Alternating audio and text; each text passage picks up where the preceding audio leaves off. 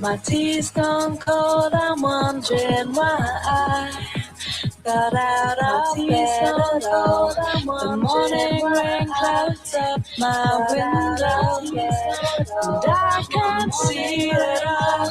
And even if I could, it'll all be great. But your picture on my wall, it reminds me that it's not so bad. It's not so bad.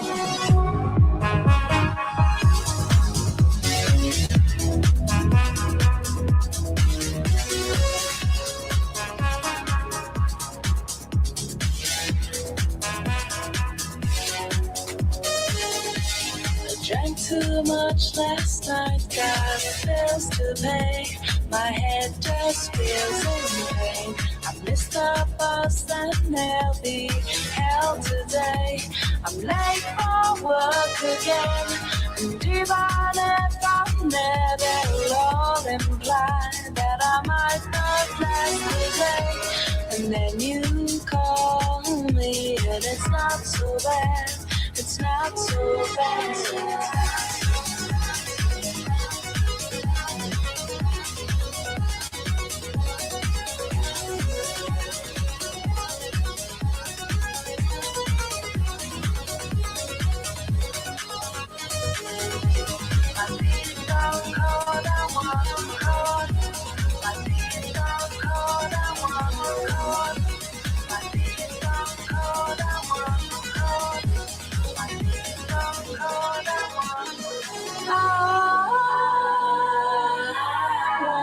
Thank you for giving me the best day of my life.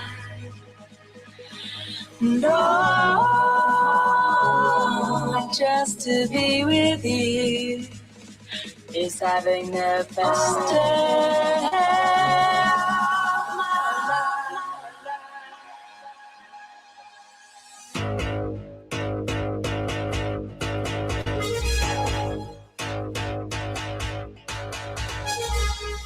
It reminds me that it's not so bad, it's not so bad.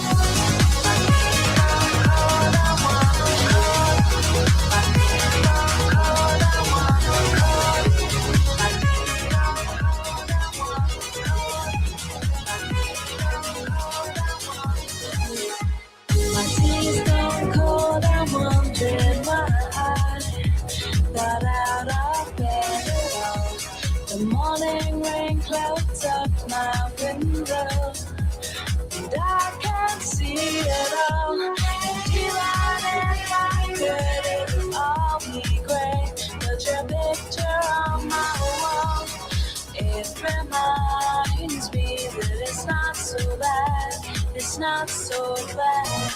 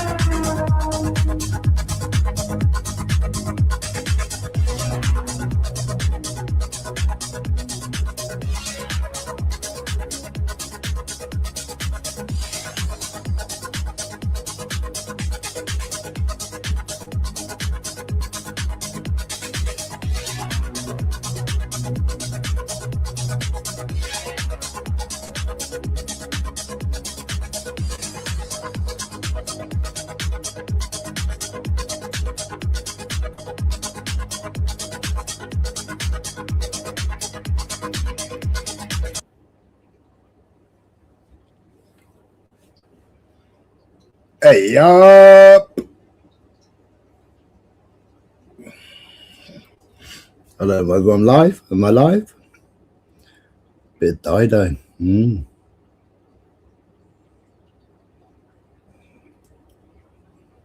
Testing, 1, 2, 3.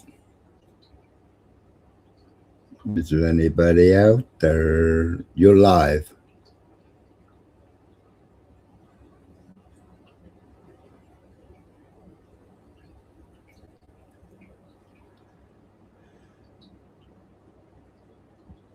Mad as poo.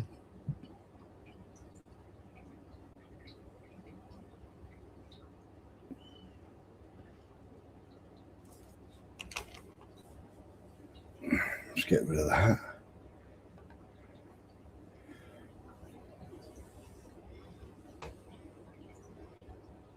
Get rid of that. Yee. Drop the link.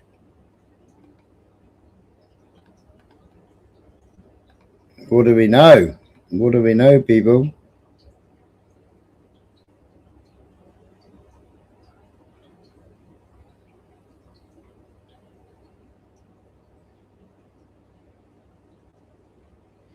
Yes, Blunt. Yes.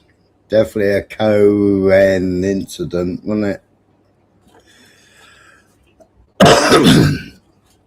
Definitely. Dies on Sunday and Bibis in court on Monday. After he, Trump already pleaded with him, didn't he? Trump already pleaded. Please pardon him. He's a good war Prime Minister. Please give him a pardon.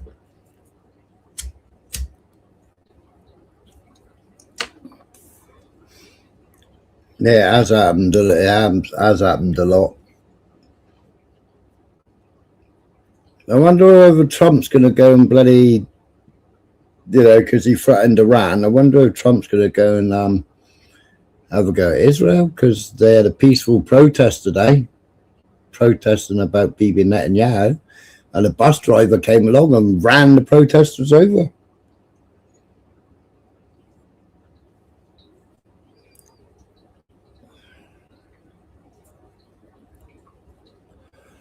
Yeah, you can't write it. It just keeps writing itself. I mean, last time he was supposed to be in court a couple of months ago, all of a sudden in the morning they had a bus attack, didn't they? In the bus depot.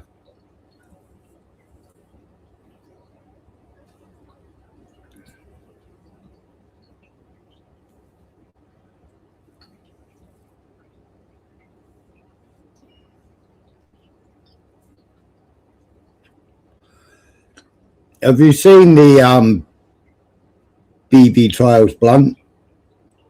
Have you seen all the evidence they gathered against him?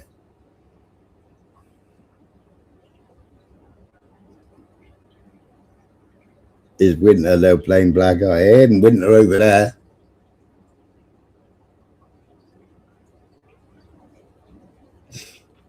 Urban, there's 2 tankers, mate. 2 tankers.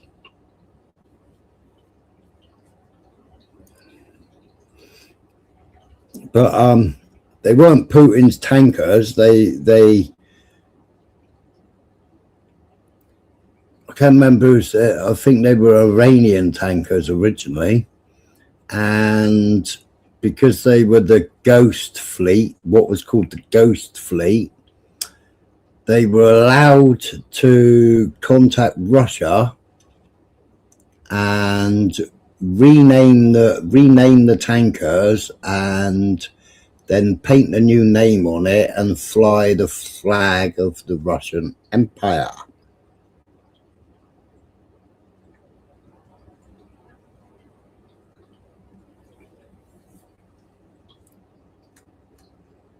So they weren't actually Russian ships, Urban.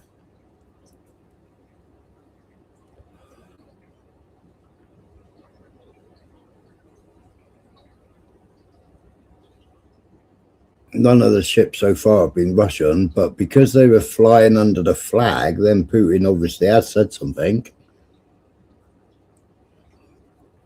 but they were empty. One was, but you said Trump was scared to seize tankers with Russian flags. I didn't say he was scared of seizing tankers. I said if he does, he'll find out and fuck around and find out, I said.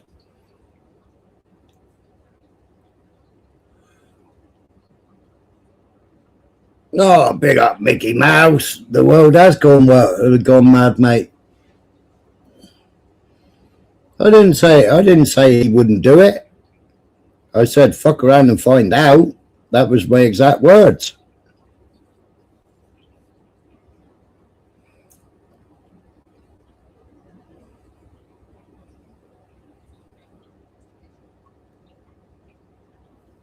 Well, they were flag of convenience vessels, weren't they? They weren't actually owned by Russia.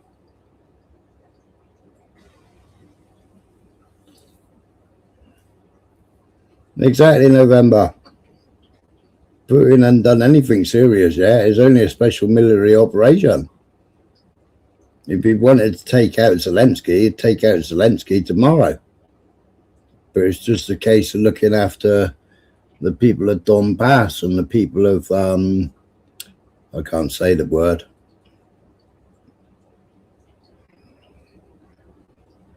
Sylvester, yeah.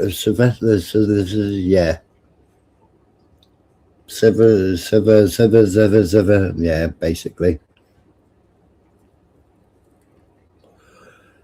But he's taken more and more territory than he should have taken. But that's for the bargaining, isn't it?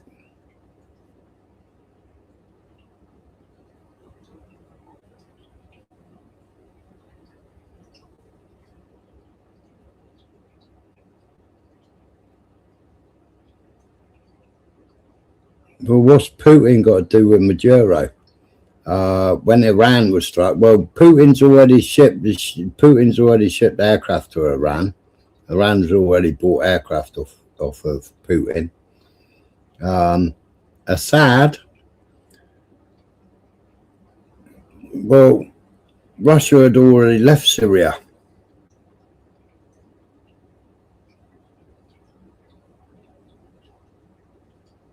And that wasn't toppled, that was just a coup, wasn't it? You know, where's Assad? He's in Russia, isn't he? Where's that stupid Maduro? Where's that stupid woman, the one that won the Nobel Prize? She's hiding in Russia. And Trump's gone, nah, don't like you.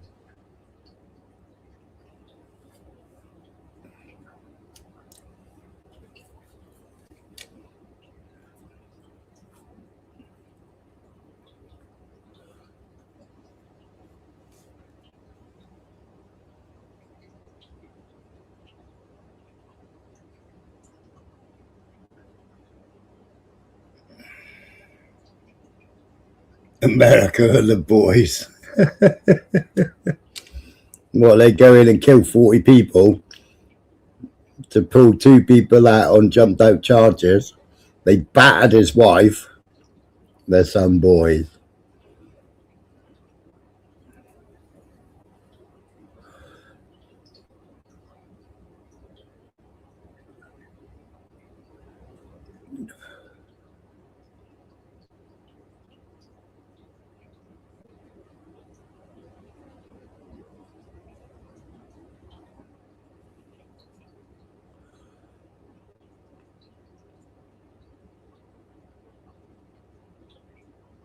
They're just following the Jewish playbook, aren't they? Doing it for their Zionist buddies.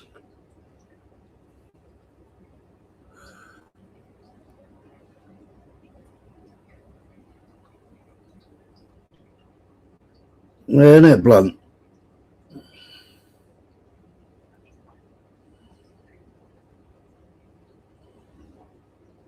Well, that's another Zionist fraud, wasn't it? All that money in Minnesota.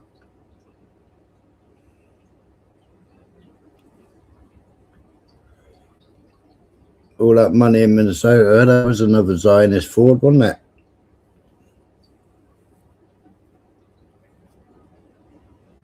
A bit like the 14 NGO groups in the UK, aiding and abetting the dinghies.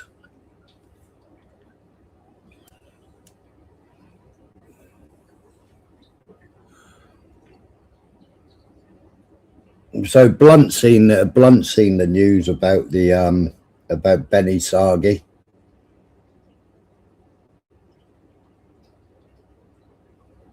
Yeah, I said last night, November man. And she got broken ribs, yeah. And her solicitor or barrister asked for her to go to hospital. But they ain't back in court again until March. That's right, the Learning Centre for Kids. Yeah.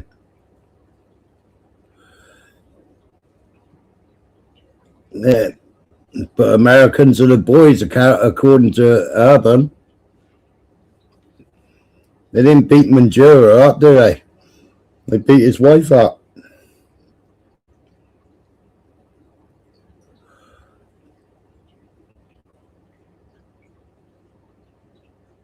When they bandaged her head, they actually covered the bandages in makeup. Did you read that bit?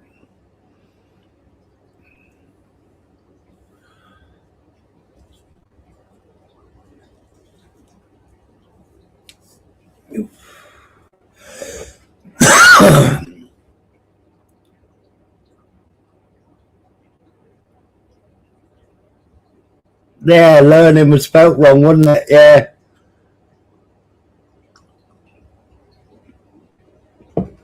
Yeah, outside on the wall, on the signs.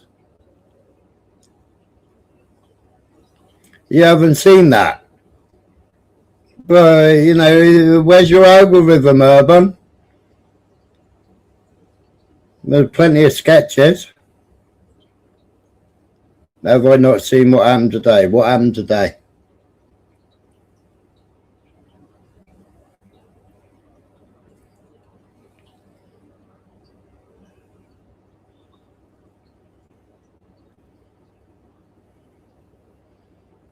What are you going to tell us what happened today?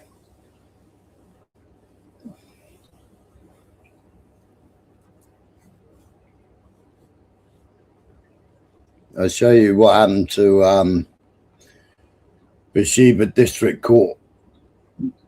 Hello, Maverick, sir.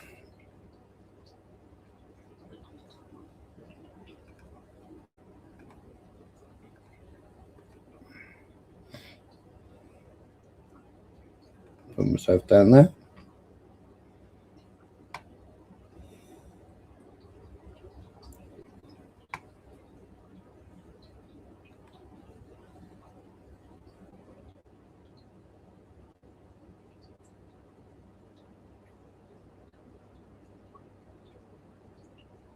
Well, it's going off all over, isn't it? You got what's it called? California as well, haven't you?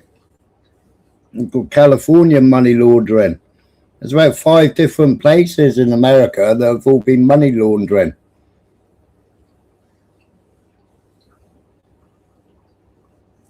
You got USAID that's been paying for loads of shit.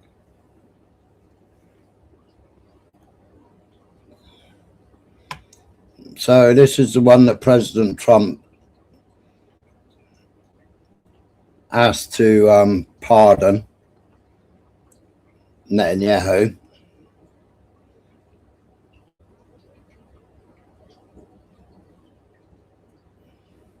President of Bathsheba District Court Judge Benny Sagi was killed on Sunday after a vehicle crashed into his motorcycle while he was traveling on Route 6.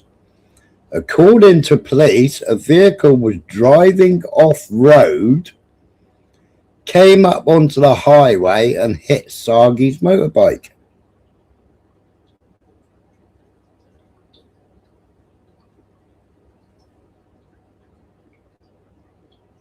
Well, I mean, You got quite a lot of I mean, Black Lives Matter is a Zionist thing anyway. It was set up by the Jews. I think George Soros has just given them £1 million, haven't they?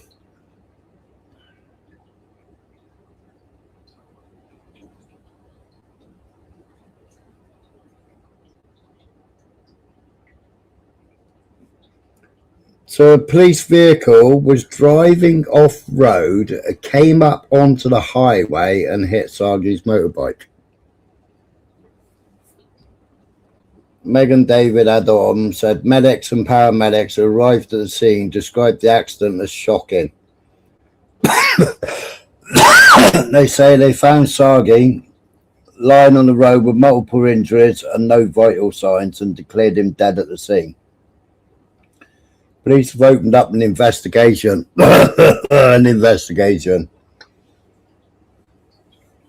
Which took place close to the Kfar Menachem kibbutz, east of Ashdod, with police officers from Kiryat Malaki station and road accident investigators examining the circumstances of the crash.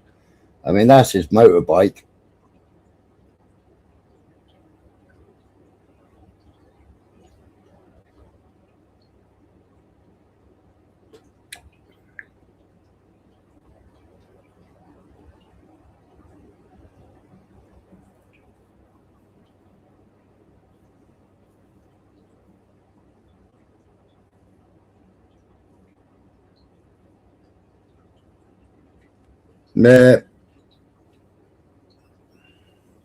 But then what about ICE agents running over people? I played that the other day, all the ICE agents running people over.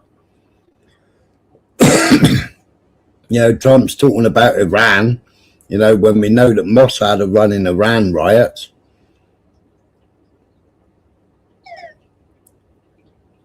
You know, there's two coppers were shot today. No wonder it crashes upside down, isn't it? Yeah.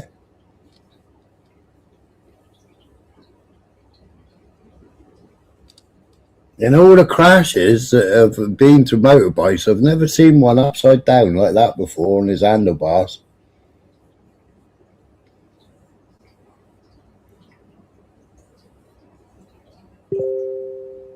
Now, if you think about it, hello, Robert, if you think about it, if a vehicle came up from off-road onto the carriageway, did it slam his brakes on? Did it go into the side of him? Did they get a tarmac resurface the road? Yeah. Have you seen it? See, like over here, see if I can zoom in.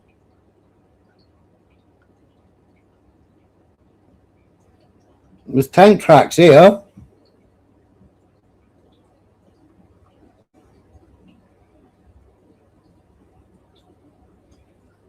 It's all tank tracks.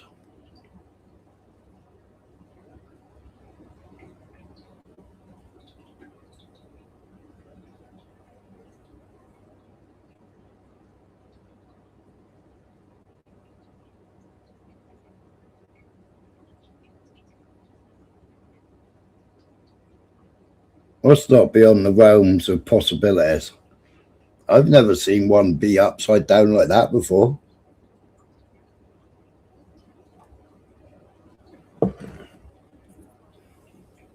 Yeah, Charlie Kirk venue.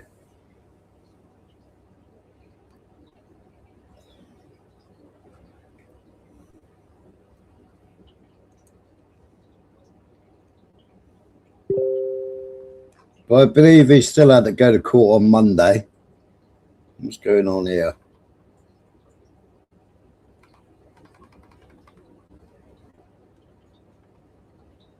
What's going on? Why are my pages opening?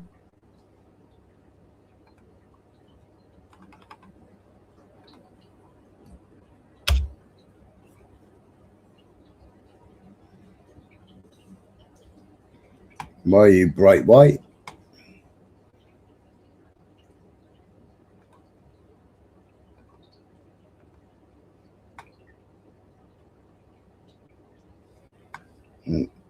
What is going on here?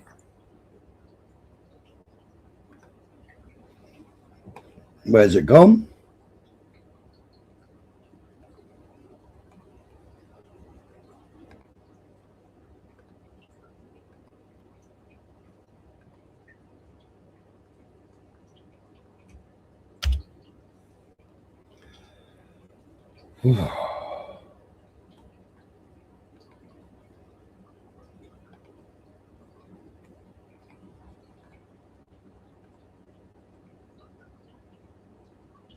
I ain't got no porn or blunt. I don't watch that. I prefer the real thing, mate.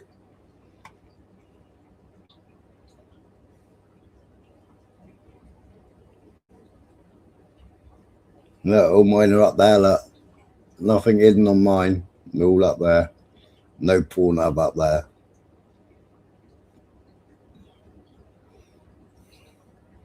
Tensions flared Monday in Tel Aviv District Court as prosecutors pressed Prime Minister Benjamin Netanyahu on inconsistencies in his account of his relationship with former aide and state witness Nur Hafez. During a key phase of cross-examination in case C-4000, also known as Bezek Wallah affair, Case 4000 sentenced on the allegations that Netanyahu granted regulatory benefits worth hundreds of millions of shekels to Bezek's controlling shareholder, Shaul Elovitch.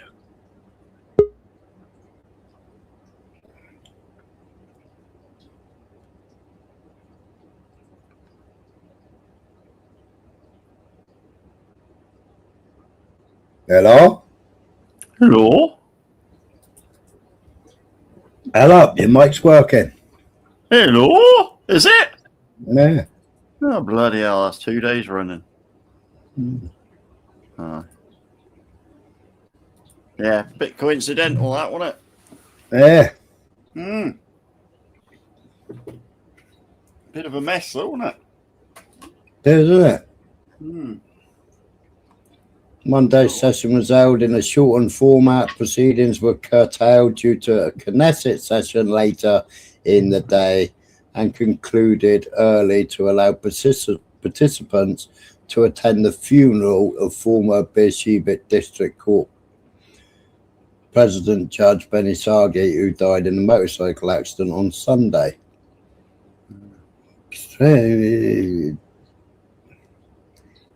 No, it was a car that came off-road. It was off-roading and came up onto the highway. Yeah, you need to explain to Robert who it was that it was hit. It's the district judge that Donald Trump, Mr. Trumpton, appealed to give Netanyahu a pardon on all his fraud.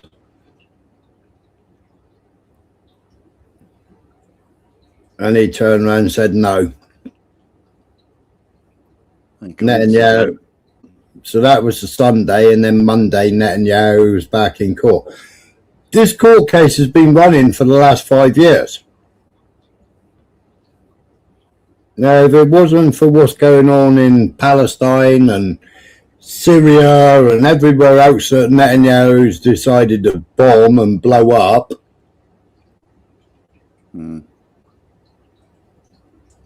he'd be in jail a long time ago. Yeah, it's it job. Yeah, definitely it job. Definitely.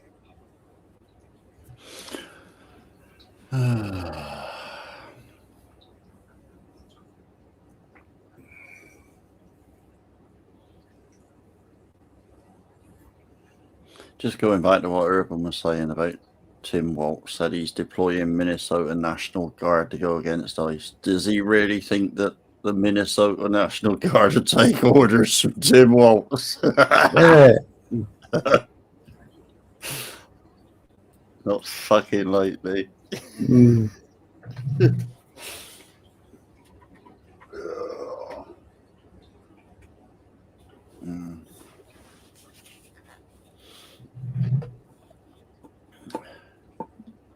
Mind you, what's the family called?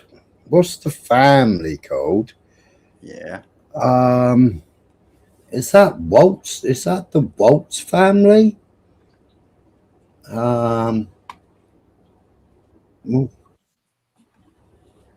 Is it the Waltz family that are running Trump's Bitcoin?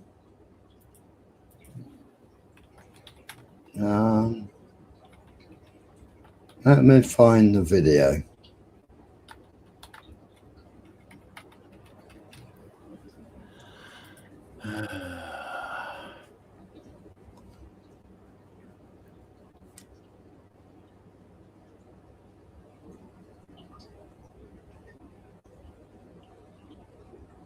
No.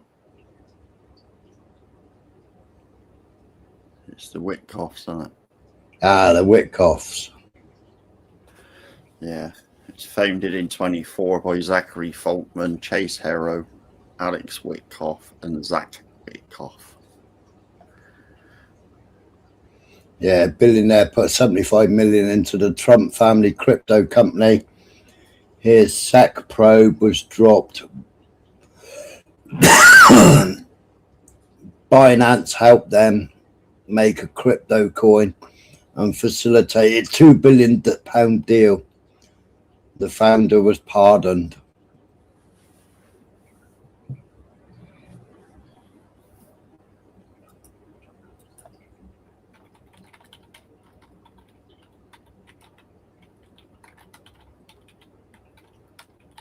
Yeah, that's right, Blunt.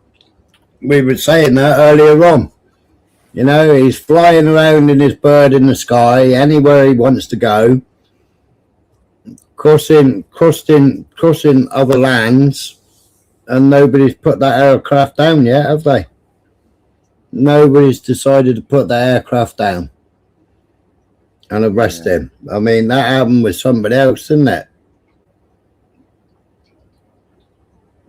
They forced the aircraft to land at the nearest airport and they arrested. I can't even remember who it was they arrested.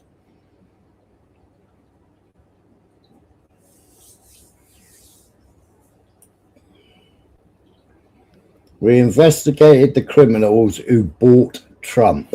What we find will shock you. Here, where's my banner?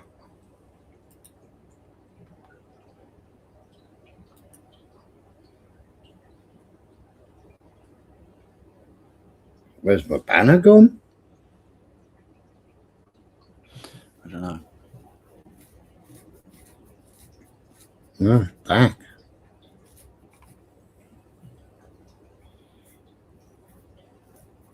Oh, they had the force last night, November. I got shadow banned last night. I got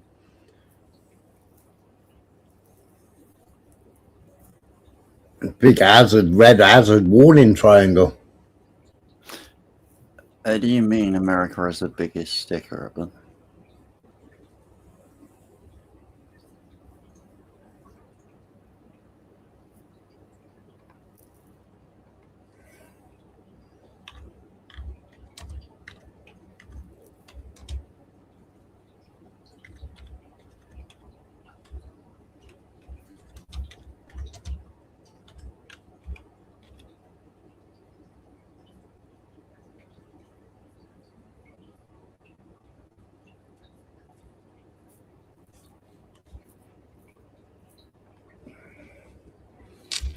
How's America biggest stick?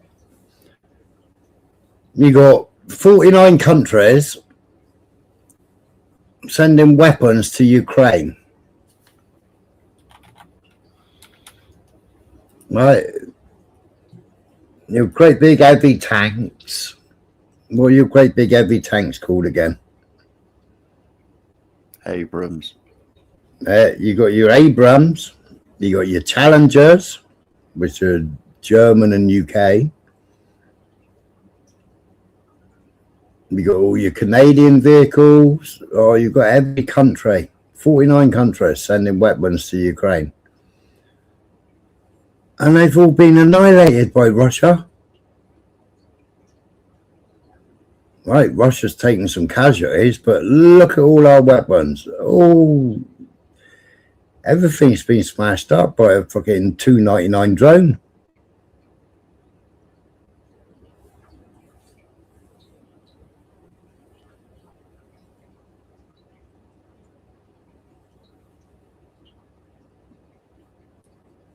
Well, that's just a money laundering scheme, isn't it, November Man? Money laundering. You know, if they declare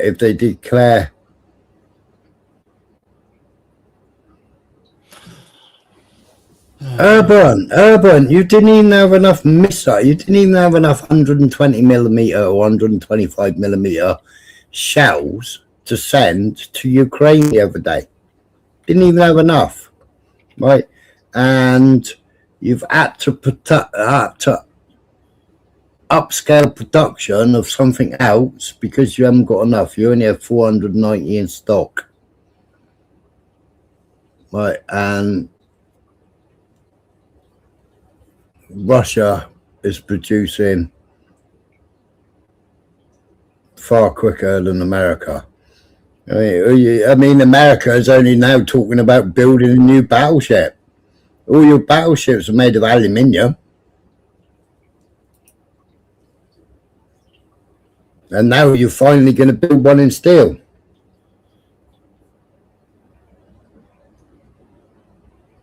Russia ground to air defenses don't work. Where don't they work? You can't stop any of Russia's missiles, nor can we.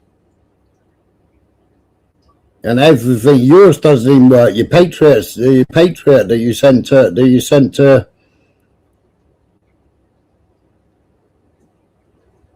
MS-300s getting knocked out. Your weapon, your Patriot system that you sent to Ukraine is getting knocked out. You didn't even have enough missiles, so that was it. You didn't have enough missiles for the Patriot system the other day. Evening, Max. You didn't even have enough missiles to send for air defense for Ukraine. When XF said, no, can't send them, we ain't got enough.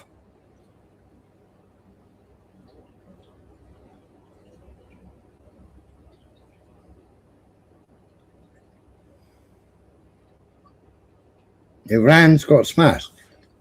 Well, so did Israel's. Israel begged for them to stop. After 12 days, Israel couldn't take it no longer. All right, Max. Hello. How you doing? Doing good. How are you? Good. How's the Bible going here? Yeah. Now, the U.S. says that they have their own supersonic missiles, too. At least that's what Trump says. Yeah, but XF said they haven't. The military general said they haven't. Well, they haven't shown any of them, that's for sure. Yeah. But you got to clear out the old stock, too, before you bring in your next generation. I ain't sure. And I hope they don't go with the systems that they're talking about, because there's a system called the Valkyrie system they want to use. And it's insanely stupid. It's a bunch of winged drones around basically a ship with a pilot. It makes no sense. Why do you need the pilot? They've got autonomous AI. With a few $100,000, they can take all those out. Millions of dollars worth of drones. Abrams, isn't it? A-B-R. Abraham.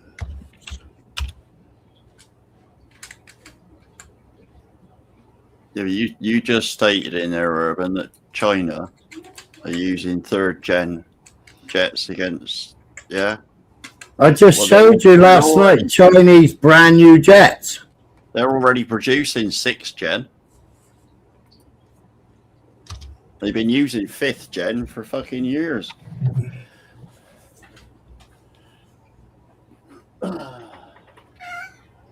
Yes, Max.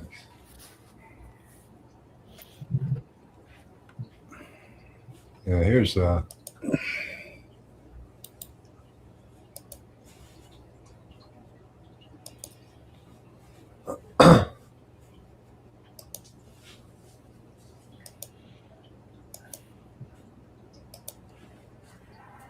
it's not you. I got it, Max.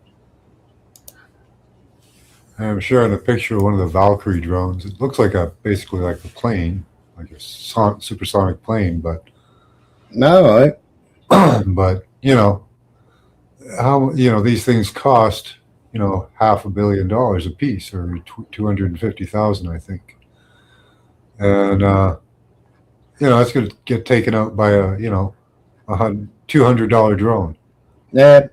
Gets in front of it, that's it, it's done. You can just lob things at it.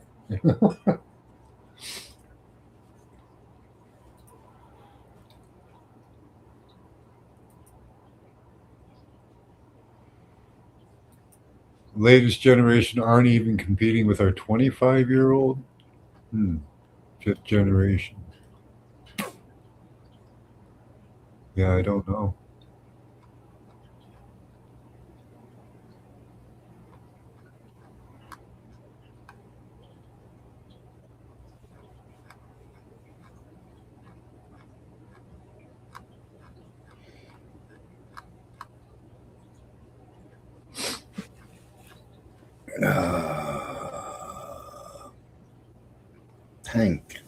Tanks.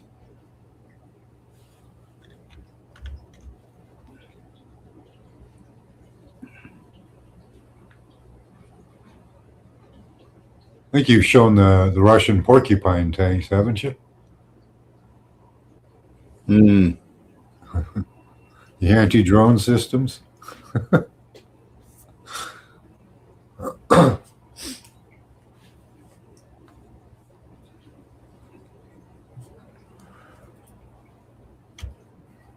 Abraham.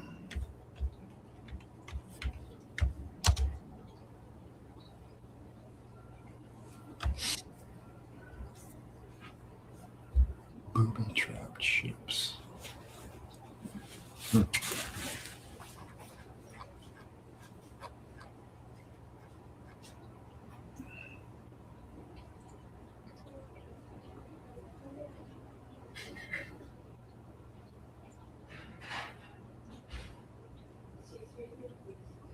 I mean, that's good how good the British are. They spent £70 million refitting the warship and then sold it to Brazil for 20 million.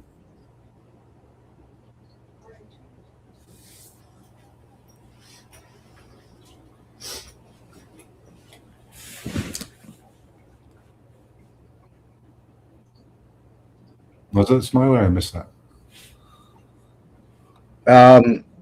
We spent £70 million to refit the British warship, and then we sold it to Brazil for 20 million.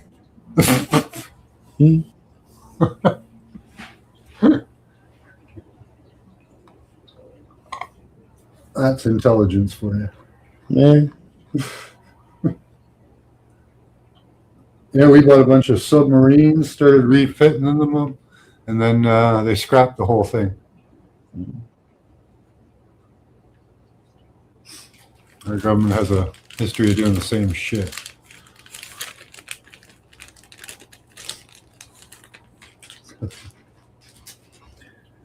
Yeah.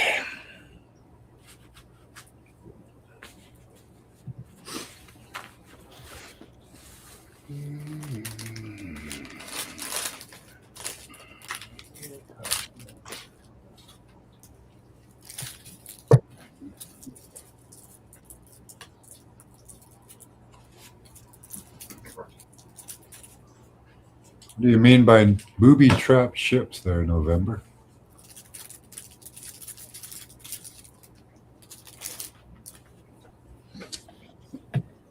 I mean, what's Beijing? What's America saying here? A draft Pentagon report states that China has likely loaded more than 100 ICBMs into new silo ranges near Mongolia, marking a major acceleration in its nuclear development. Beijing is believed to be uninterested in arms control talks and is on track to surpass 1,000 nuclear warheads by 2030. Wow.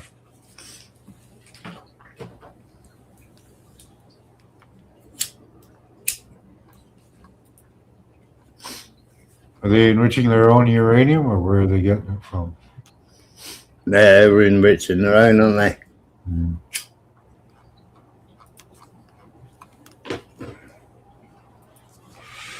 Well, then you can count on a few of them failing because their technology is cheap. But some of it will get through.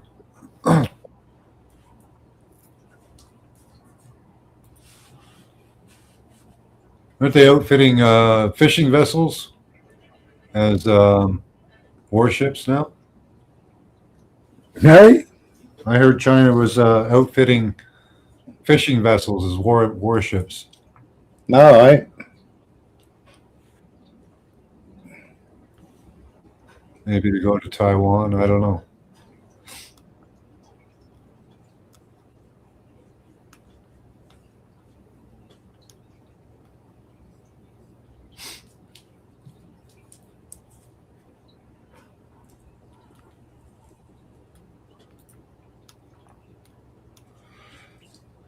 Yeah, the best maple syrup too, Urban. Yeah, the only maple syrup you should buy. Yeah. They make some in the U.S., but it's kind of crappy. I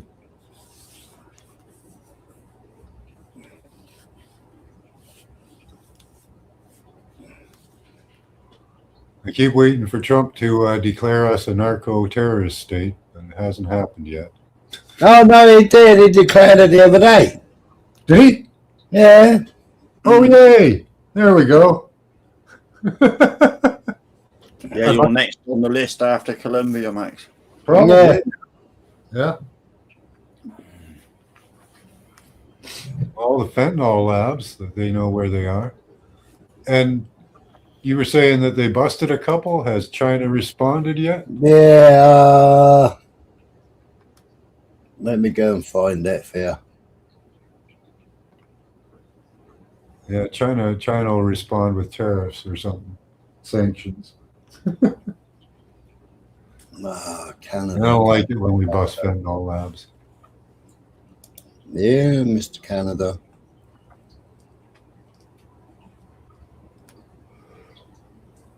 Yeah, the Mounties are all sold out leftists, though, Urban. If you have traditional opinions and views, according to the Mounties, you could be a terrorist.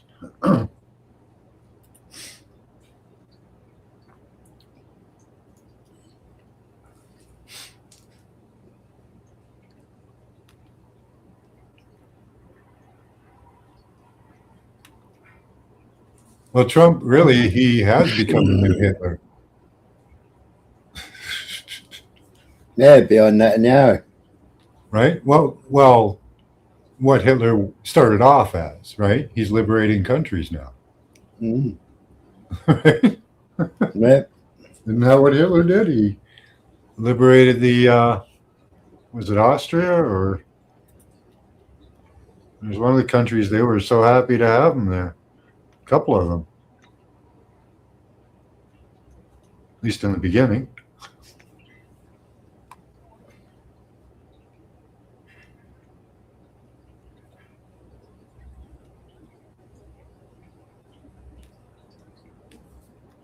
How far down did I save it?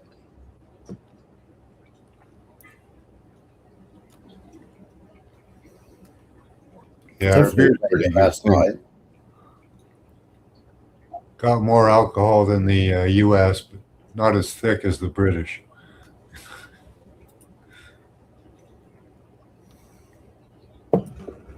Nice middle ground. Not anymore. Apparently, Doug Ford Not gonna let us sell Crown Royal. Fucking Canadian company. He's such an idiot.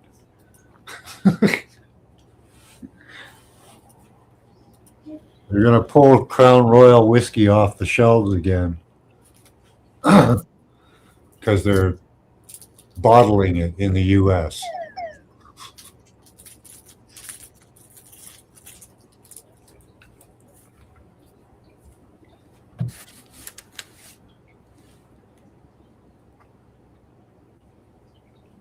Crown Royal hasn't been as good since the I can't remember who it was sold to. I think it was the Asians. So that's because that American beer was going bankrupt, wasn't it? When I drank, I switched over to Weiser's Deluxe. It was better.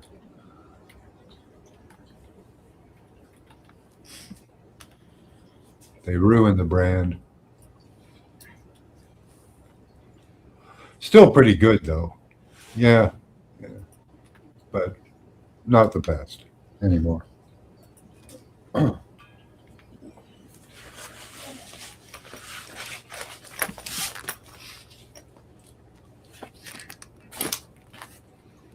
Oh, where's that thing, Trump and Canada?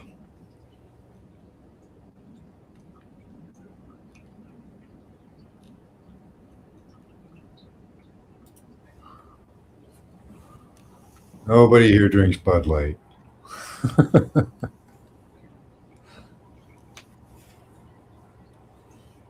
Yeah, definitely blunt.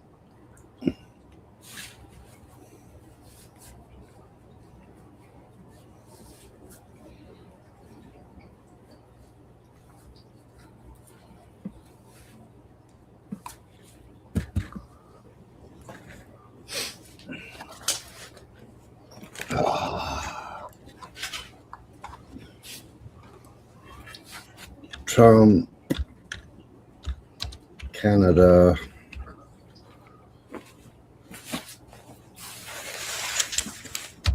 fentanyl.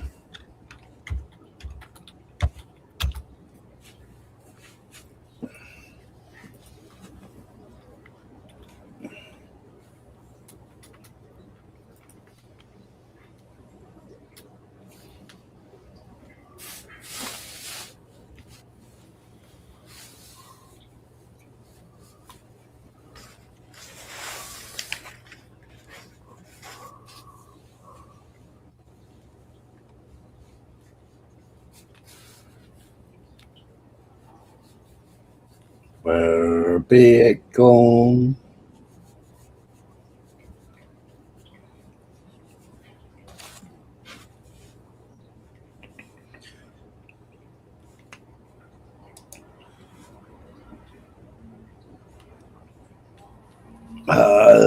Trump's tariffs on Canada are not just about trade. The DEA urged the RCMP to act on British Columbia fentanyl super lab. Ottawa refused.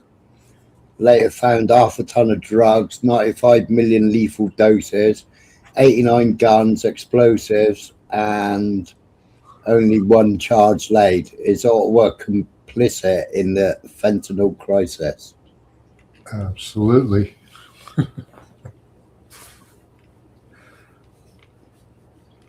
RCMP confirmed that President Donald Trump was correct about the fentanyl drugs being a major problem.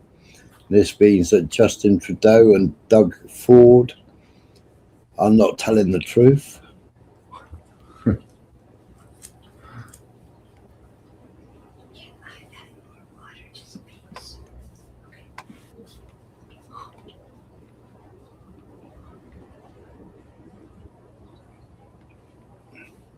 Oh yeah, they're totally lying.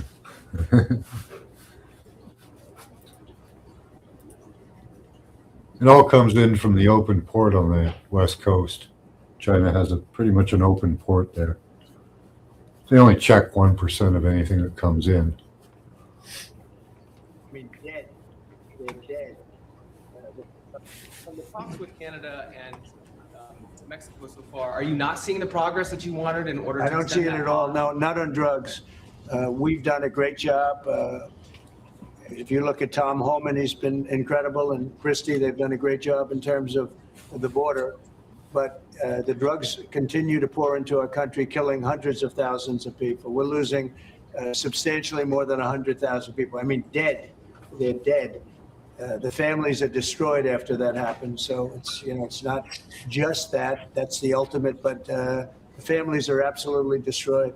The drugs come in through Mexico. They come, a lot of them, not all of them, but a lot of them come from China. And that's why we did that. It's 10 plus 10. Okay, 10 plus 10 was there confusion on that? There was, sir. Yeah. Okay, 10 plus 10. It's a second 10. And I think you're going to see, eventually you're going to see drugs stopping, because the country should not be allowing those drugs to come into the United States of America. And we're not going to allow it to happen. So that goes on the 4th. What about the CIA shipping the drugs in then? Well, that's good. Yeah, what about that big Jewish family shipping them in? Those are good drugs. It's only Yeah. the ones you don't make any money off of that are bad.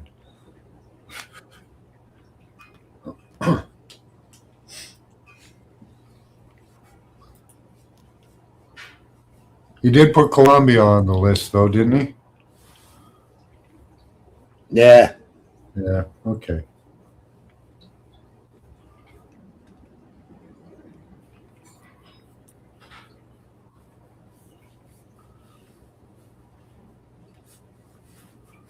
I wonder if we're going to have some airstrikes in Canada. Some warehouses being blown up or something.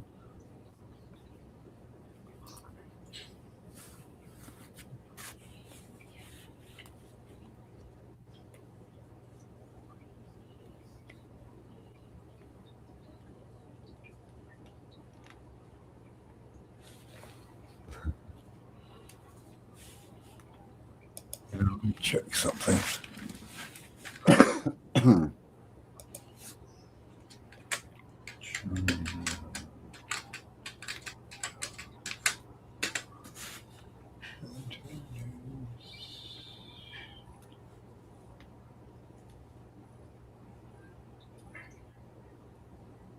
Oh, he's going to China next week.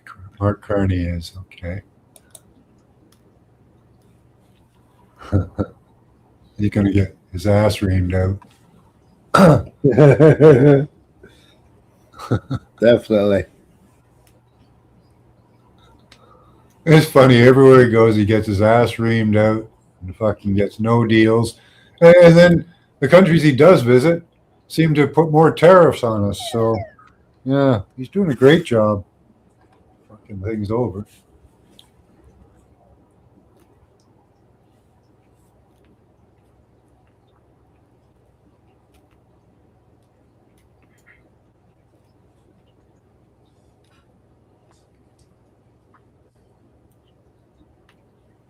Oh, God. So this guy, Scott Moe, one of our MPs, welcomes engagement with China as Saskatchewan. He's out in Saskatchewan. Right. Canada work to diversify trade.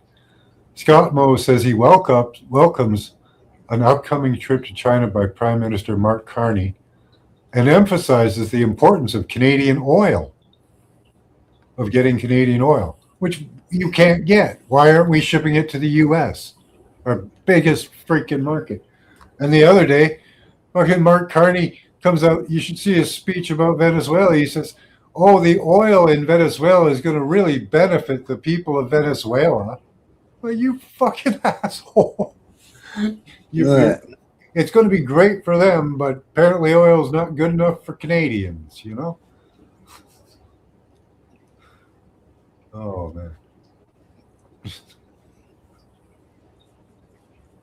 Nah. There you go. There it is.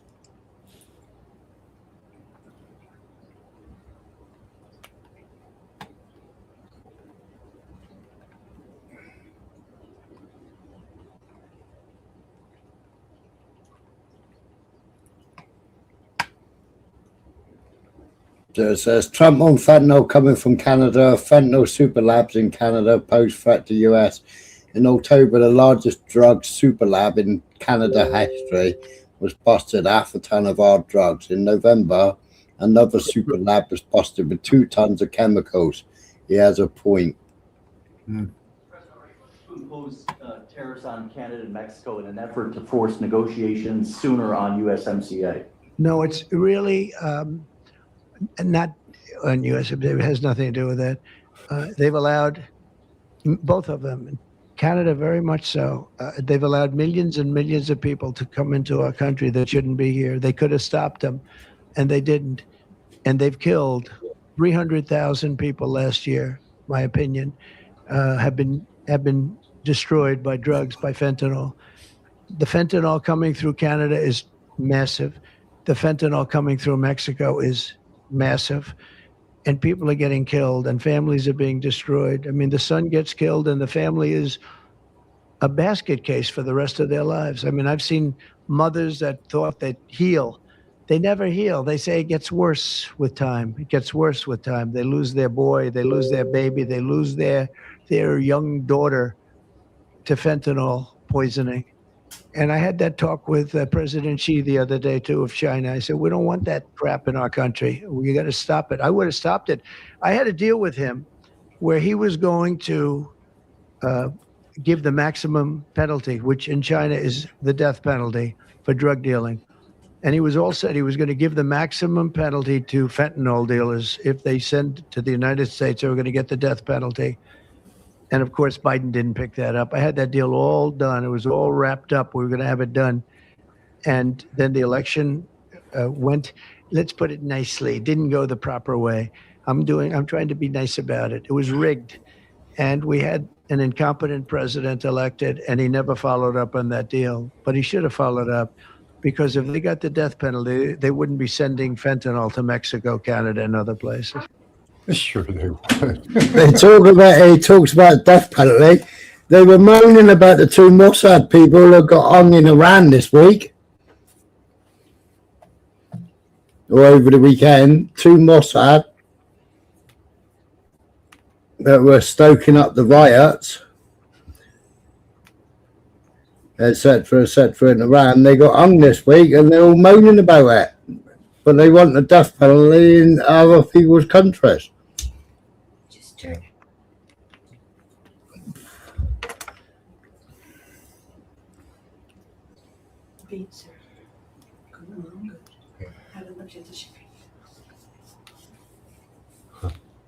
I like that they call them super labs.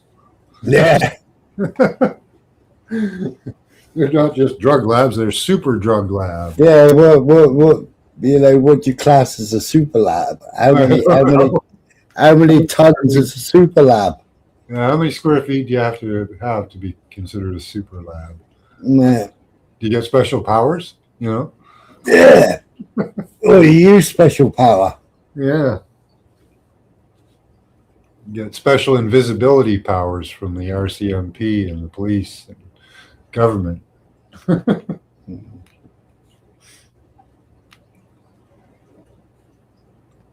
Yeah, I was back in November that he said that, I think. You said? Right. That video? Yeah.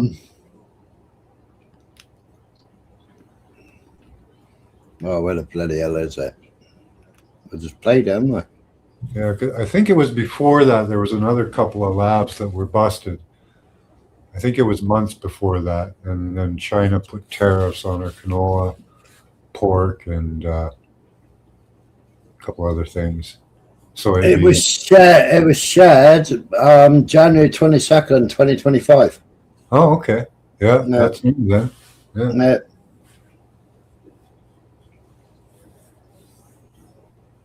Hi, Oleg. Good to see you. Hey up, Oleg.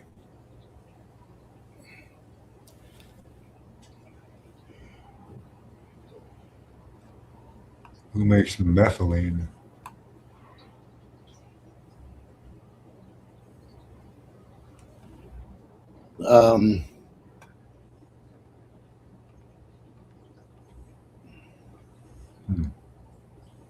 Is that one of the components for meth?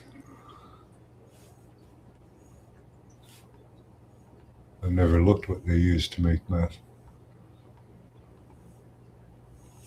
Where's how much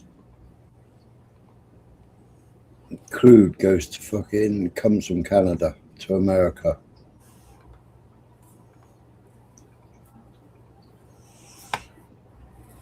I thought it was quite a lot. Although we have oil caps now, so.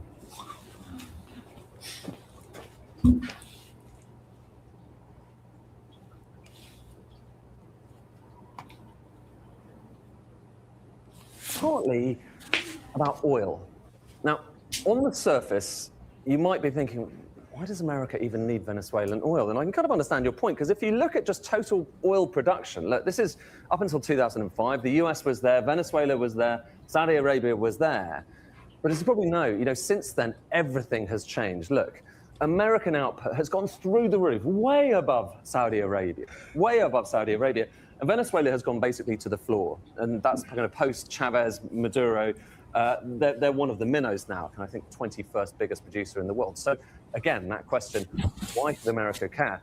Well, in the US, that big rise is largely down to this. It's down to the shale revolution. So you've got fracking all around the US producing extraordinary amounts of crude oil. And here's where we get to the interesting bit. Because when you're thinking about crude oil, maybe you're just thinking about, well, look.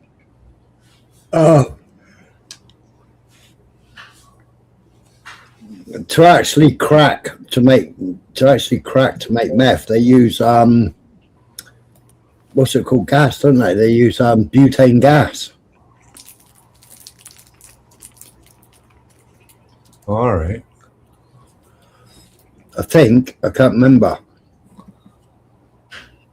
It's usually butane, yeah.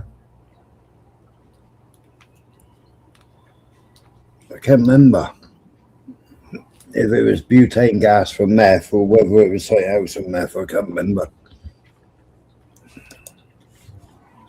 Barrels of oil. It's all the same, isn't it? Well, actually, no.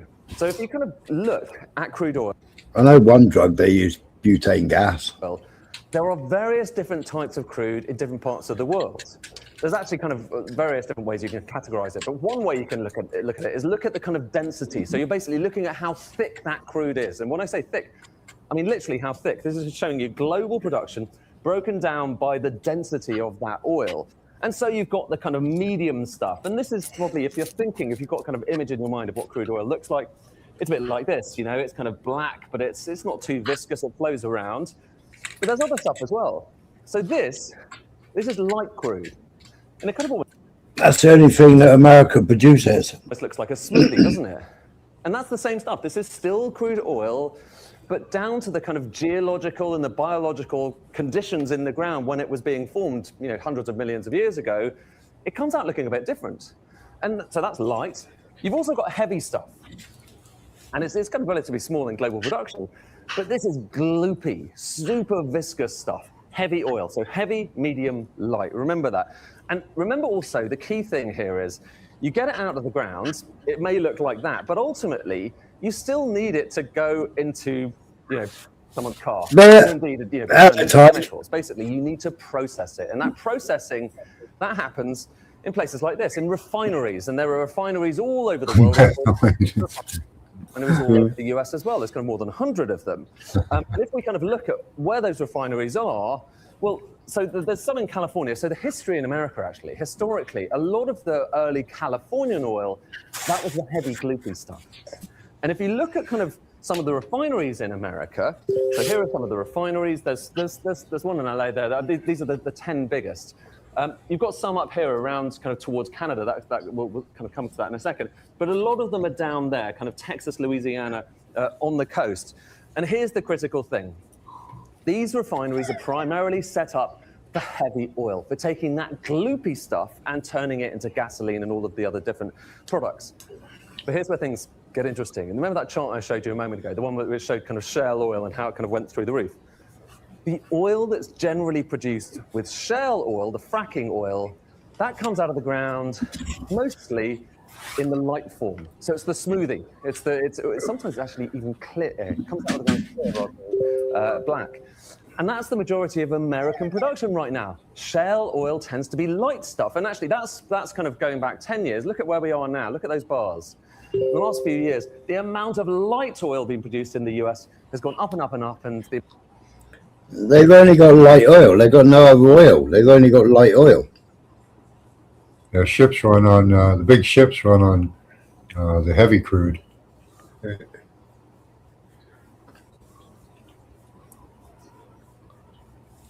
Well, no, actually, Urban, yeah. What's the name of the American oil company that owns the 3 drilling rigs in Venezuela called? They're still exporting Venezuelan oil, Michael? Speedy? What's he called?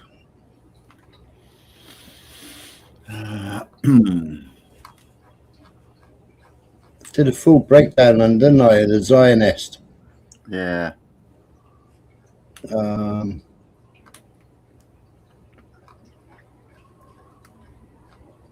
Find it.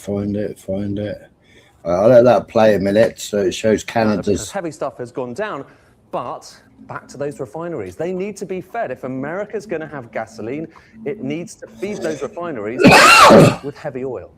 So if you look at the kind of imports coming into America, in recent years, even though America is producing so much oil, more oil than it ever produced before, it still needs to suck in lots of oil from overseas. And the type of oil we're talking about, it used to be, it's mostly heavy crude. It used to be only 12%. Only 12% of imports were heavy, gloopy crude. Now, it's about 70%. So they need 70% of heavy crude oil. 70% of the oil coming into America, which it needs to basically keep its economy going, is heavy crude. And where does heavy crude come from? Well, here are some of the big countries where you find most of it. It's Canada and Venezuela. There's one other and Russia, which we'll come back to. Yeah, he could stop if he got hold of Canada and Venezuela. He could almost stop shipping. And most of the setup, kind of, you've got some in the north there to get the heavy oil coming out of Canada, and you've got some around the kind of Louisiana and elsewhere and Texas to get that heavy oil that comes in from Venezuela. That was kind of the way they were set up. And it's really expensive to rebuild these things. You can't just chuck out a refinery very easily overnight. Some came from Mexico and the Gulf of Mexico as well, and that was pretty heavy too. So that's the picture in America. And the upshot is, even though America is producing more and more oil, the imports, this is showing you imports of oil into America, are still really high. And if you break down those imports by the country that stuff is coming from, well, there's Venezuela. And it used to be a decent slug, actually more coming from Venezuela just about than from Canada, just at the turn of the millennium. But now look at what's happened since. Right now, Canada has gone from 15% of all of the US imports of oil to 61%. 61%. And Venezuela is basically next to nothing. But here's what's tantalizing, and here's the reason I think that a lot of people are looking towards Venezuela and thinking, well, there's more to this than just drugs. Look at total oil reserves around the world. The higher these bars are, the more oil there is in the ground, so that hasn't yet been taken out of the ground. So there you've got Saudi, Iran, Iraq, all of the usual suspects. But the biggest of all, and this is according to various different sources, the biggest of all is Venezuela. And what's that oil? It's the heavy, tarry stuff that you might well want to put into the... Right.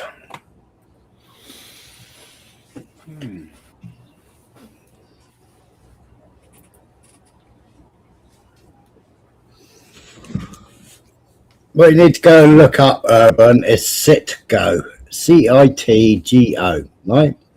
There was a post related to Venezuela US-based subsidiary of CITGO doing around yesterday. There are a number of inaccuracies, and I wish people, myself included, at times, would not share information that originates on social media without verification.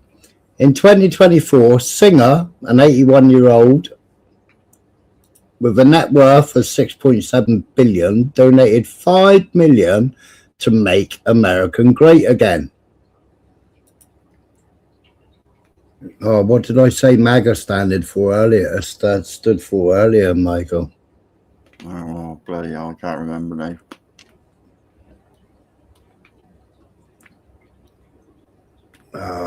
Screenshots. Da, da, da, da, da, da. Isn't it one of the degrees in Satanism? MAGA is one of the degrees in Satanism, isn't it? Yeah, no, MAGA stands for molesting adolescent girls allowed.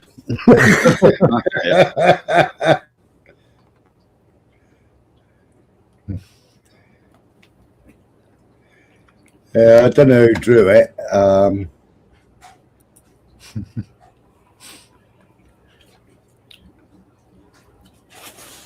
There you go.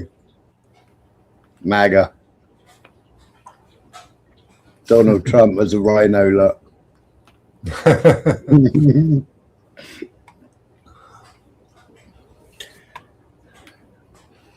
All right, so Singer in 81, 6.7 billion. Trump super PAC. Singer donated tens of millions more in 2024 cycle to Super Trump allies, including 37 million to support the election of Republicans to Congress. He also donated an undisclosed amount to fund Trump's second transition.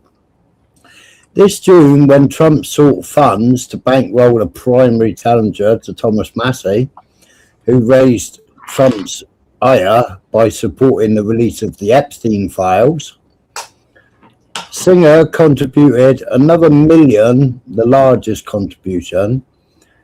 Since Trump was first elected in 2016, Singer has met personally with Trump at least 4 times. Paul Singer just left and he's given us his total support. Trump declared after meeting with Paul Singer at the White House in February 2017, "I want to thank Paul Singer for being here and coming up to the office. He was a very strong opponent and now he's a very strong ally." In 2016, Singer initially supported Marco Rubio, who is now Trump's Secretary of State. In November 2025, Singer acquired Citgo, the US-based subsidiary of Venezuela's state-run oil company. Singer, through his private investment firm, Elliott Investment Management, bought Citgo for $5.9 billion. The sale to Amber Energy, a subsidiary of Elliott Investment Management, was forced by creditors of Venezuela after the country defaulted on its bond payments. Citgo owns 3 major refineries on the Gulf Coast, 43 oil terminals, and a network of over 4,000 independently owned gas stations. By all accounts, Singer acquired these assets at a majority discount. Advisors to the court that oversaw the sale valued Citgo at $13 billion, while Venezuela officials said the asset was worth as much as $18 billion.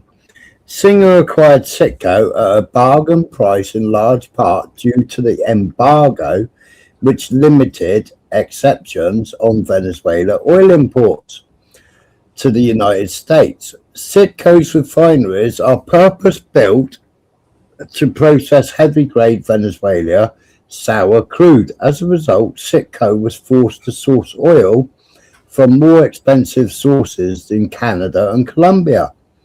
Oil produced in the United States is generally light grade. This made Citgo's operation far less profitable. Elliott Investment Management is known as Vulture Fund because it specializes in buying distressed assets at rock bottom prices. Maduro's government was also seeking to appeal to the Court of Approval over Singer's bid for Citgo. Now that Maduro has been ousted, however, it seems unlikely that the appeal will continue. Meet Paul Singer, the Jewish supremacist billionaire set to make massive profits from actions of the Zionist proxy forces, known as the the US military in kidnapping President Maduro and his wife Silla Flores. Singer is a Saiyan, one of thousands of overseas operatives who can be called upon by Mossad and thus a foot soldier in the emergence of Pax Judica. Has Urban run away?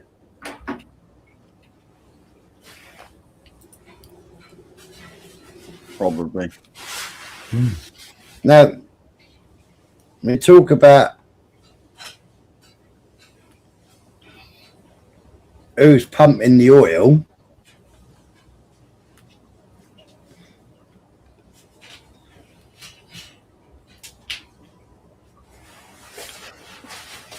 Who be pumping the oil?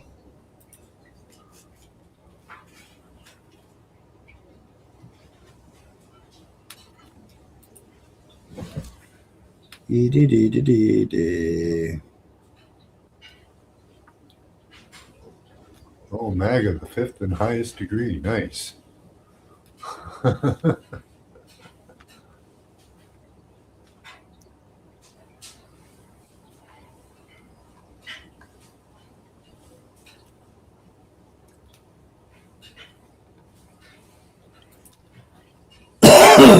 It all fits.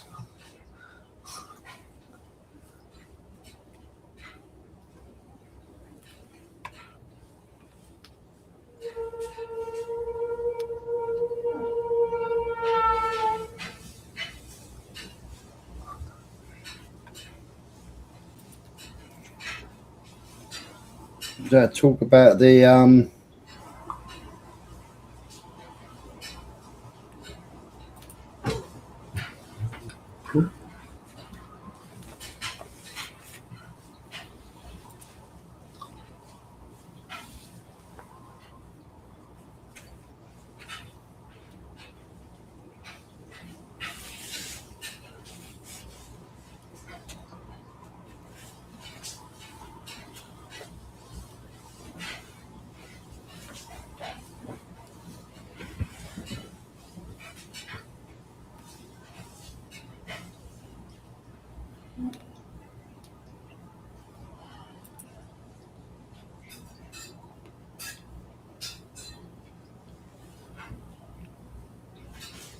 I done talk about it.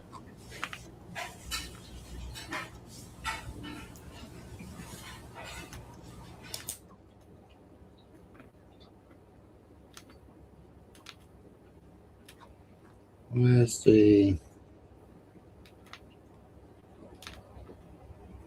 the article gone?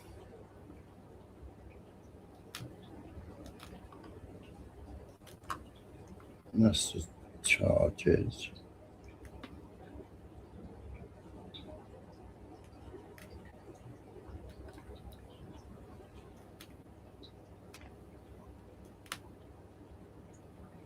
He's jogging.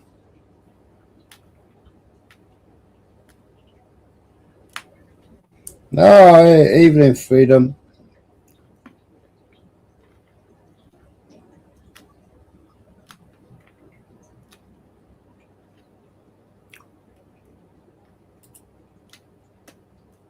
Sergio Gore.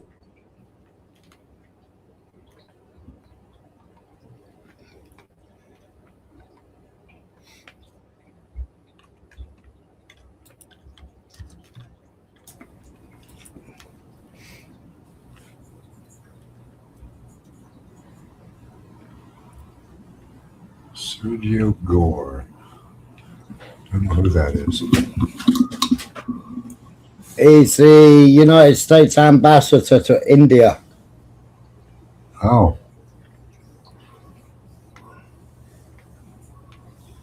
Is he Kalistani?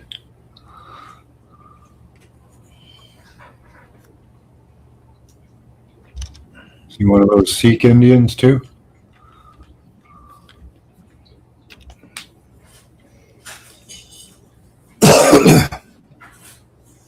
Sergio Gore.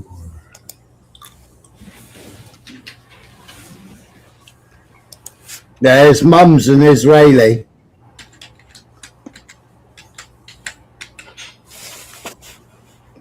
she's a Jew that fled Russia, isn't she?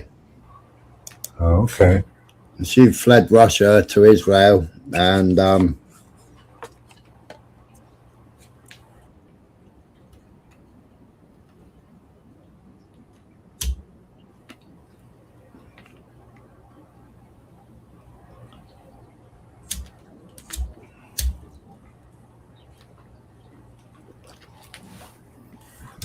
he's called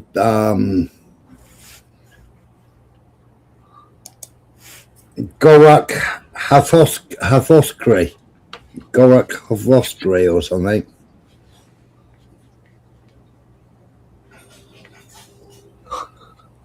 Jimmy's on. What's Jimmy talking about tonight?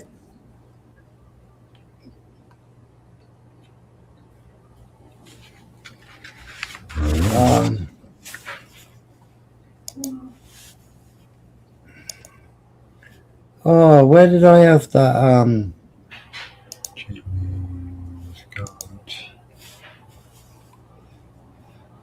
Rubio threatens military assault on Greenland. ICE agent shoots dead U.S. citizen in Minnesota.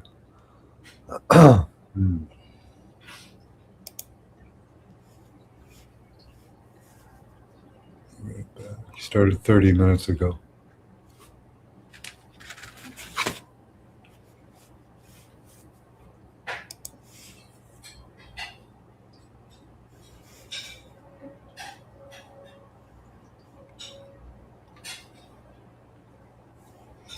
Right, there you go.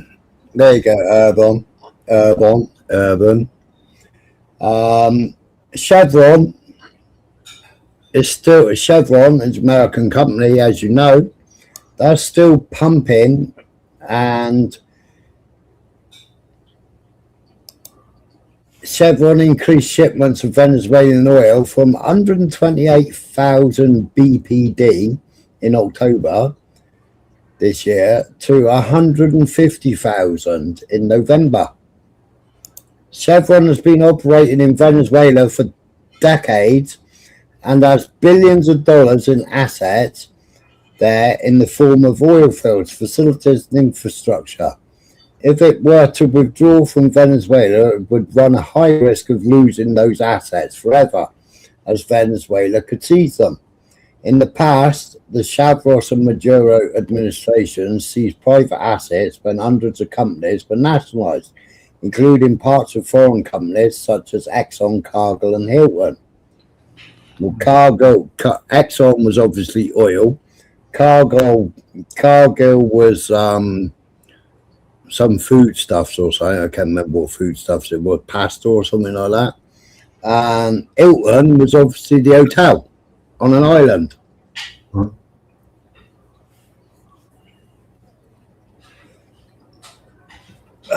For Chevron, continued presence protects long-lived assets and strategic optionality in a country with vast reserves, while limiting legal and reputational risk through some form of compliance with foreign rules, says whoever that is.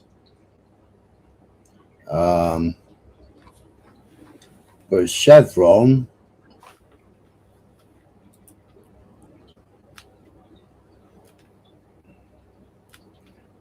foreign oil companies are not permitted to own oil fields outright in Venezuela.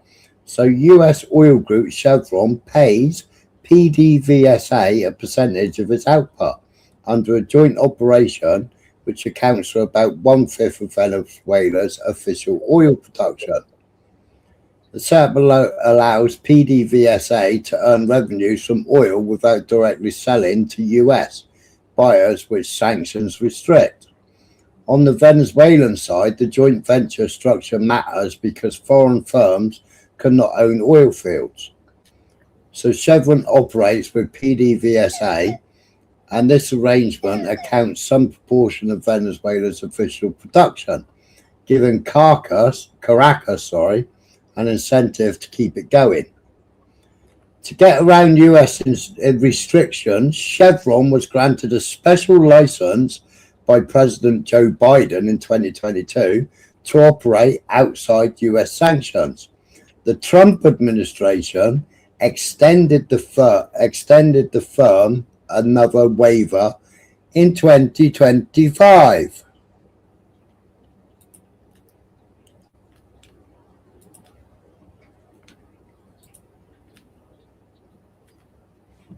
So it puts the sanctions on, but gives Chevron waivers.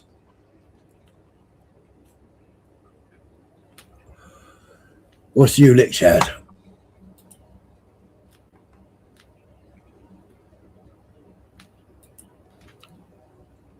Wednesday, January 7th,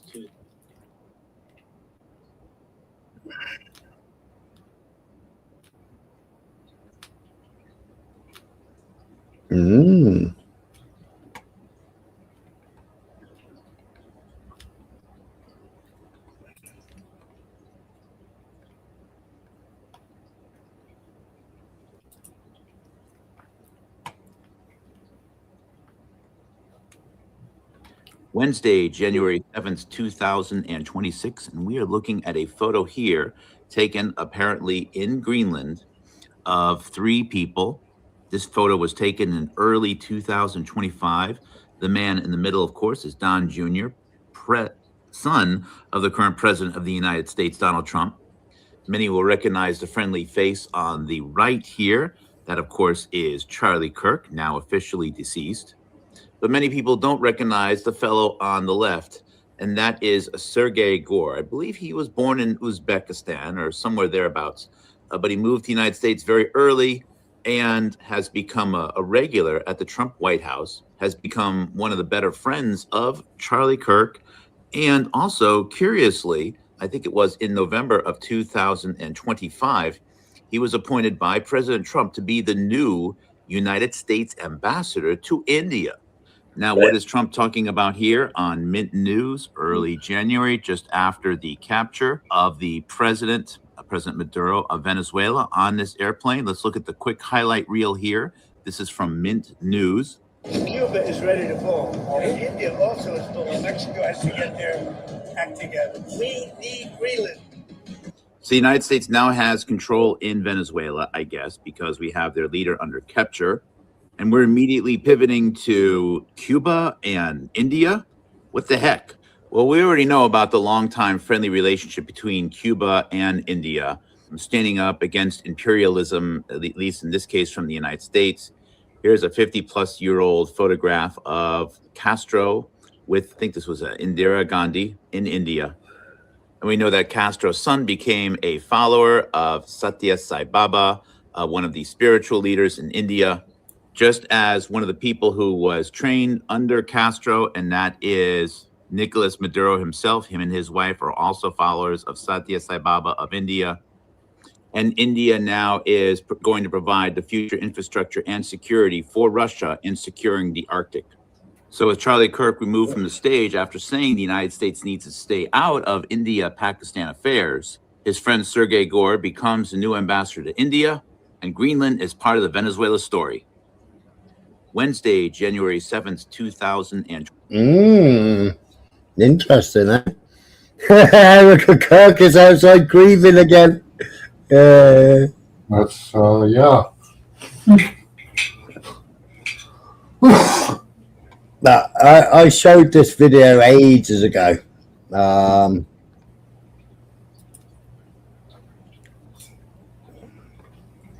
Like they had a big ice melt, didn't they? I showed this ages ago. Right.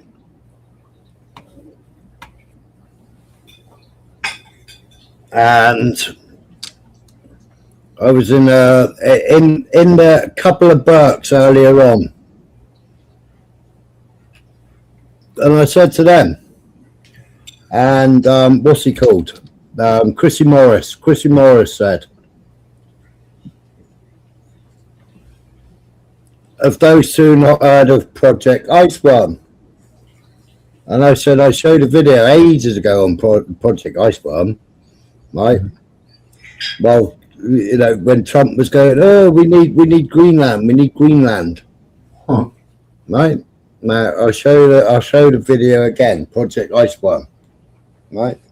This was back in 1966, I think. No, it was decommissioned in 1966, right? And it's been buried. Well, it is buried anyway, but it's been buried since then. Hmm.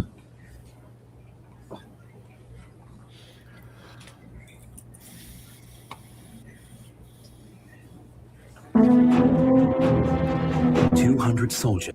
Has it got volume? Yeah. Yeah. Will live in this city beneath the ice. The Cold War is heating up, and the US wants to show the Soviets just what its military is capable of. Well, I really didn't have a clue what to expect. I only knew that the US Army had built it. A nuclear reactor is to provide the underground town with heat and electricity. You have a nuclear reactor and you have to live close to it, and you never know what happens. But the underground settlement is merely cover for a far crazier and top secret American military project. Known as Project Iceworm, that involved to have nuclear missiles installed.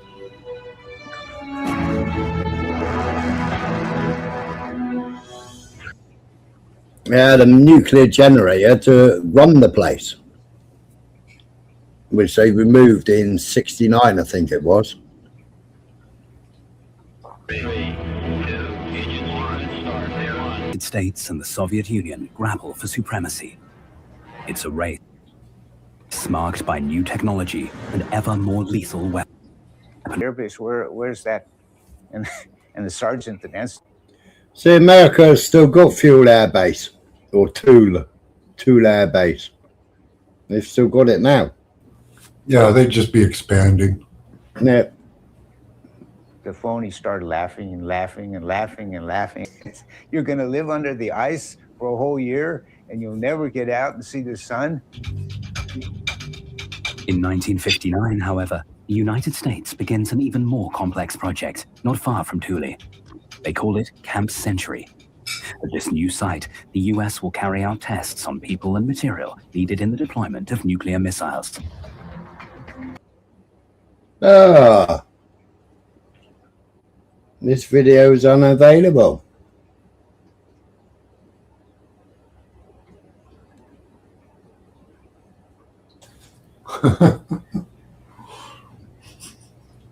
Why is it just suddenly been taken down?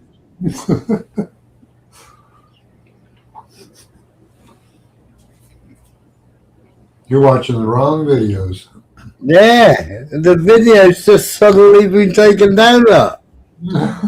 Wow.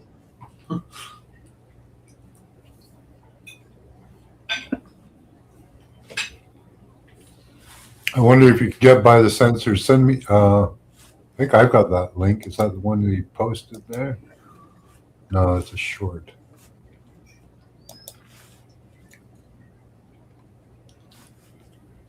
Wow, how did they suddenly take it down? That was good. Yeah.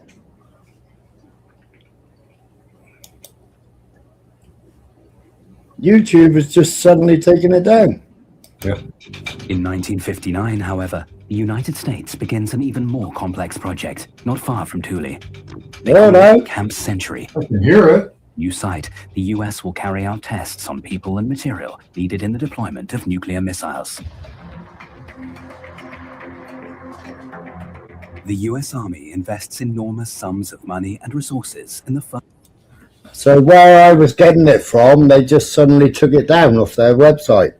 But it's still on. Yeah, it's still on YouTube. I've got it on YouTube. Let's see how long it lasts on YouTube for. Do they not want people to know about this? I don't know. Apparently not. Eh? I shared this ages ago. Do you remember me sharing it, Michael? I think Michael's sleeping. Michael!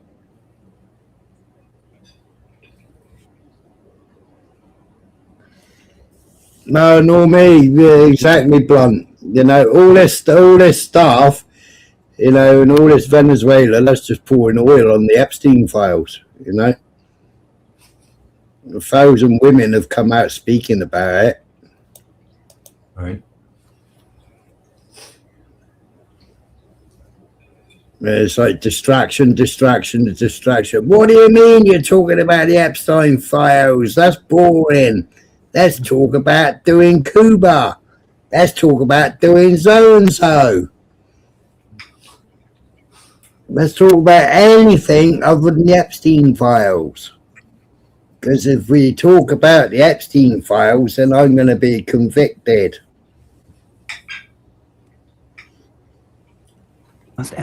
So there was a documentary filmed by the US Army in '63.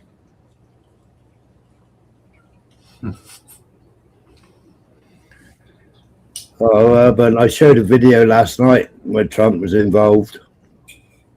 I got to go and find that actual live stream that I did, which shows he was definitely involved. A heavy swing would reach the camp, and I was, maybe you could say it, naive enough to say this is very exciting. Did too much though, didn't they? Yeah.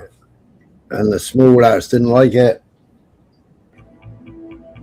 The USA responds with a giant... 108 is a sacred number in India.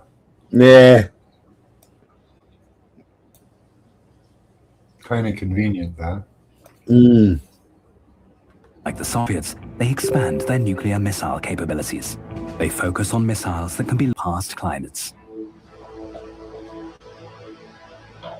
CERN takes part in many of these tests. The US soldiers study everything about their Arctic habitat, even testing hovercraft as a means of transport. Project Iceworm was evaluated by the Department of Defense in 1962 under the Kennedy administration. And we know that this evaluation, even though it was favorable, the Department of Defense in the end said no to Project Iceworm. There is no forever anymore.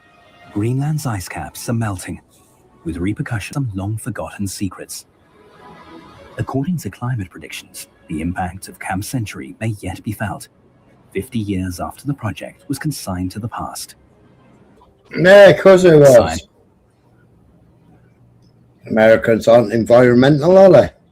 Surprised they didn't. Surprised they even took the reactor. They probably, probably left that too. But yeah, they said they took it. So yeah, that's so that nobody goes there digging around.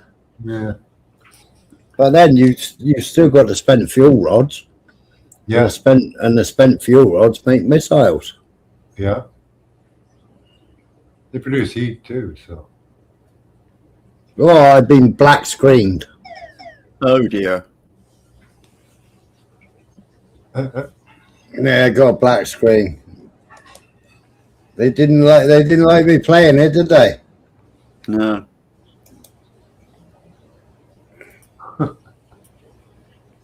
We'll be back up in a minute.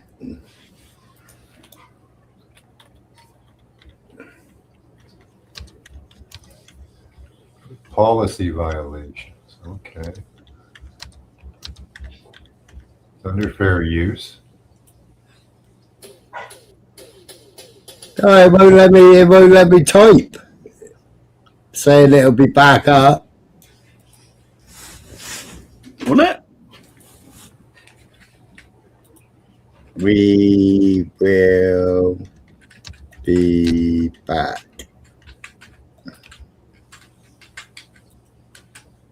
In a minute. I wrote in technical difficulties, LOL.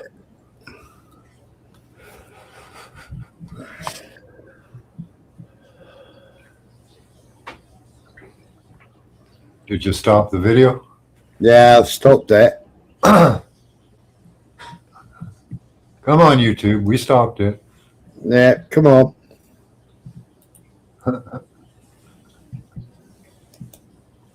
Come on. Stream suspended. It's not stopped, so.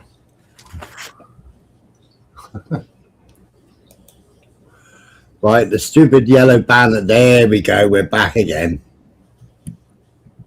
There we are. We're back live. That's wow, nice.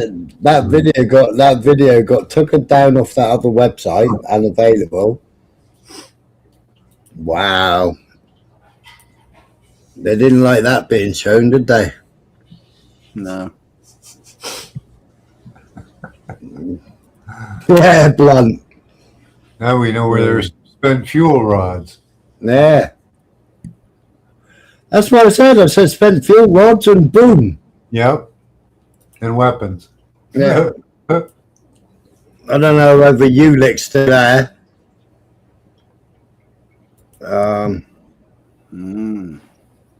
That's funny. Interesting, though. Yeah.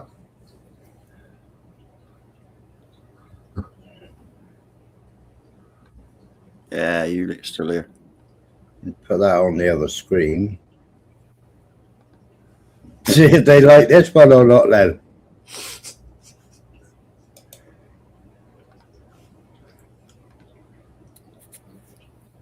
Who's Leighton? Somebody called Leighton backstage with nothing connected. Don't know.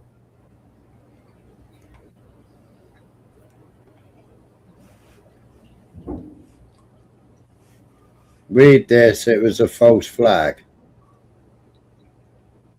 Hang on, let me come back.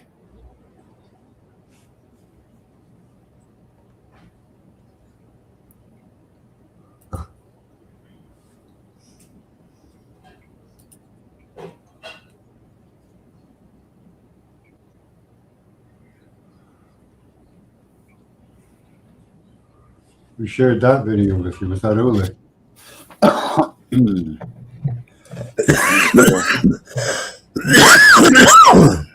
Is Leighton in the chat or not? Don't know. Leighton, show yourself.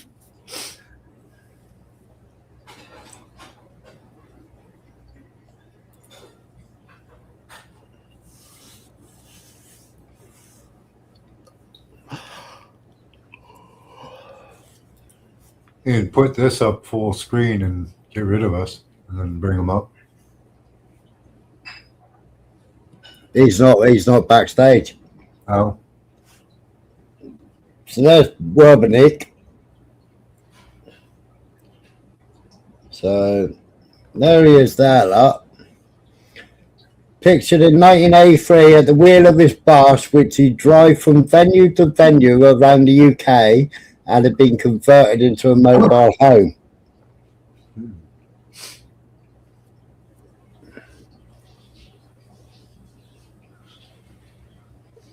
So I wonder what the venues were that he drove around. Children's events?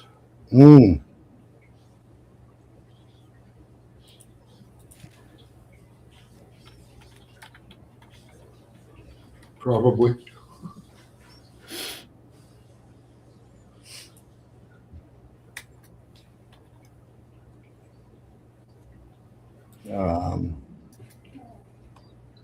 Right, where's the Trump girls?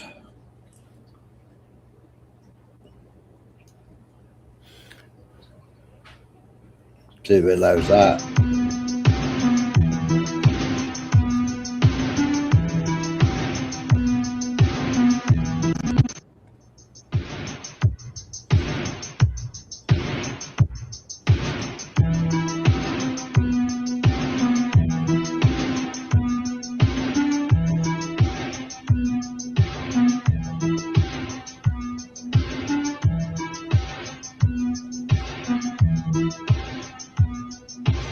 Are you still on Jeffrey Epstein?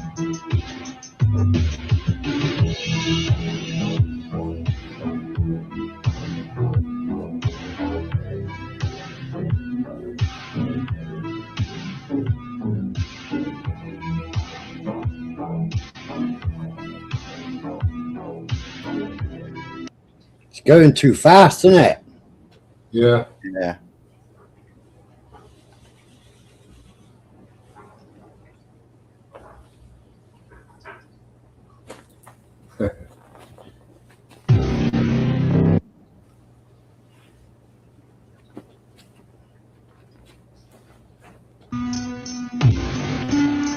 Are you still talking about Jeffrey Epstein?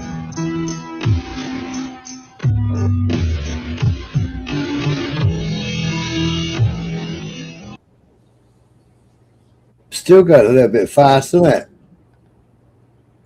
Yeah, trouble is if you slow it down, you'll just lose the pictures where it's. Hmm.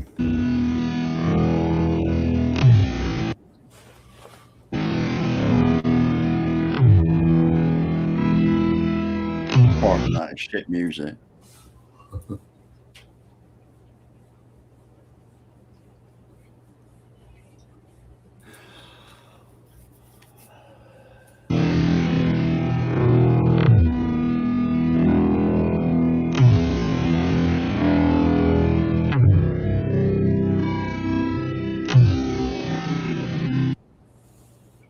Oh, Elon Musk was there, look.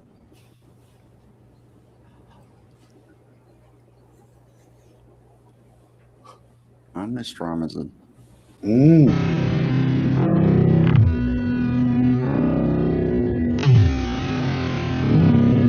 Microsoft.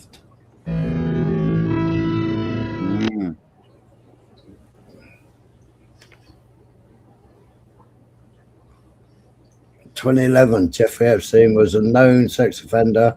Jeff Bezos, Elon Musk, and Sergey Brin dined with him anyway. Well, Elon Musk's dad was a sex offender, wasn't he? Didn't he marry his wife's daughter or something weird? Oh, something strange like that.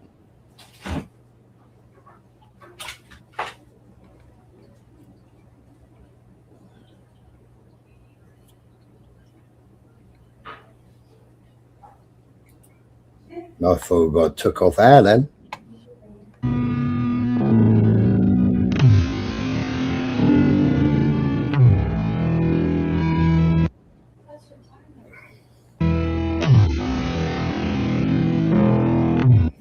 Their underarms get too hot, so how am I talking about it?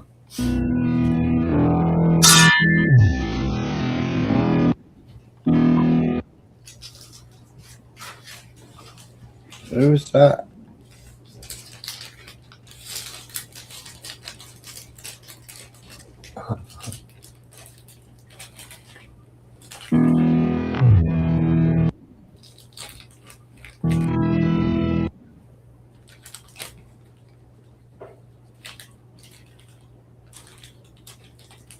People who accuse Trump of being racist should know that he had both Jewish and black friends.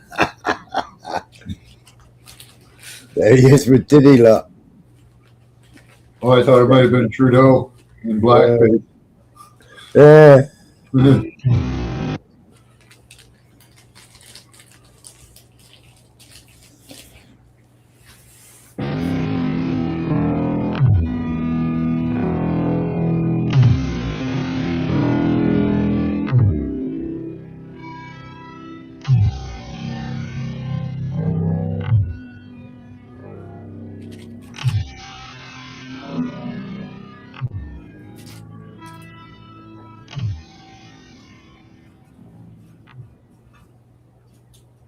Yeah, very good. Is he still here? Is he, Urban? I don't know.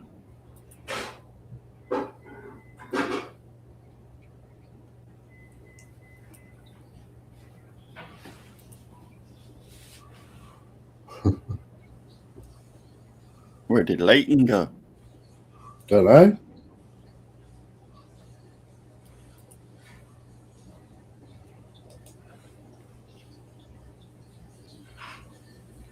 Tagliatelle. Where's the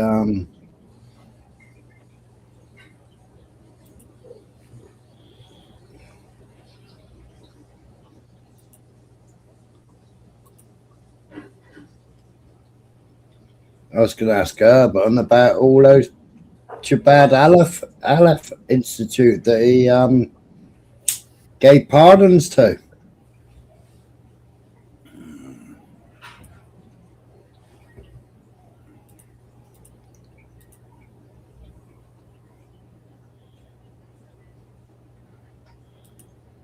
Who gave out pardons? Trump did. Trump gave out loads of pardons. I knew about the January 6th. Who else is he giving pardons to?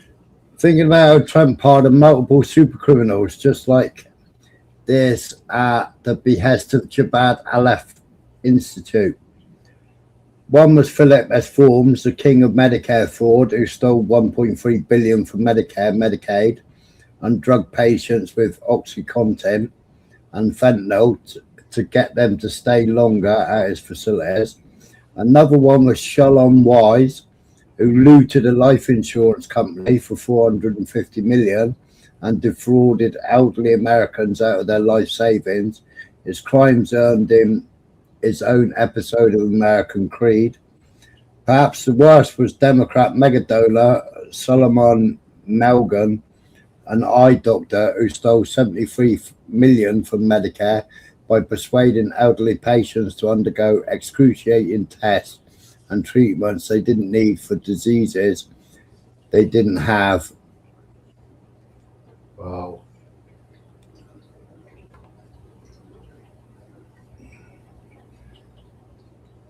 Oh, I didn't realize it wasn't on screen. What a dirtbag. So he pardoned them. That's Shalom Wise. That's the eye doctor.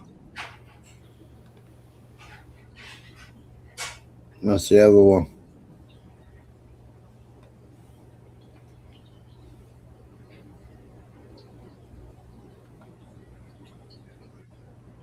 They must be sophisticated.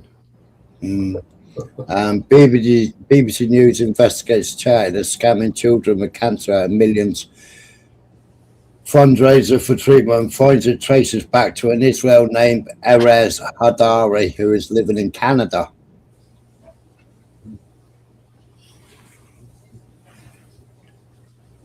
Where's the 1,000 girls? Ulix put some in there for you. Yeah. An exclusive. An exclusive. What is it? You're going to get it shut down? 90s conspiracy. You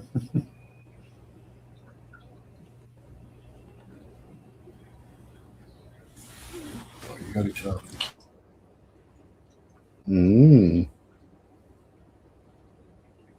Where have we gone now?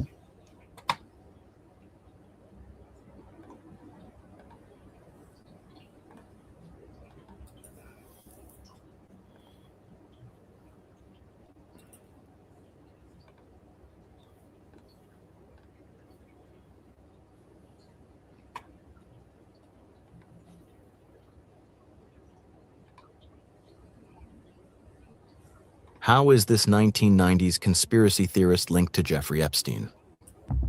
In the 1990s, Clay Tiffany was labeled a crackpot conspiracy theorist. On his public access show, Dirge of the Charlatans, he accused powerful elites of corruption and claimed some police officers were tied to organized crime. In 1997, those claims turned personal. Tiffany said a New York City police officer named Nick Tartaglione began threatening him over the broadcasts. He alleged repeated false arrests, harassment, and years of violent intimidation. Instead of backing down, Tiffany investigated. Using the Freedom of Information Act, he uncovered multiple complaints against Tartaglione for brutality and excessive force. After a near-fatal beating, Tiffany won an out-of-court settlement. But his credibility was destroyed. His warnings were ignored, and he died in obscurity in 2015. 1 year later, the truth surfaced. Nick Tartaglione was arrested for executing 4 men in a drug trafficking scheme. Tiffany had been right. The officer he warned about wasn't just corrupt, he was a mob enforcer. And in a final chilling twist, Tartaglione later became Jeffrey Epstein's cellmate, and the last person known to see Epstein alive. Please like, comment, and subscribe.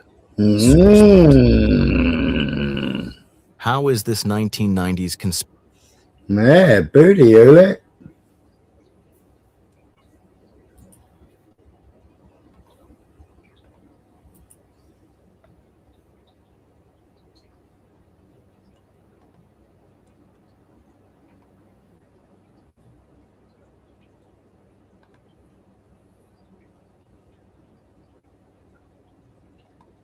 What's bird nest shared?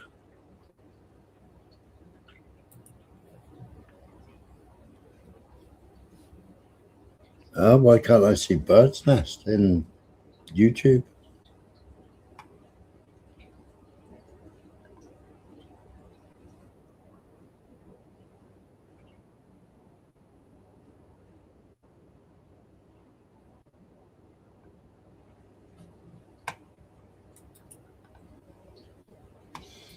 Oh, that's the ice shooting, isn't it?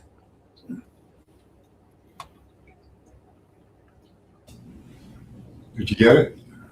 Yeah.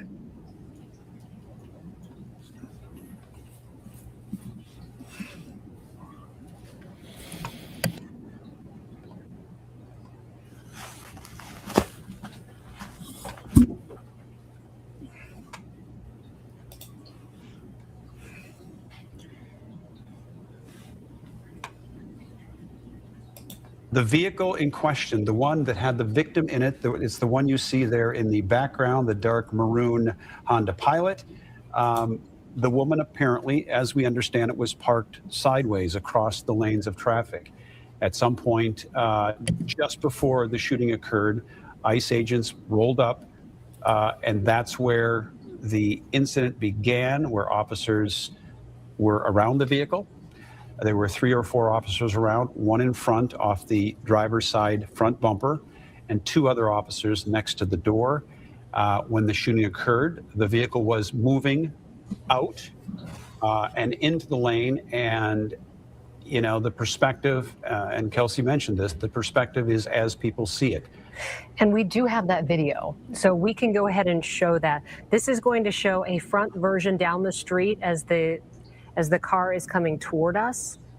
And this is after, let's see, I think this is officers. Okay, they're approaching, yeah, okay. This is ICE agents just pulling up here.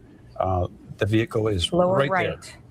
And it happened so fast that it's hard to see what takes place. Ran into a guy, didn't he? Particular video. Aye. Did he run somebody over there?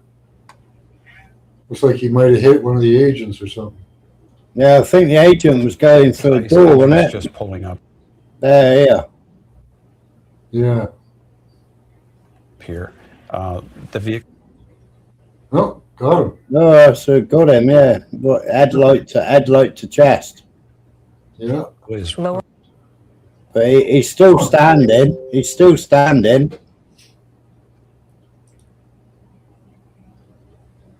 Get rid of them. Yeah, he's still standing. Maybe he's there, look.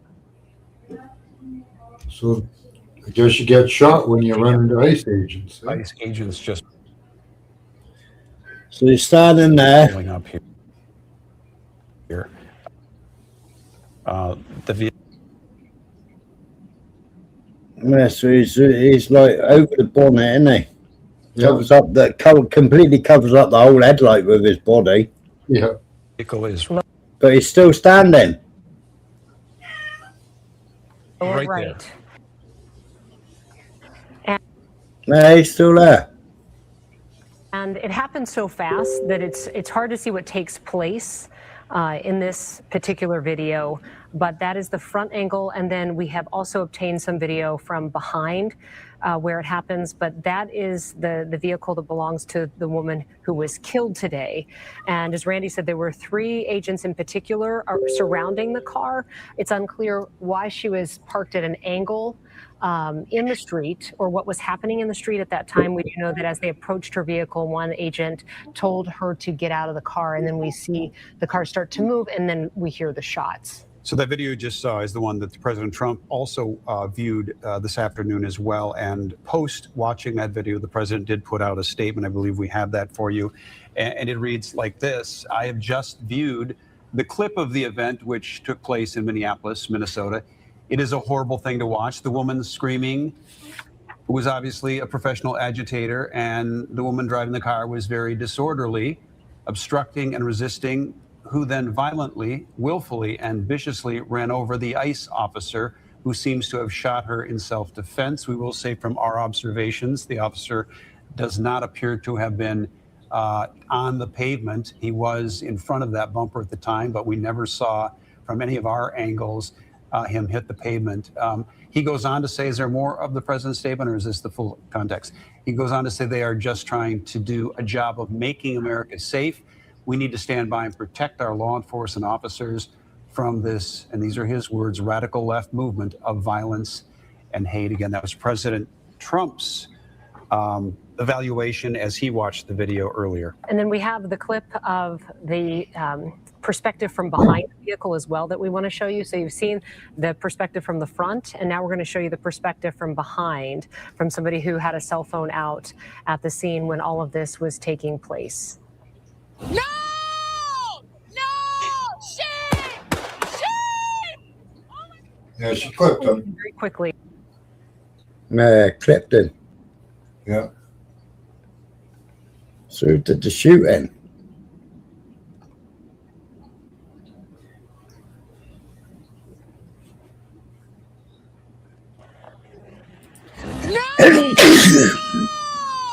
Doesn't matter whether she hit the ICE agent or not. She tried to. Yeah. I'd be pissed if it was my car parked there, wouldn't it? Mm.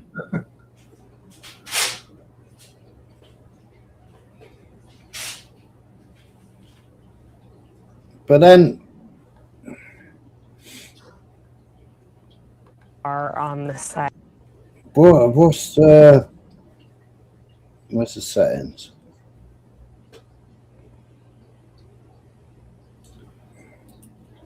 Stuck in the ice. The road isn't even covered in ice. About 2,000. I thought they were ice agents. Can't they drive in the ice? Where is it? Minnesota? Yeah, Minneapolis. Yeah, they should have snow tires on. Yeah. Maybe they didn't put their snow tires on. I don't know. Yeah. They've all got four-wheel drives. ICE agents to the Minneapolis area in the last couple of days and have already. I'm trying to dig their vehicles out. Why was their vehicle stuck in the first place? Didn't look like a lot of snow to me. No. Because the other car there is going around that pickup, which is a nice pickup. Already made. Don't know. Aren't familiar with this area of East 34th and Portland Avenue, Minneapolis, know exactly where we're talking about. If you know where Powderhorn Park is, then basically you're in that very area there. So this is what happened about 9:37 this morning.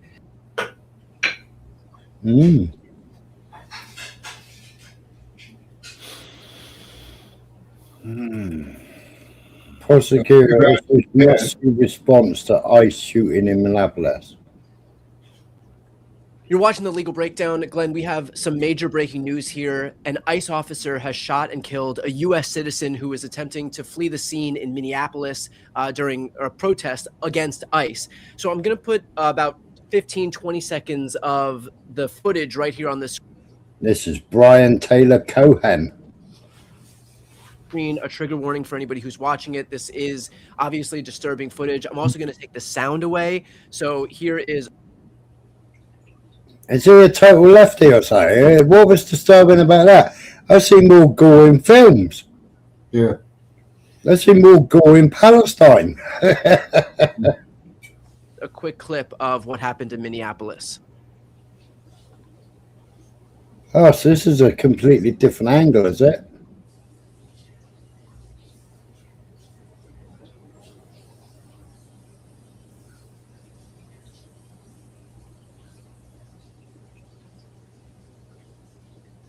Right, so that car's just pulled out of here and gone round there. She's telling the ICE agents to go on. Hang on a minute. Hang on.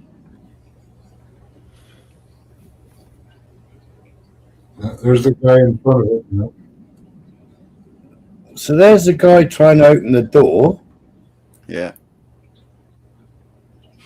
Right, the guy who's in front of it is now behind him. Yeah. So he's already taken his gun out.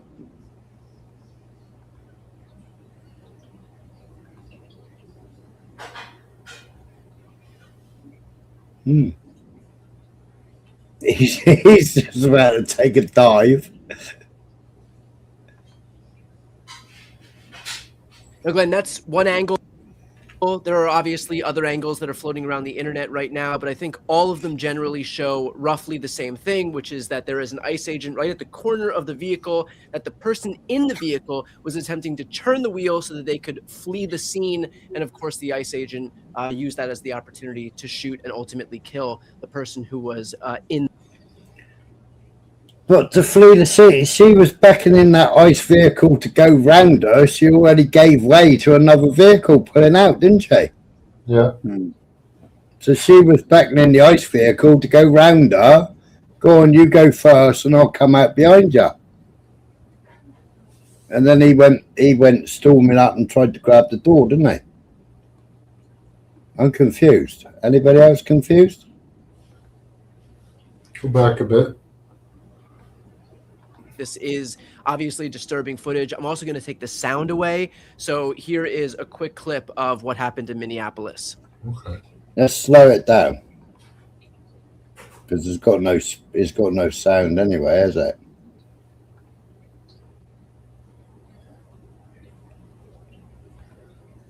Here is a quick clip of what happened in Minneapolis. So she's waving. So those people are trying to push her, aren't they? Yeah. So the road's really slippery.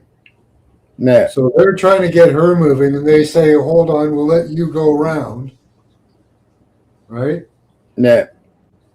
That's what So this one here, you can see its marks on the road. Yeah.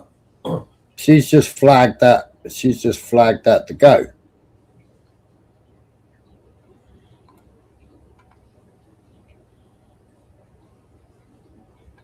She's got her brake lights on.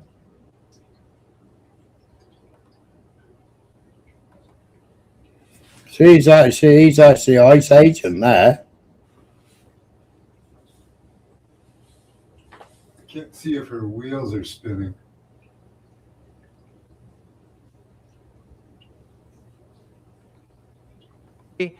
So here is a quick clip of what happened in Minneapolis.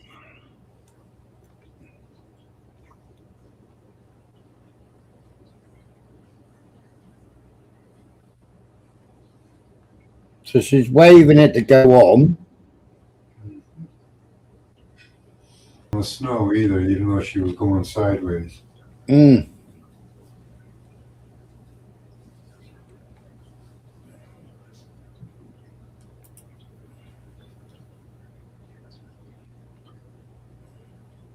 You can see other tracks coming off of there. Yeah.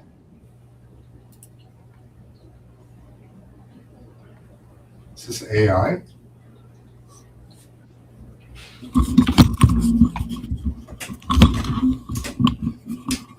See what happens to the road when she goes forward. Yeah. There, he left a track, right? Mm. She's got that back wheel on snow. It might not be enough.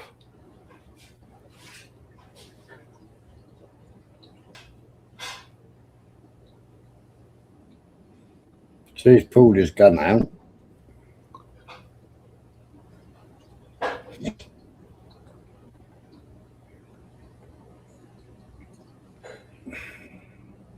Yeah, what's that other car doing there?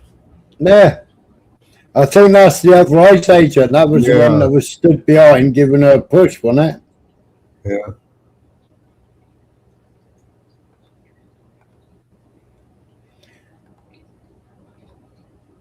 But she was telling them to go past.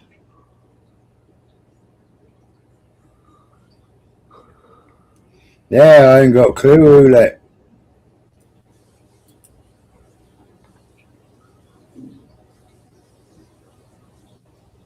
They were blockading the road. And that's one angle. There are obviously other angles that are floating around. Well, she wasn't exactly blockading the road, was she? She told them to go round. Yeah. on the internet right And it did now. look, it looked like they were trying to push her, but she took off just fine. I thought maybe we'd see her wheels spinning, but we didn't. I didn't see that anyway. ICE agents were on the way to do a raid.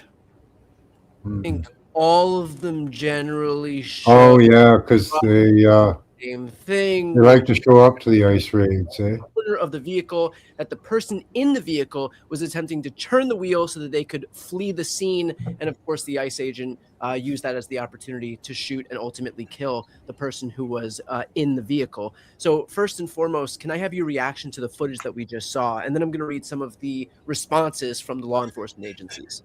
Brian, I've watched multiple camera angles, including a close-up, slow-motion version of that deadly shooting. And to this old prosecutor, it looked like criminal homicide, some level of homicide, whether second-degree murder or manslaughter. But I've tried to absorb as much information about the shooting as is out there presently, and I will let you read the statement that was issued by DHS, because I also saw Kristi Noem make a statement, and it was so infuriating and such pure propaganda that factors into my conclusion about what I'm seeing there. So the statement by ICE, by Homeland Security, was as follows. I'm going to put this right here on the screen. Today, ICE officers in Minneapolis were conducting targeted operations when rioters began blocking ICE officers, and one of these violent rioters weaponized her vehicle, attempting to run over our law enforcement officers in an attempt to kill them, an act of domestic terrorism. An ICE officer, fearing for his life, the lives of his fellow law enforcement, and safety of the public, fired defensive shots. He used his training and saved his own life and that of his fellow officers. And of course, the statement goes on, but that is the crux. Well, they were all beside, all behind the car. The car was already on its way. So, yeah, I don't know. Of basically the narrative that Department of Homeland Security is sticking with right now. That is pure propaganda based on what the video captured from multiple angles. So let me add to that what I heard Kristi Noem herself say.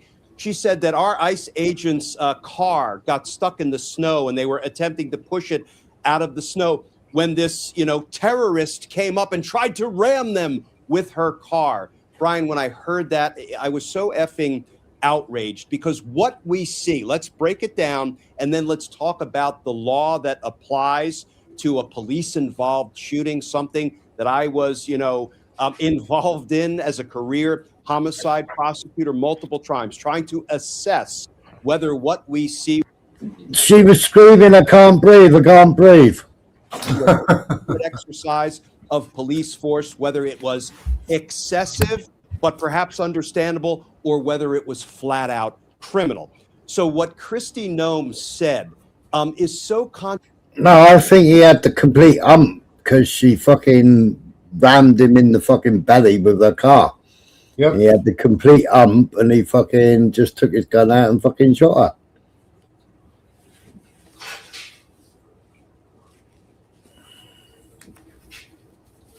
Yeah, exactly, Blunt. Well, she was a paid agitator, right? They said that in one of the videos. Yeah. So she might be a high-level paid agitator. They get up to, $1,500 a day if you're willing to take it to the limit. I think they need a big sticker saying "Fofo" on it. Fuck about and find out. Yeah. FIFO. Can I interrupt you for a minute? So there's a No, he'd already been struck, bird nest. Because he was then at the side of the vehicle when I think he drew. Do you want to go back and see it?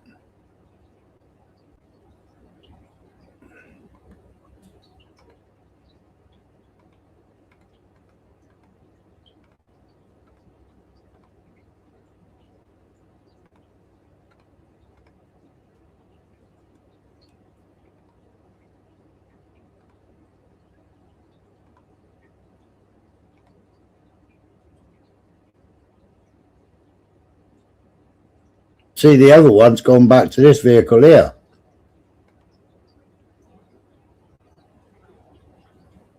He wanked. See, he's already there.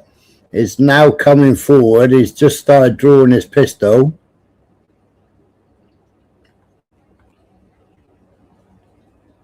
Yeah, he's got the pistol in the pointing through the windscreen.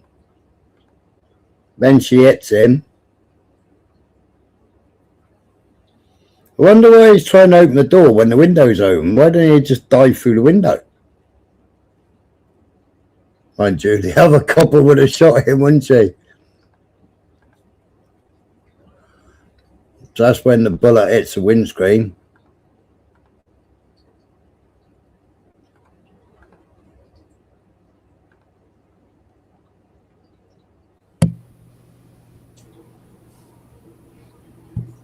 Glenn, that's one. I think they called it. Was she a Smiley? I don't know.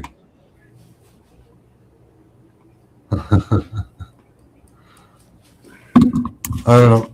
They were within their rights, I figure. Yeah. 1 in the chat for lawful, 2 in the chat for unlawful. And they're not showing us the video before because there was probably a lot more interaction between them than what we saw. Well, they're not showing why they were there in the first place, are they? Not really, no.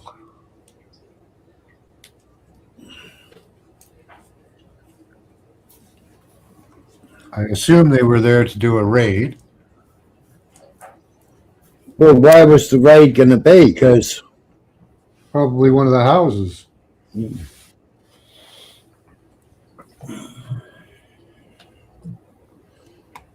Well, there's another video.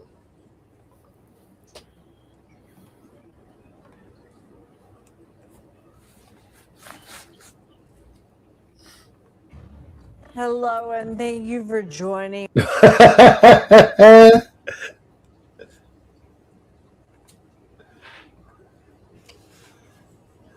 As a federal immigration officer has shot and killed a woman in Minneapolis. According to 2 federal sources, the victim has been identified as 37-year-old Renee Nicole Good, a U.S. citizen. And we want to warn you, this next video may be disturbing to some viewers. Descriptions of exactly what happened. I like how they keep saying that, a U.S. citizen, a U.S. citizen. Yeah. You know, it's like, come on, pay attention to that it's a U.S. citizen now. Yeah. The vantage points on your screen. Mind you, I mean, last week and the week before, I saw loads of nurses getting pulled over and a doctor getting pulled over on the way to hospital. Yeah. And they handcuffed them, made them sit on the side of the road, and then checked their IDs out and then let them go eventually. But they were stuck there for an hour. Yeah. Cars on the side of the road. A Homeland Security Department spokesperson says the woman was deliberately trying to ram into the officers. Secretary Kristi Noem characterized her actions as an act of domestic terrorism. The shooting comes as the Trump administration launches its largest deployment yet of federal agents to the Twin Cities. Around 2,000 agents were sent there as part of an immigration crackdown and investigation into alleged fraud. Earlier during an event in Texas, Secretary Noem spoke about the shooting. Oh, so they were on the way to St. Paul then? An officer of ours acted quickly and defensively shot to protect himself and the people around him. And my understanding is that she was hit and is deceased. Local officials are disputing those claims. Secretary Noem is expected to speak shortly from Minneapolis about the incident. We will monitor that and bring you updates when it happens. Minnesota's Democratic Governor Tim Walz offered condolences to the victim's family and says he doesn't want or need the federal government's presence in his state. We've been warning for weeks that the Trump administration's dangerous, sensationalized operations are a threat to our public safety, that someone was going to get hurt. What we're seeing is the consequences of governance designed to generate fear. CBS News Homeland Security correspondent Nicole Skanga begins our coverage from Oh, they didn't want to play his statement, did they? ICE agents were in the neighborhood for an enforcement operation, and residents were honking horns and blowing whistles. There's a red So we get a better picture now. SUV parked right in front of our house. Aiden and Grace Perzana say they saw the entire scene from their home and that several officers surrounded the SUV. A third person in also camouflage fatigues came and started pulling on the driver's side door handle, at which point the vehicle backed up a few feet and started driving forward. The agent who was on the driver's side originally, who was not pulling on the handle but had been there prior to that, shot 2 or 3 times through the driver's side window. The car drove a 30, 40 feet and crashed into another car in the telephone pole. It was an act of domestic terrorism. Speaking in Texas, Homeland Security Secretary Kristi Noem said agents were acting in self-defense after their vehicle was stuck in the snow. They were attempting to push out their vehicle, and a woman attacked them and those surrounding them and attempted to run them over and ram them with her vehicle. Where was the vehicle stuck in snow then? Local residents from Texas. I didn't see no vehicle stuck in snow. Did anybody else see one stuck in snow? I thought they were behind her vehicle trying to push her. Protests and outrage. Just this week, the Trump administration launched its biggest crackdown on illegal immigration, sending about 2,000 agents into the Twin Cities. Minneapolis Mayor Jacob Fry. What they are doing is not to provide safety in America. What they are doing is causing chaos and distrust. He demanded ICE leave the city and urged residents to remain calm. Nicole Stenga, CBS News, Minneapolis. CBS News legal reporter Katrina Kaufman joins us now. Obviously, Katrina, social media blew up after this, and there are really heightened emotions on either side. We need to wait for a lot of the facts here, but we did learn the identity of the woman who was shot. And what else are you learning? That's correct. So we've learned her name, that she's a U.S. citizen, as you mentioned. The Minnesota Star Tribune had the opportunity to speak with her mother, who said that she lived in the Twin Cities with her partner.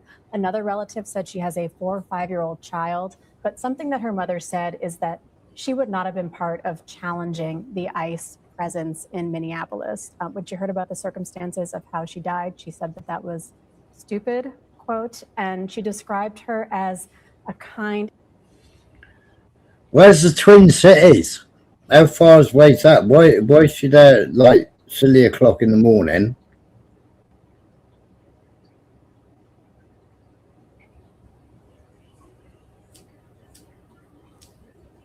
Who's looking after her child? Mother? And compassionate person who was always taking Spouse. care of, that she was just an amazing human being. The undescribed spouse. He said was stupid about what was being said about the circumstances. There wasn't more context to it, but it sounded like she thought the circumstances of these events. Okay, wasn't necessarily believing what she was hearing from federal officials, potentially given what she heard about her. How are investigators going to... I got from one video she was paid to be there, wasn't she? Was that? Got from one video she was paid to be there. Oh, Twin Cities is St. Paul's and Minnesota. Oh, yeah. So they will construct this scene, Lindsay, to speak with everyone who was on the ground there. We're already seeing videos emerging, different perspectives of what happened. So ultimately, they want to figure out what exactly transpired here, what led up to this interaction, how did it unfold? The real threshold question, Lindsay, is there are circumstances under which ICE officers are authorized to use deadly force. Was there an imminent threat of death or serious physical harm to the ICE officers, to someone else? So that is the real threshold question here. Was that shooting necessary to prevent death or serious bodily harm? As you said, there's these two very different narratives. Was she trying to run over the ICE officer? She already hit him with a car, didn't she? Mm-hmm. She already hit him with a car. I don't know, Freedom. What do you think? I mean, it's America. I mean, like when we were based in Germany, all the German cops had guns. You know, they all walked around with a pistol on their hip. And, you know, we was in the army. We didn't fuck around with the German police. If they said fucking halt, we halted. Yeah. These leftists, they seem to assume that they don't have to do what officers tell them. They've been told that pretty much by the propaganda. So, well, we went down into Iserlohn, and it was our first weekend at a camp. And we went down into Iserlohn, and we didn't know that you ain't allowed to just cross the road like you do in England, right? You've actually got to go and cross the road at a crossing, right? And we was probably 50, 60 foot away from the crossing. There was no cars coming, so we just started crossing over the road. And then you got some fucking mad German shouting at us, and when we turned around and looked at the fucking mad German, there he was with a fucking pistol in his hand, telling us to fucking stop. So he come running over to us, and then obviously recognised fucking haircuts and what have you, and obviously guessed that we were all English and we must have been in the army or whatever. Yeah. And then he told us, "You've got to cross on the crossing," but we didn't fucking run. Couldn't got a gun in his hand. Yeah. Even if he didn't have a gun in his hand, you shouldn't really run from officers. They make your life hell after that. What's this? This is standoff. Shooting sparked quick and angry protests. Neighbors pulled out their phones as officers got physical. You can see spraying tear gas and pushing people to the ground. Our Adam Duxter witnessed firsthand the strong emotions in the crowd. He joins us right now. So, yeah. How many of them are paid? Reaction. Yeah. Adam. Yeah, Amelia, you heard Connor say just a moment ago that the mood has turned somber. I would say over the course of the last 6.5 hours, it's been every emotion under the.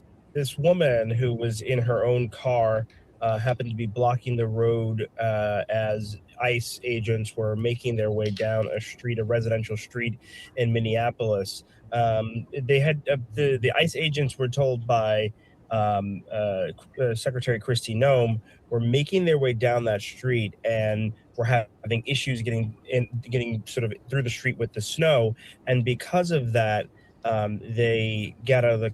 I still don't get what they mean in get down the street with the snow. I don't get that bit. Car. They confronted this woman. The only thing I can think of is it was icy. But yeah, that just makes a fucking excuse. And which we saw in video that she. That makes it look weak, if you ask me. Needed to get out of the car. She decided to put the car in drive.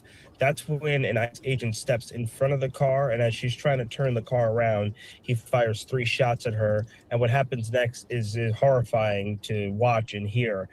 She basically is shot, and her foot is on the accelerator, and she crashes into a row of cars. The next thing we see is her bloodied and lifeless. And the agent sort of really slowly asking to get 911 called, and more importantly, going to get a bag to make sure that that they could see if she had, if she was still alive and if they could treat her wounds. Miles, what do we know about this woman? Yeah, very little is known about her right now. She was part of a protest group, a caravan. We've seen this in a number of cities in Chicago. We've seen it in Minneapolis in the days since ICE has started doing these targeted enforcement in Minneapolis. Is that have someone else on the phone too, and it's apropos because we were just talking about this with Heffelfinger, and it's now that there's videos going around showing you the incident, it's what does that say? What does use of force and the law and the ability for officers to protect themselves? Wanted to check in with him and Paul. I think you can look at that video, and clearly different people are going to look at that same video and come away with different takes on it. We don't even have a picture of the lady? No. This incident, and there are several different videos from slightly different angles. What was her name? Videotaping what was occurring. I know you just played the video without. I think she ended in good, wouldn't she? Yeah, I've seen the Cohen. I said Cohen, didn't I? Out audio. I have in the newsroom listened to it, viewed it, and I think is the main context here. Why don't we just let you watch this? But we're going to do this in a very sort of deliberate way. Let people know that this is video we're showing for the first time. You're not going to see it a lot on our air because we want to make sure that when we're showing it, we're doing it with a purpose. So there's no audio here as well, and you're going to see this sort of play out. So just a warning to those who may not want to see this. You can see the vehicle there. That's law enforcement pulling up in the pickup. And it is. She was already being detained, and she, yeah.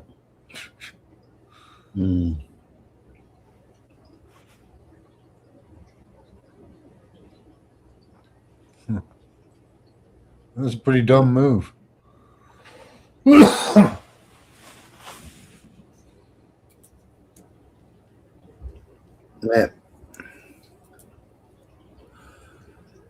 I don't know. We know that all Yankee coppers are fucking quick to draw a fucking pistol anyway, don't they? Yeah. Same as we know Canadian coppers are fucking, or the RCMP are quick to draw a fucking baton. Yeah. Yeah. You know? UK, what have they got? They got a taser, a bit of squirt, and a fucking silly little extendable fucking baton. Yeah. No, you never know what you're gonna get when you pull a car over. Right? They've already shot the ICE agents, right? These agitators in these groups, paid people.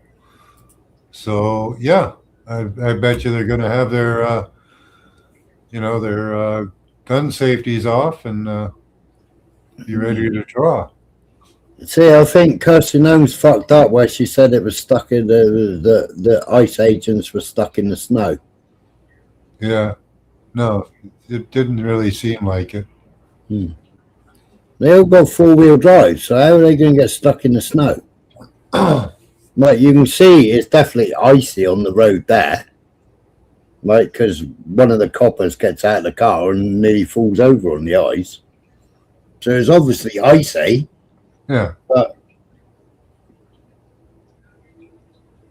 that's an ICE vehicle there.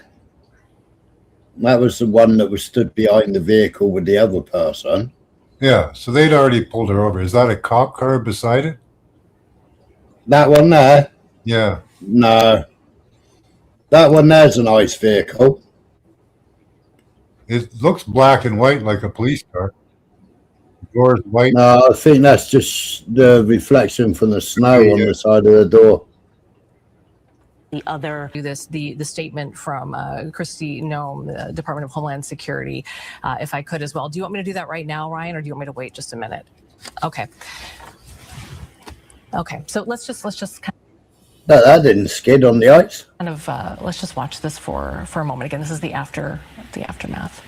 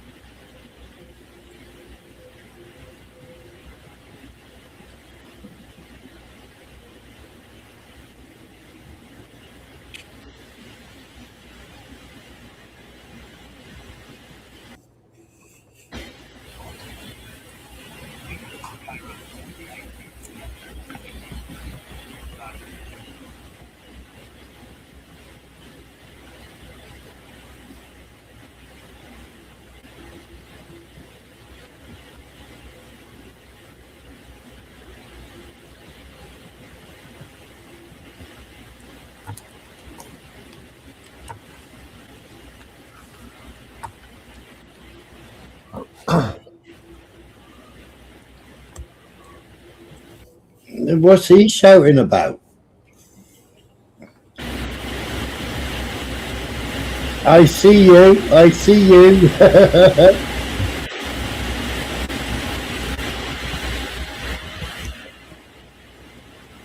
There's no way any of those ICE vehicles were stuck.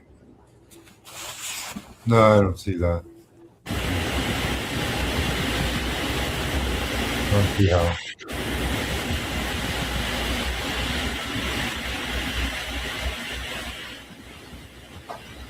Looks as though they pulled her over. Mm.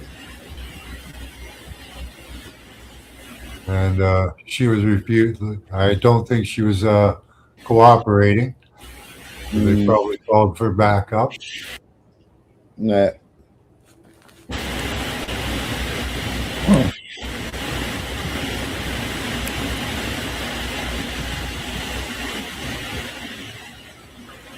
Okay, so this. Boom.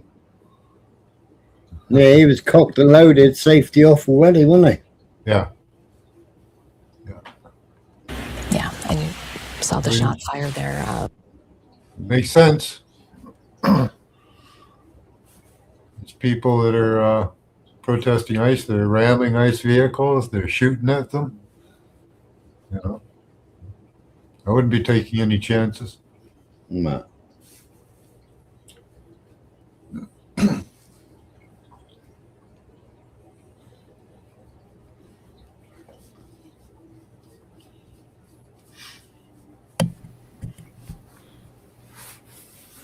They are already trying to spin this as an action of self-defense. Having seen the video of myself, I want to tell everybody. Morning, Mr. Dunn. This was an agent recklessly using power that resulted in somebody dying. What they are doing is causing chaos and distrust. That is Mayor Fry's message to ICE after a woman was shot to death. Wonder what these two coppers are thinking. By one of their agents today. Thanks for joining us. We start off the 4 today with that breaking news. Homeland Security Secretary Kristi Noem says that that woman was committing an act of domestic terrorism. Local officials aren't so sure. This bystander video shows one angle of what happened, but we need to warn What you local officials? for some.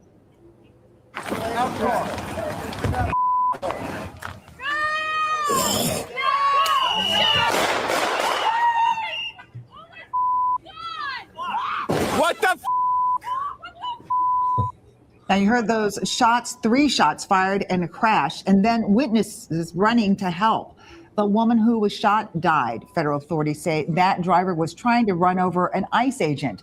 We're bringing you live team coverage of this breaking news. We're going to start with Connor White in Minneapolis, who's been on the scene since this shooting happened this morning. Connor. Good evening. This scene has turned somber some 8 hours after ICE shot and killed that 37-year-old woman who we've. A woman in Minneapolis is dead after an ICE-involved shooting.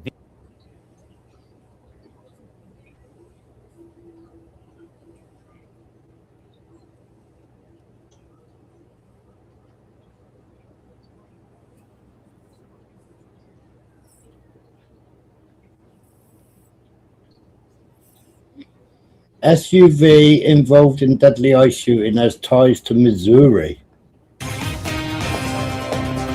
To ICE, get the fuck out of Minneapolis. We do not want you here.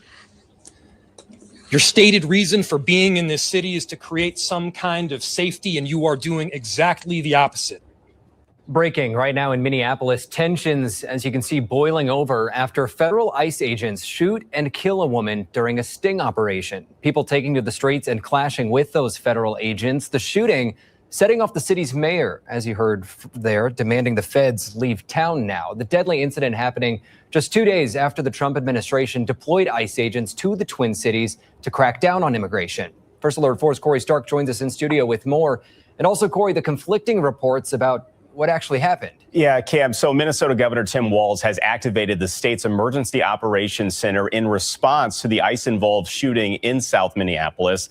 Walz is also refuting the Department of Homeland Security's narrative. Bring out the lawyers. Yeah, he got one through the screen lot.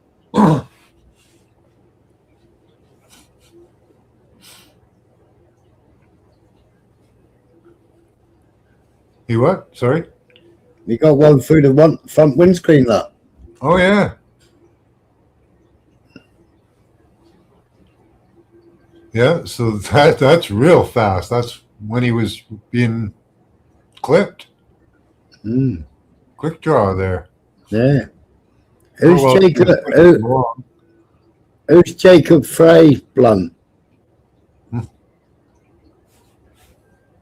About what exactly happened. A 37-year-old woman was shot and killed in her car by an ICE officer Wednesday morning in Minneapolis, according to federal officials and eyewitnesses. ICE agents were in the neighborhood for an enforcement operation, and residents were honking horns and blowing whistles. There's a the mayor. Oh, right. a red SUV parked right in front of our house. Aiden and Grace Perzana say they saw. Look at them with both the matching glasses and their woolly hats. Saw the entire scene from their home, and that several officers. Well, they were there to honk horns and make noise. UV. A third person in also camouflage fatigues came and started pulling on the driver's side door handle, at which point the vehicle backed up a few feet and started driving forward.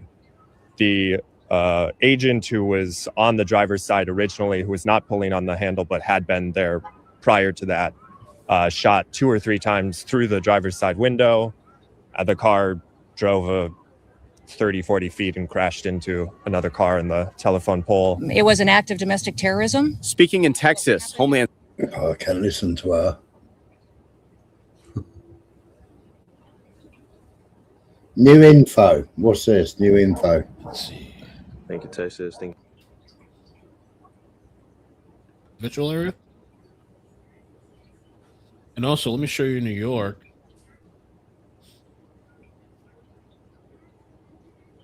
Right. Let me show all that.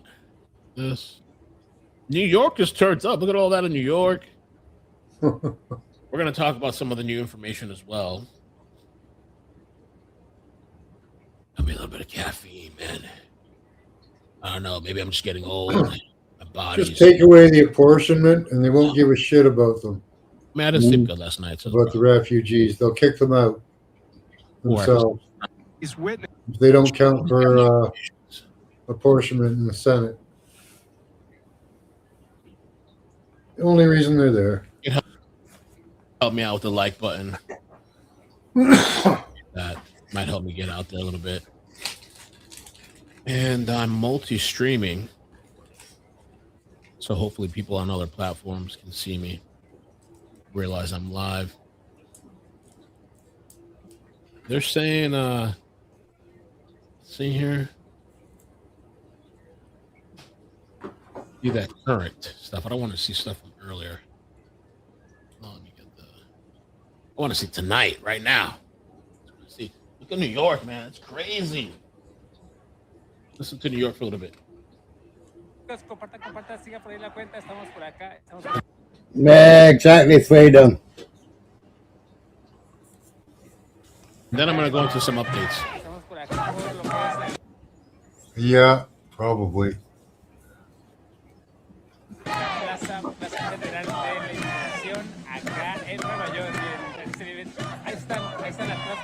Thanks, Kennedy.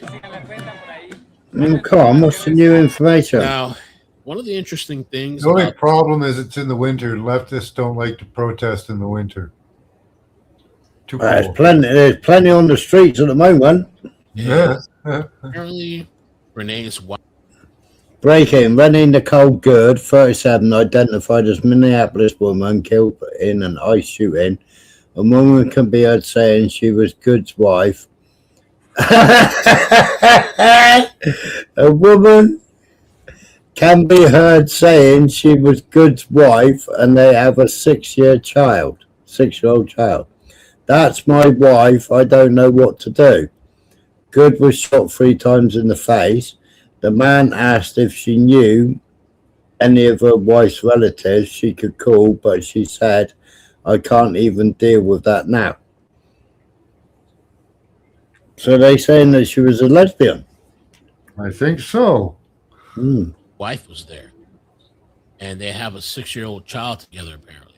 Now, who was on the hormone? So the wife was there watching the whole thing and recording.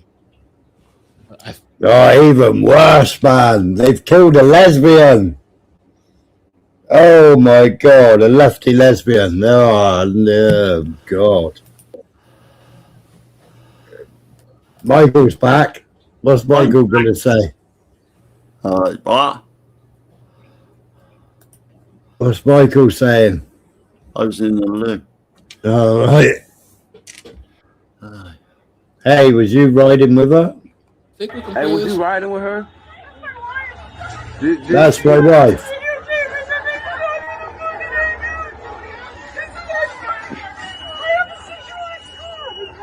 Did you call Oh, so the 6-year-old's at school. Ooh. any of your people yet? So you don't got none of her family members or anybody number? Do you know anybody on her Facebook? Alright. Damn. Bro, they just killed her, bro. They just killed her. That lady right there in the car, they pulling out. So they're saying you're reportedly Renee Nicole Good. I'll show you a picture of the lady. In the thumbnail, I have some other information on her too, but let's see here. It's a picture of the lady shot and killed today.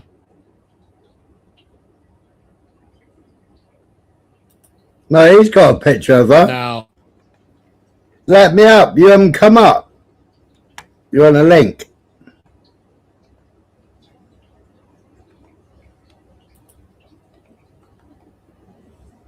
This will be interesting.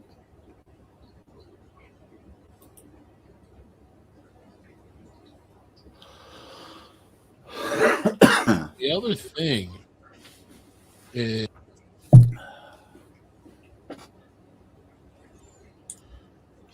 Good was married to comedian Timothy Macklin, who died in 2023. So she was originally married to a man.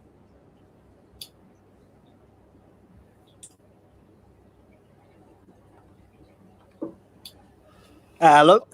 Hello. Can you hear me? Yeah. Yeah, good evening. Good evening. So what this looks like, Smiler. Good evening, everyone else as well. Max, Michael. All right, mate. So what this is looking like, right? The lefties, they have this massive network of vigilantes who stalk the ICE agents. And what they do is they call through to people in different areas, and then people blockade the road to give them time, and then they call through to the people on the ground with their whistles, and the people with whistles run around the neighborhoods blowing their whistles. Yeah, I heard the whistle being blown just now. Yeah. So this is what happens, right? So they all come running out, and this happens over and over again. The ICE officers get out their cars and go to the people blockading the roads and try to get them out the way and stuff so they can continue on.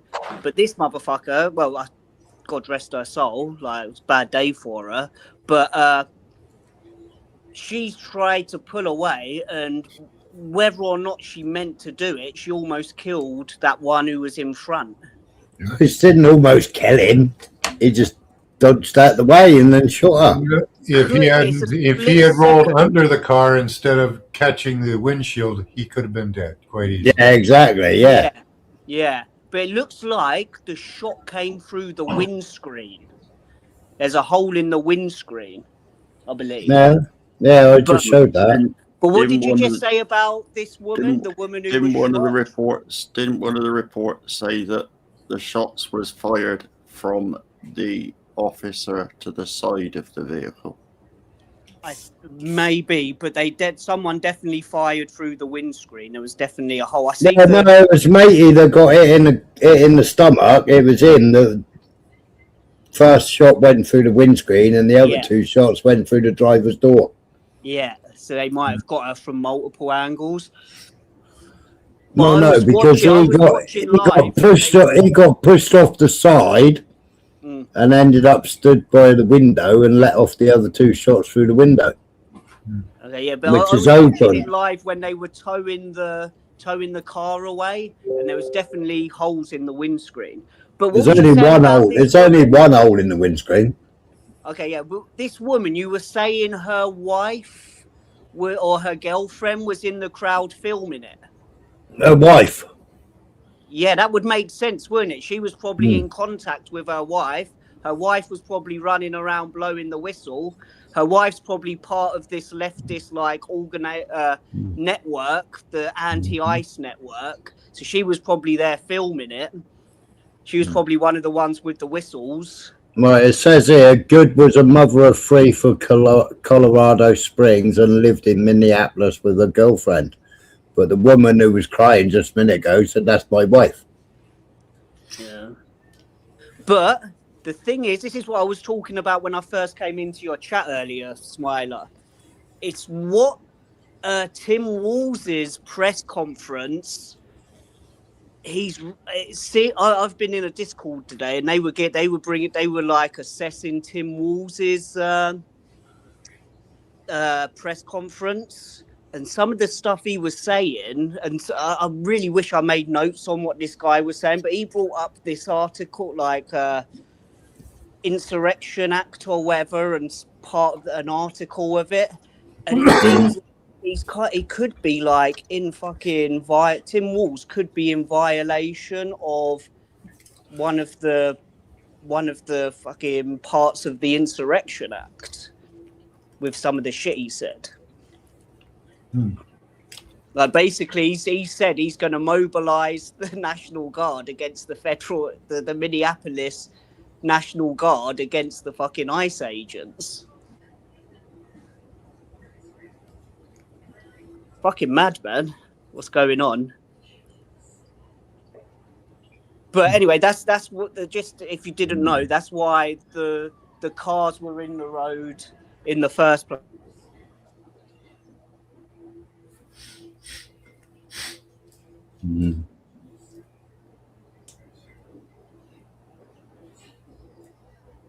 In case you were wondering why the cars were in the road like that, they were blockading. No. Yeah, they used to have an app. I don't know if they still do or not. Yeah. No, they're fucking organized, Max. They're proper organized, man. These vigilante groups that are trying to stop ICE from doing their raids, they all turn up, man, with their whistles. They come out of nowhere, hundreds of them. It's mental. I haven't watched it yet. Apparently, this witness says that the woman driving the car was purposely impeding ICE vehicles. She was very successful in blocking traffic. She was doing what she was set out to do, which is they do it all the time. Just her on her own volition. A couple of these people on Facebook or Signal or WhatsApp group were some more organized than that. Let's listen. Driving behind her. I woke up to some commotion. I heard some whistles going on out front, so I came downstairs to see what was going on. Wasn't even dressed. And there was a car, the Honda Pilot that's crashed over there now. There was a car blocking the 2 lanes of Portland traffic. And the ICE agents got out and they were saying, get out of here, get out of here. And she was what looked like trying to turn around. And the ICE agent was in front of her car and he pulled out a gun and put it right in. His midriff was on her bumper and he reached across the hood of the car and shot her in the face. It's like 3-4 times. And then she must have just stepped on the gas. She stepped on the gas immediately, maybe got like 100 feet or so and ran into the telephone pole and some cars and then was slumped over in her car. And you could see she was probably gone. And there was a medic, there was a neighbor who's a physician who was yelling, can I please check the pulse? There was no first responders. There were 0 first responders. They left her in her car, slumped over for about 10-15 minutes, blocking us all. And eventually EMS got here and they wouldn't let the bus in. So it was just the EMS workers. Hang on. No, because like instantly that fucking other person was in the fucking front of the vehicle before ICE actually got to the vehicle. Yeah, because she was blockading the road. She obviously got the call. They're on this street. She's probably pulled up and stopped her car. There was another one that was in the road as well, I believe. Two of them. Two cars. The other vehicle, the grey vehicle, that was a nice vehicle. Oh yeah, but it would make sense, wouldn't it? If her lesbian wife's there filming it and not in the car, she would probably be part of the what do you call it? The operation to stop the ICE from carrying out their raids. She was probably one of the ones with the whistles. Yeah, they had red whistles in their mouths. It already showed that because I wondered why they had red in their mouth. Because that's what they do. They've got signs in the shops in Minnesota, in the restaurants, the Somalia and the Mexican restaurants in Chicago and everywhere, with signs saying, listen out for the whistles. If there's whistles, basically jump in the basement or get the fuck out of there if you're illegal. I think even some senators and some people, like high up people, have even said in press conferences, like, listen out for the whistles, guys. Some of the lefty kind of leaders. But have you seen that Nick Shirley thing where he went out on an ICE raid? So would the butch one be the one with the whistle or the one with the car? Yeah, isn't it? And they checked her out for a second, maybe 5 minutes or so, and then carried her out, no stretcher or anything, carried her out like a sack of fucking potatoes. Can you describe a little bit about what this woman looked like? Was there anyone else in the car with her? Did you know if she was the target? I don't know if she was a target. They clearly wanted her out of there because she was the main car leading the protest, is my understanding. I talked to another guy who was driving behind her, but she was very successful in blocking traffic. She was doing what she was. That's so interesting. She was leading. And there are ICE tracking apps and websites. Yeah. There are. And if you watch that Nick Shirley ICE raid video he did, it's almost exactly the same as what happens here. He goes out on an ICE raid and he gets blocked by cars. They get blocked by cars, and then when they get blocked by cars, the ICE agents run into the neighborhoods where they're supposed to be doing the raid, and then out of nowhere, hundreds, well, maybe not hundreds, like probably 20, 30 of these vigilantes come out with their whistles, blowing their whistles, and basically make it impossible for them to carry out the ICE raid. That's what seems to be the situation with this. But then she obviously got carried away and fucking tried to do ice bowling or something and tried to take them out. But these lefties, they're out of control, man. They think they're above the law. They are mental. Yeah, it's the programming.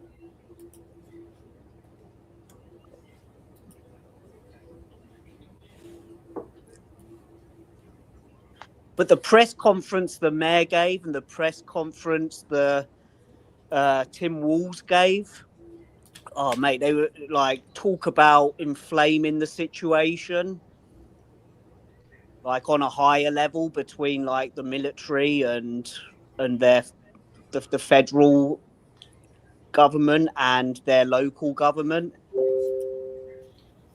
They didn't help the situation at all.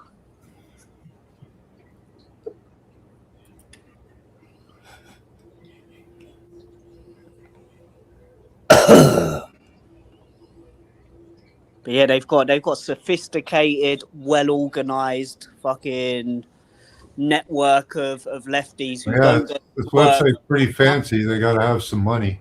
They got nothing better to do with their time than to stop illegal migrants getting deported.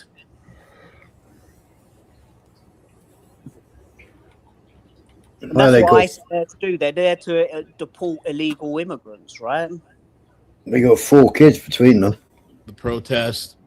And Yeah, you can tell sad. here when she's talking, she's being really careful with what she says, because I don't think you're going to be able to trust a lot of the witnesses and their accounts of what they have to say, because they're all angry and upset. About what this woman looked like. Was there anyone else in the car with her? Did you know if she was the target? I don't know if she was a target. They clearly wanted her out of there because she was the main car leading the protest, is my understanding. I talked to another guy who was driving behind her, but she was very successful in blocking traffic. She was doing what she was set out to do, and so they wanted to get her the hell. Yeah. So it looked like she was impeding ICE vehicles. Definitely, yeah, that was her goal. Can you pause a minute, Smiler? So Freedom said to me earlier, he said, look at Urban connecting the dots to make it fit what he was thinking. That what she has just said has validated what I was saying. She was doing what she was doing it very successfully. The stuff that I was saying that she was doing, right? She was basically there to blockade the ICE whilst all the others run around with their whistles going doot doot doot doot to notify all the other people to come out and basically stop federal agents being able to carry out their duties. It's only a matter of time till somebody gets hurt, you know. I think she was a white woman. Looked like I didn't see her when she was alive. Just slumped over in the car. It looked like she had dyed short curly hair. I have a video of her in the car. But yeah, no other. And that was the end of that clip. I think that's the only person I've ever heard say something like that on the ground. She needs to be careful because these people are upset and rabid. And I feel like, I don't know. And this is another George Floyd situation. So a lot of these people on X, not just these people on either side, they'll have like, I'm assuming they're in some type of group where somebody's running all these people's accounts and they're all type the same shit when it happens. But this is the terminology they're using, legal observer. So, I feel bad for the kid. They got a little 6-year-old girl. I hope that kid wasn't there. I'm assuming the kid wasn't at this, whatever this was. No, I already said he was in school. Renee Nicole, good, 37 years old. There was another picture. Let me see if I can get it.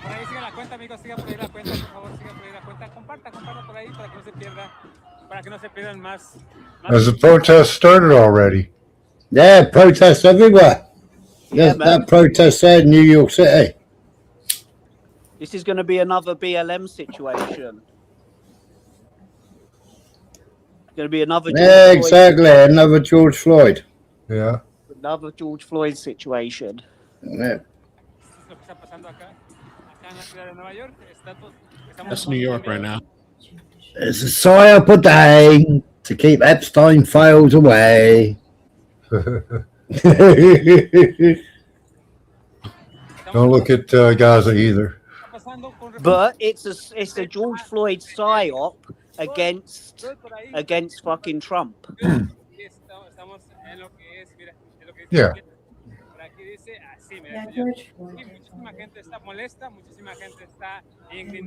To stop Trump deporting fucking illegals.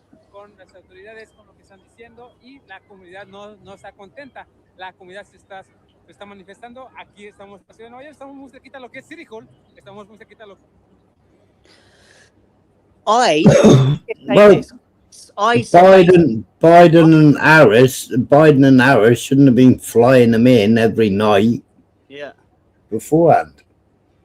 ICE are basically useless at this point. They can't do anything because this shit keeps happening. When they go to try and fucking do an ICE raid, they get swarmed by hundreds of lefties and they can't do it. By the time they get there, they've already fucked off.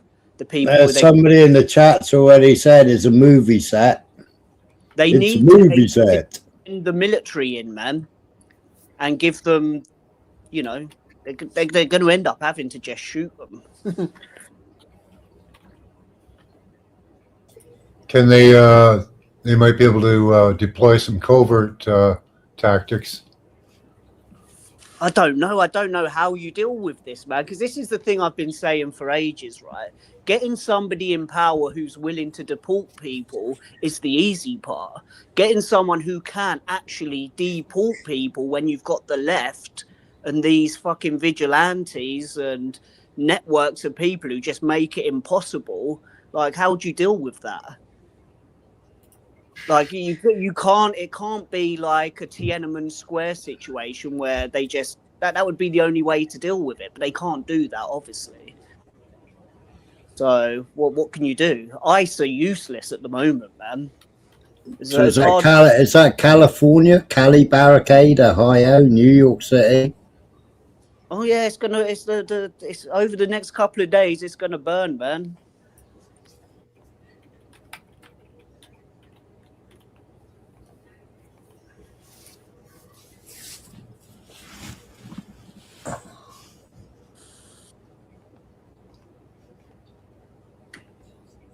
Yeah, see some of the signs of the protests.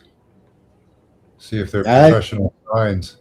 Look for some of the signs of the protests. See if they're professional. Yeah.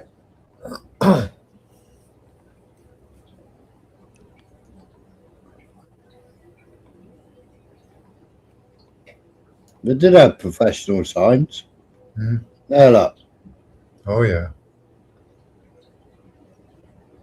ICE out of New York City. Any Antifa dudes? They ain't got the Pali Alley flag. Zoom in there.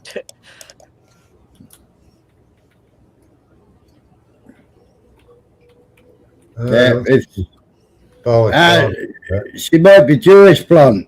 Yeah, I mean, Waltz is Jewish. Well, he isn't Jewish, but he supports the Jewish. Then you got the mayor, Minneapolis. He's Jewish. Oh, he's a cunt though. He's against the Jews, man. He's one of them far left Jews in name only types. Yeah, what was the lady's name? Let's see if we can find her. Oh, he found her just now, didn't he? Oh yeah. There. But hold up, pause a minute. Do you know, like, I think the current... That lady right there in the car, they pulling out. So they're saying they're reportedly Renee Nicole Good. I'll show you a picture of the lady. In the thumbnail. Probably got a Blue Sky account. I have some other information on her too, but now there she is. How's she got 4 kids if she's a lesbian? Well, she was married to Timothy Macklin. Okay. Makes sense. She's got 3 kids and her wife had another kid. Radicalized white. They're the biggest threat. They're the biggest threat to fucking the West. Yep. Fucking Karens, man. God rest her soul.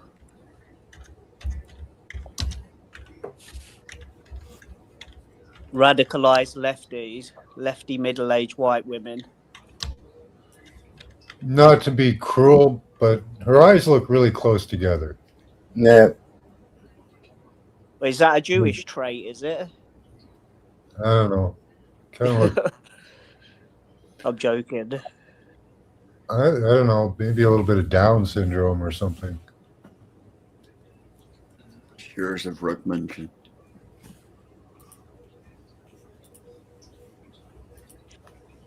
But I think I haven't seen. I've seen little clips of it. But who's that woman? Is it Known? What's her name? Known? Moan? Kirsty Noam. Noam, yeah. Did you see her fucking reaction to it? Yeah. Yeah, they're basically doubling down and saying we're gonna go harder, and we're not gonna put up with this. And then you've got fucking Tim Walls and the mayor Jacob Frey. They're saying they're not gonna put up with it against them. So it's getting pretty fucking spicy.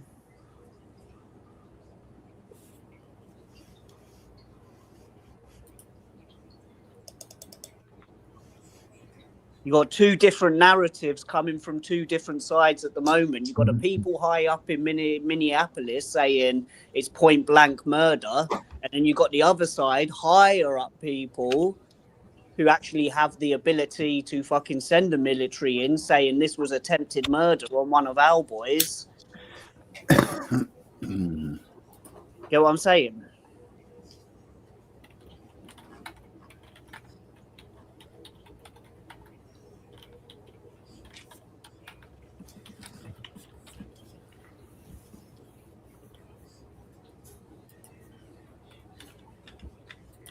Wonder who's going to fund this one.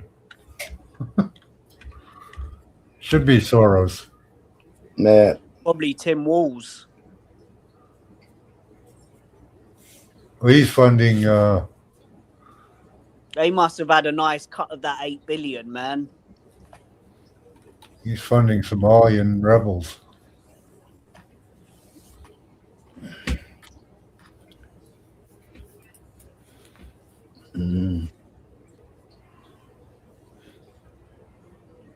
But you know that the mayor Jacob Freyer, I think he was going against Ilhan Omar for the mayor, and I think he got one clan of Somalians to vote for him, while she had the other clan of who were dead against each other, Somali clans against each other to vote her, and that's how he got in. Well, is she out of Congress yet? Because how is she out of Congress? Because she should have been out of Congress 2 years ago, 3 years ago, 4 years ago, when it was found that she married her brother so he could get a green card. Yeah, for sure. Not only that, she went from 65,000 in debt to 30 million in her bank account over 2 years. Oh yeah, I mean that's because they all do insider trading, don't they? Yeah, maybe. And she's best mates with fucking Nancy Pelosi. Yeah, probably. Yeah, that makes sense. Probably got a few kickbacks as well from all this fucking fraud. Well, Nancy Pelosi would have lent, or Paul Clancy would have lent her the money before he got fucking hammer attacked. Yeah. But ain't got a clue what we're talking about. Say that again? Paul Clancy probably lent her the money so she could buy shares and stocks before he got hammer attacked. I'm not sure. Elaborate. By one of his gay boyfriends. Yeah, what happened though? I haven't looked into it. Oh, it was about 2 years ago. No, Palance. I know they were inside trading. I know that much. I know that's been pretty much proven. Nancy was out and Paul had a house guest, and then all of a sudden the house guest hit him with a hammer. He was in his underwear. Yeah. But he was in someone's underwear. Yeah. I must have missed that. I have to have a look. But yeah, this is going to go off, I think. Yeah, it probably wasn't brought up in the Discord group.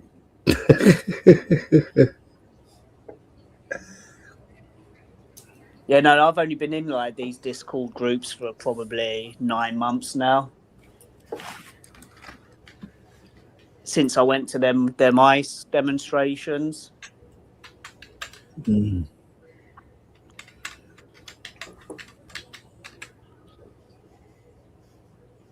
What do you think of this guy? Do you know much about this guy called Jake Lang?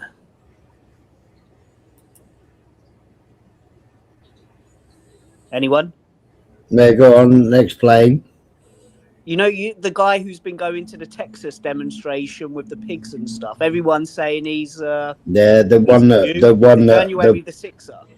Yeah, the January the 6th, the one that's now claiming to be a Christian and bring Christianity back. Yeah, that one. Yeah. You think he's a Jew? Definitely a Jew? Yeah, he's definitely a Jew. A Jewish Christian convert, do you think? Could he be? No, he's just stirring up racial tension. He's just stirring up to wind people up. But that protest he went on in Dearborn, right? He kind of hijacked that. I'm not saying he's a Jew and like all that stuff that you believe he is, like an instigator of shit. It's a Mossad, isn't it? Do by deception. But like I was saying before, a lot of them people on that protest actually don't like Jews either. Like, I'm always having arguments with a lot of them people who were on that demonstration. They were just pissed off because of. Well, the Jews are funding it all, and the quicker you get that through your head, you'll understand that. Yeah, I don't care if they are funding it.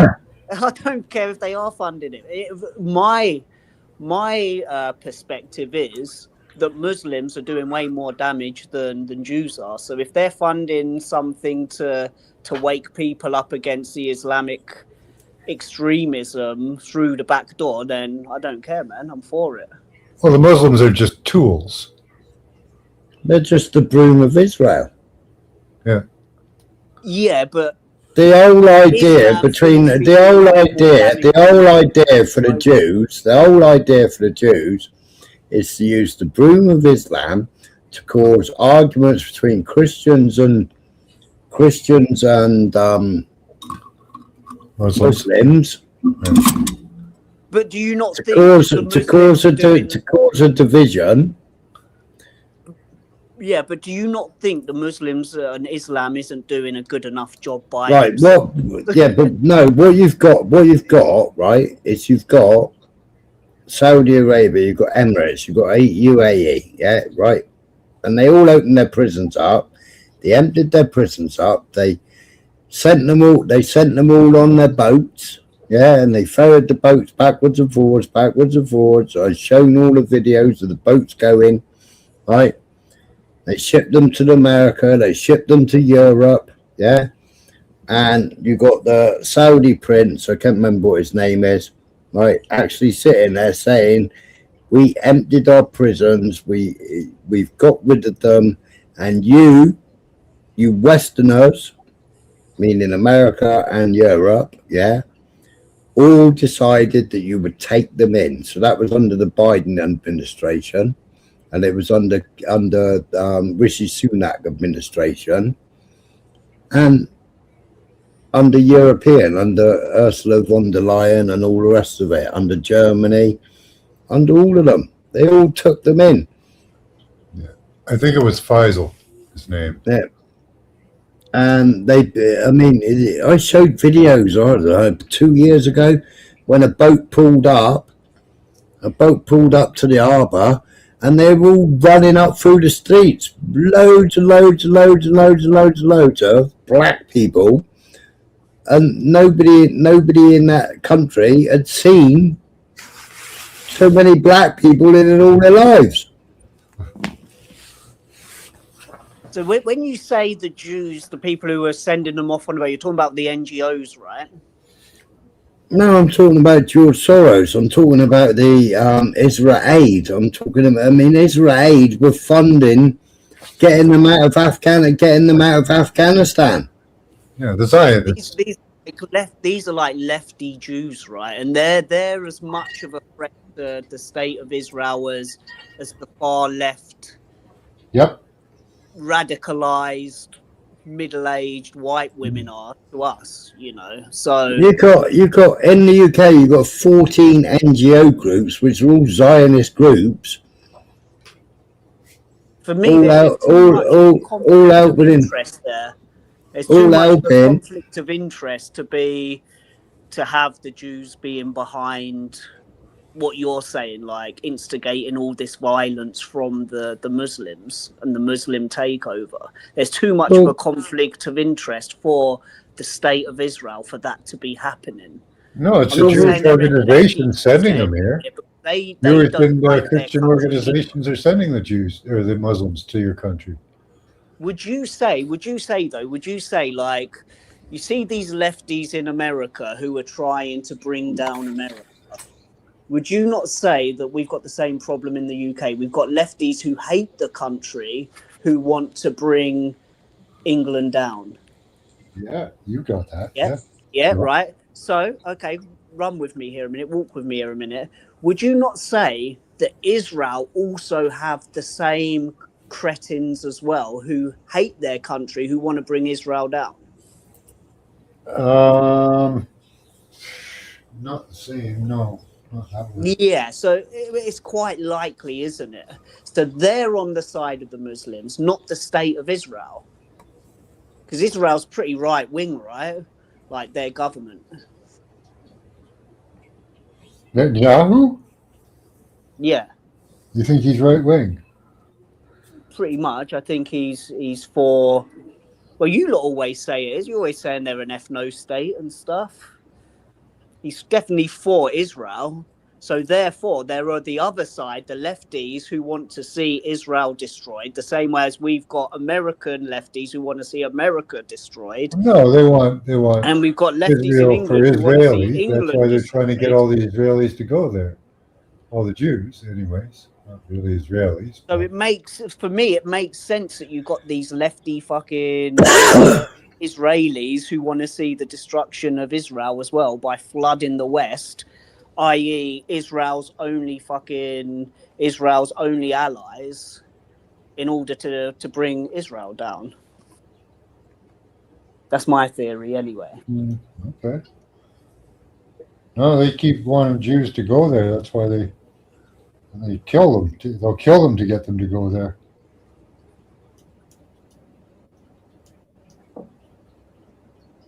I don't know about that. But the Islamics are being brought to your country by Jewish organizations and Christian organizations.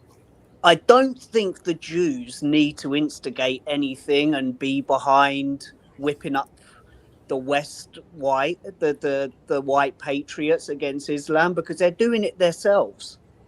Yeah, all you have to do is bring them over. Bring them over, and things will go their natural course. Yeah, but the main thing at the moment, the biggest like narrative is at the moment from the left and from Muslims is it's the Jews whispering in your ears, telling you not to like Muslims, not to like Islam. But why? No, it's okay not to like Islam. Why would patriots in England or in the West anywhere need the Jews to be whispering in our ears when we've had fucking? Well, they don't. They just set up the situation for it. But they're already doing it. They're all the Islam or the radical Islam. Well, they didn't come here on their own dollar. Doing an amazing job by They themselves. didn't come here on their own dollar, right? How'd they get here? How'd they get there? Who paid for them to get there? Boat.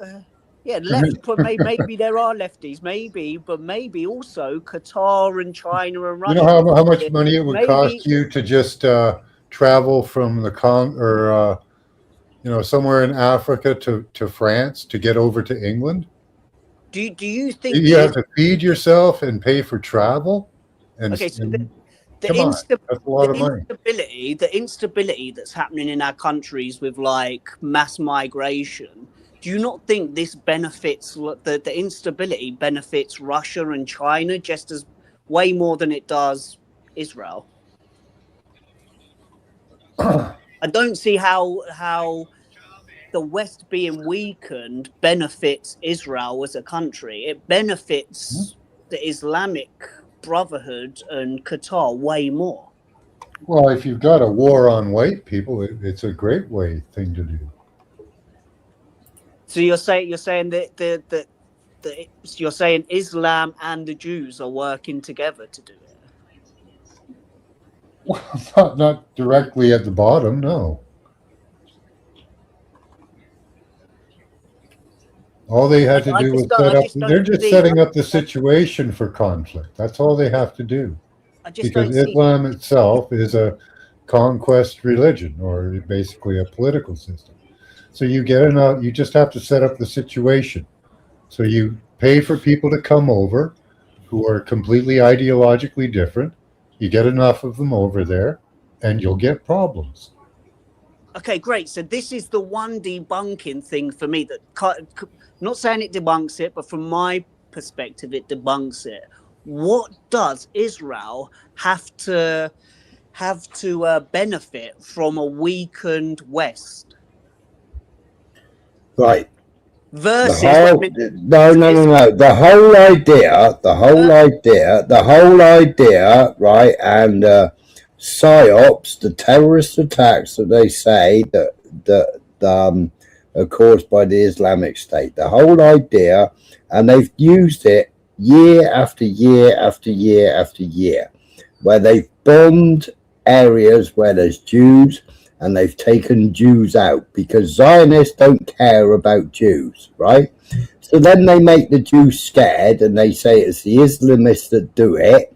And then the Jews move to Israel because Israel is a declining population, right? People are moving to Portugal, left, right, and centre. People were moving to Thailand, left, right, and centre. People were moving to Spain. People were moving to Ukraine, yeah? It's declining population. So they carry out psyops, yeah? They blame it on the Muslims, right? Time and time and time again. They come out with all this anti-Semitism, and it's all false. And they've done it to themselves, yeah? Where they've attacked themselves, etc., etc. To cause fear, so the Jews then move out of that area and move to Israel because they've got a declining population and they want more Jews in Israel. Okay, that might be one reason to get Jews to think, but how does that benefit? How does that benefit them in the long run? Have you heard of replacement migration? I don't think you're understanding like what I'm trying to get at. It's like Max said. Have you heard of replacement migration? Of course, and Okay. it's happening, but I just don't believe it's happening from the Jews. Like, Well, it was George Soros that instigated it in the first place back in the 1980s. Okay, it was George Soros that said to every single government, you've got to take 100,000 people a year, yeah? And if you can't afford to take them, I will lend your government the money. Okay, but how does that benefit Israel? Lower as a wages, state? more votes for the party doing it, and lower wages. So yeah, and money, kickbacks. Look at all the kickbacks people are getting. Look at what's happening in Minnesota. Look at it all. Tons of money. So say You're like banging my head against a brick wall. It's like, how can I get through to you because you don't understand? I answer you over and over and over again. No, you don't. You're not addressing my point. And you don't listen. One, you don't give me a chance to land my final point, and then you don't address my point. You go off on something else. So. No, we did. Replacement migration. Replacement migration. This happens, right? Say this plan goes through. How does that benefit Israel versus how does it benefit the Islamic community? Because it makes every other country unstable. Yeah, but who benefits from that more? How does Israel benefit from the destabilization of the West when the West are the only ones who can keep them alive? Can we all agree that Israel couldn't survive in the current situation, the current climate, without the backing of the West? Yeah. Could they survive without the backing of the West? And this is what it comes down to for me, why I'm not on board with you guys. Because I don't see how it benefits Israel in the long run to have a destabilized West, an Islamified West. But on the other hand, I can see from my perspective how it benefits, say, countries, well, just as the worldwide ummah and the ideology that have been calling for a globalized caliphate. I can see how it benefits them to have the West destabilized. I can see how it benefits Russia to have the West destabilized, benefit China to have the West destabilized, but I can't see how it benefits Israel to have the West destabilized and Islamified and people who back the Islamic world with their military and stuff, because that's what will happen with the West if it becomes Islamified. It will then turn its guns on Israel. Get what I'm saying? I don't know, not too many people My way bombing of thinking Israel. at least makes sense to me. If it's true or not. Can you see why I think in the way I think? I see your point, but Yeah, okay, good. It- Just as long as I know I'm kind of making a little bit of I sense. understand it. Because but I'm new to coming on these panels, and it's hard to know whether I'm articulating my points properly. You know, it's different when you're Right. speaking rather than I'll being. play you a short video again. Yeah. Oh, no, not another fucking AI generated video, please. No, it isn't AI. I don't like the AI videos myself. Yeah, they don't do any work from either side. Anyone's calls or narrative any favors. Load of Oh stock. shit! Sorry, Max. Why did that kick Max? You kick him. Take that, Max. Well, I was trying to present. I put the link back in there, Max. But it asked me to, because Max was sharing the link earlier to the Minnesota. He deserves it, man. He deserves to be kicked for being a fucking Canuck. Sorry, Max. While you were sharing that app, when I went to present, it said I needed to remove that first. So I just tried to remove it, and it removed you. Right.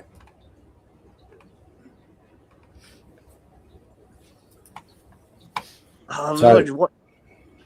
Go on. Anyway. So we'll listen. This is one guy, dude. No, this is several days. It's in humanity's interest that whites experience a genocide.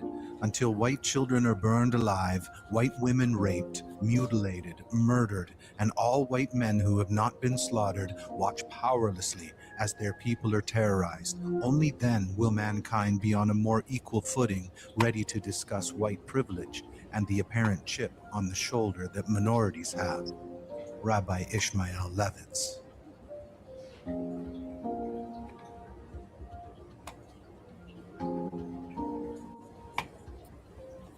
Donc pour ce faire, il faut tout simplement supprimer les frontières, détruire les nations, détruire les races, détruire les religions. Autrefois, au XIXe siècle, ce projet était incarné par le projet communiste. On sait que Karl Marx, qui était à l'initiative de ce grand projet communiste, était lui-même d'une famille juive. Aujourd'hui, on nous parle de l'homme enceint, on nous parle du transgenre, on nous dit que l'identité sexuelle n'est pas innée, mais elle s'acquiert. Donc ce n'est pas du tout le fruit du hasard, on retrouve toujours cette obsession égalitariste, ce fanatisme égalitaire qui entend... I can't be bothered to listen to German. America and Australia. And they are deliberately setting about folks like me who were Caucasian of European descent, for the first time in 2017, will be in an absolute minority in the United States of America. Absolute minority. Fewer than 50% of the people in America from then and on will be white European stock. That's not a bad thing. It's very clear that the Jews want to exterminate the European race. Richard Coudenhove Kalergi, who is the father of the European Union and who was funded by the Jewish bankers Rothschild and Warburg.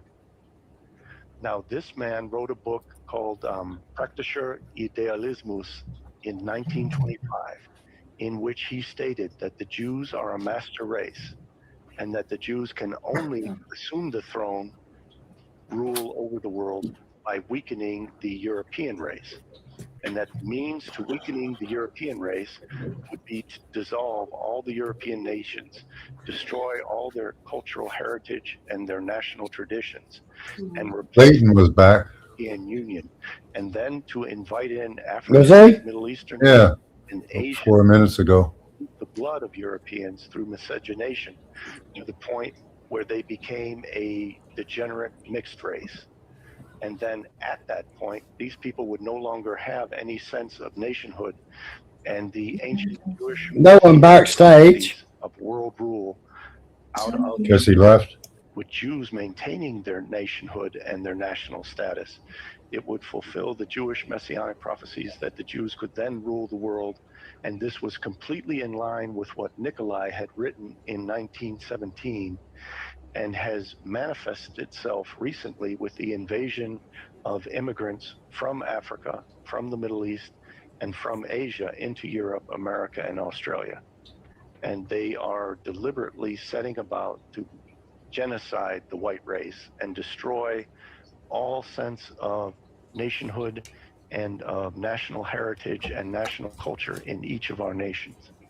I speak of the death of the white race, the complete removal of all means of reproduction of the so-called Aryan race. Men, we now control the destiny of this race. It is now time to make sure the white race becomes extinct through miscegenation and having a virtually zero birth rate. We have all enjoyed the vision repeated all over this world every day of the last white children playing with little dark children and knowing that they are being set up for their eventual destruction. We can ruin the ancient pure bloodline of an Aryan child by convincing him or her of the altruism of begetting interracial children. We must expose the race mixing of the urban centers to the suburbs and rural areas of this country. Abe Foxman, ADL President, August 25th, 1998, New York. The goal of abolishing the white race is, on its face, so desirable that some may find it hard to believe that it could incur any opposition other than from committed white supremacists. Make no mistake about it, we intend to keep bashing the white dead males and the live ones and the females too, until the social construct known as the white race is destroyed. Noel Ignatieff, Harvard professor, 2002. Forbid the whites to mate with whites. The white woman must cohabit with members of the dark races, the white men with black women. Thus the white race will disappear. Our race will rule undisputed over the world. Our superior intelligence will easily enable us to retain mastery over a world of dark peoples. Rabbi Emanuel Rabinovich, Council of European Rabbis, Budapest, 1952.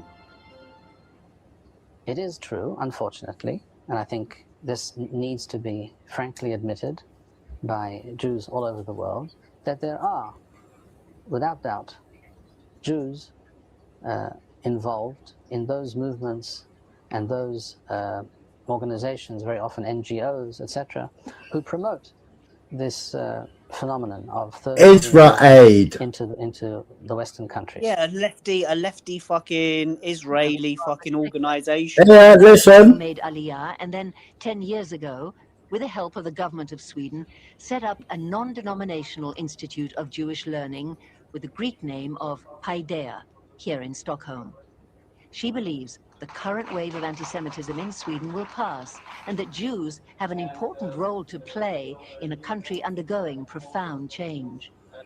I think there's a resurgence of anti-Semitism because at this point in time, Europe has not yet learned how to be multicultural.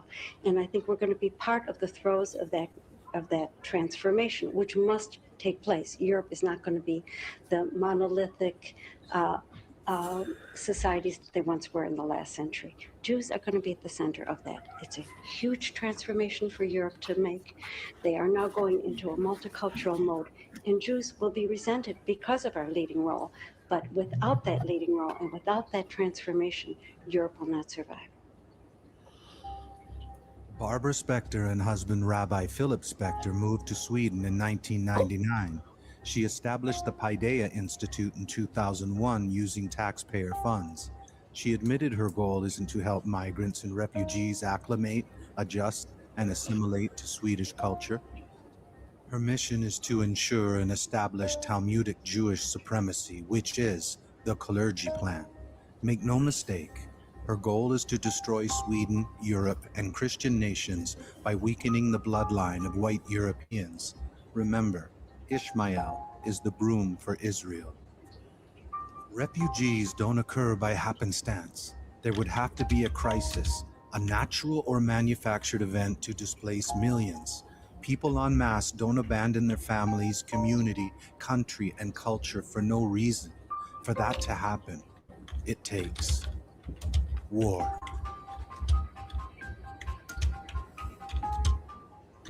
In the Zohar HaKadosh, you will find there an extraordinary information. There will be two big buildings in the land of Edom, which today we relate the word Edom to America. And those are the biggest, the tallest buildings in the world. And they will be brought down completely. And that will be the sign of the beginning of That as high as the volume will go? that will end only in the coming of the Mashiach. 1 week before, one of the great rabbis in Israel, a Hasidic rabbi, he came with some people, some of his disciples in the car, and they were coming towards the evening. He didn't want to lose the time of Mincha, the prayer of the afternoon. He said, please, can you stop right here? I want to daven, I want to pray Mincha here. They prayed Mincha with Minyan in front of everybody passing in Manhattan. Where? Right there, near the World Center. After he finished the davening, the prayer, he said, say bye-bye to those buildings because you are not going to see them no more. Say bye-bye to those buildings because you are not going to see them no more.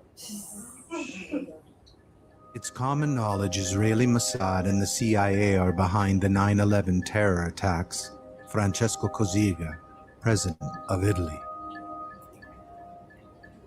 I would argue that if you really want to know what's happening with Middle Eastern policy, then you must read Oded Yanan's A Strategy for Israel in the 1980s. Now, in that document, which is pretty much being played out to a T right now and has been for many years, there were serious objectives for Israel. And Israel's main objectives were to expand and grow in line with the Greater Israel Project. And in order for it to do that, there would need to be an excuse to justify the expansion of Israel. And in order to do that, we would have to sow the seeds of sectarian hatred and violence in the region.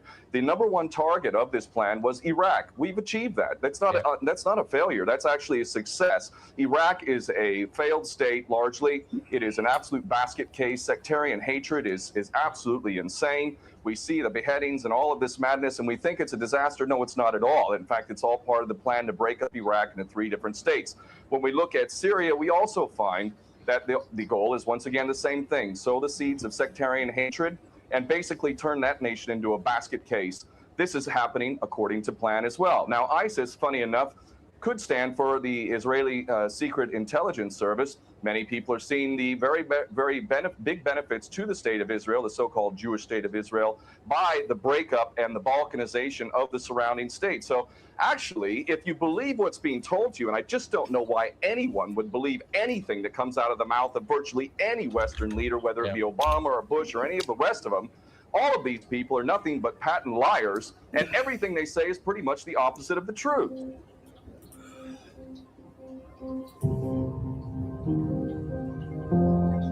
About 10 days after 9/11, I went through the Pentagon and I saw Secretary Rumsfeld and Deputy Secretary Wolfowitz. I went downstairs just to say hello to some of the people on the Joint Staff who had used to work for me. And one of the generals called me in. He said, "Sir, you got to come in. You got to come in and talk to me a second." I said, "Well, you're too busy." He said, "No." He says, "We've made the decision. We're going to war with Iraq." This was on or about the 20th of September. I said, "We're going to war with Iraq. Why?" He said, "I don't know." Said, I guess they don't know what else to do.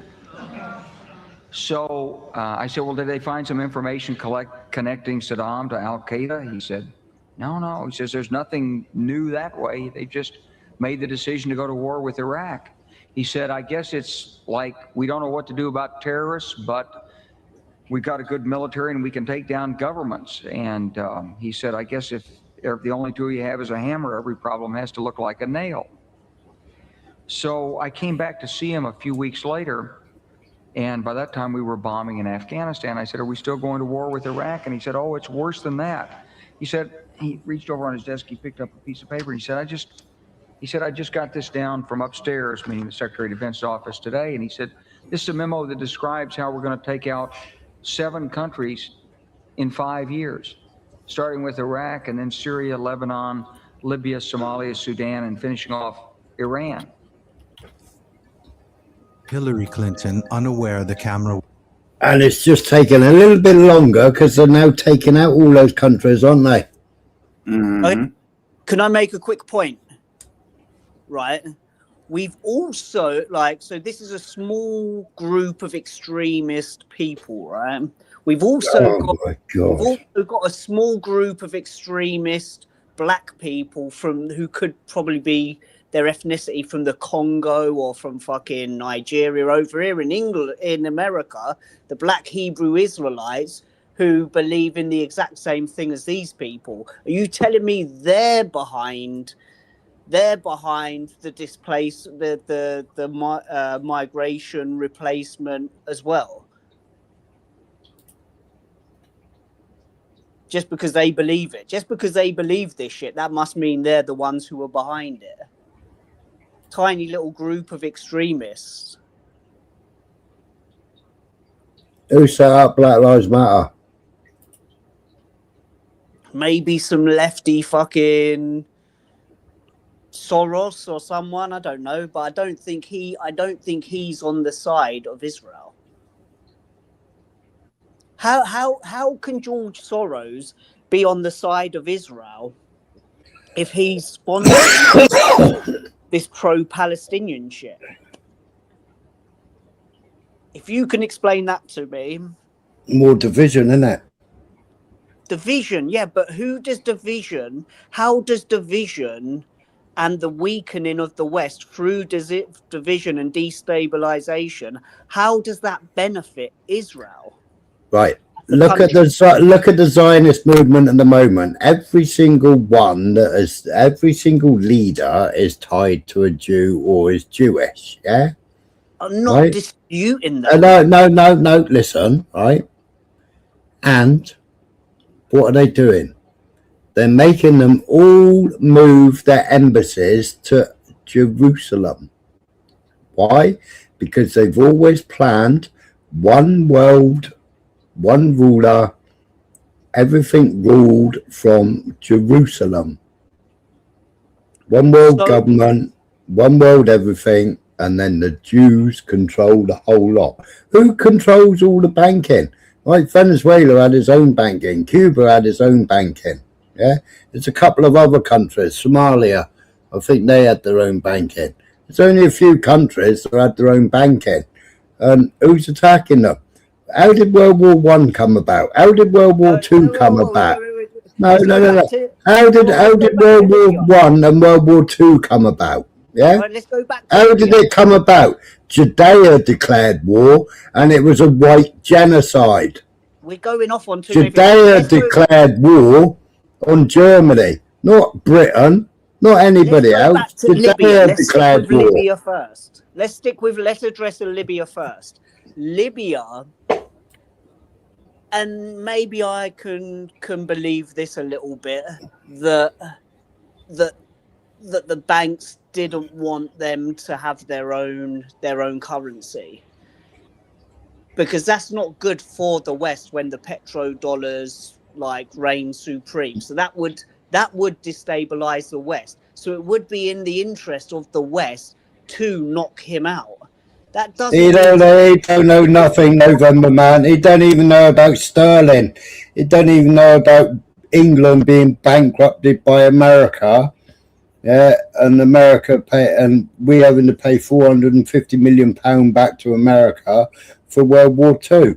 The pound, the destabilization of the pound, making the petrodollar, so the pound sterling was transferred to dollars to do deals, where we had sterling and we dealt with sterling all around the world to buy our produce. And America, in order that we got our loan of, what was it, £3.86 billion, I think it was, right? We got our loan, which then fed England after the war and put everybody on ration cards, right? And the only way we'd get that loan is if we signed over sterling and moved over to the petrodollar. Shut up. Okay, wait. Okay, so let me just get this in quickly, right? Let me try this in a different way so I can try and get some kind of answer. Who does? Right. So we got two. Let's look at these two scenarios, right? We got a 1400-year doctrine that calls for a global caliphate, right? And then we've got what you say, the Kalergi plan and stuff like that. So we've got two different scenarios here. My scenario that I believe, the scenario you believe. The destabilization and Islamification of the West, who does that serve better? The Jews or the fucking Muslims or Islam?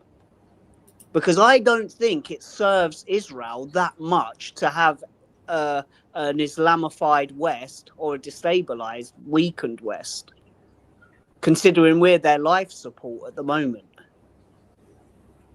So what makes you believe that it's the Kalergi plan and the Israel behind it over than it might just be the push for a global caliphate?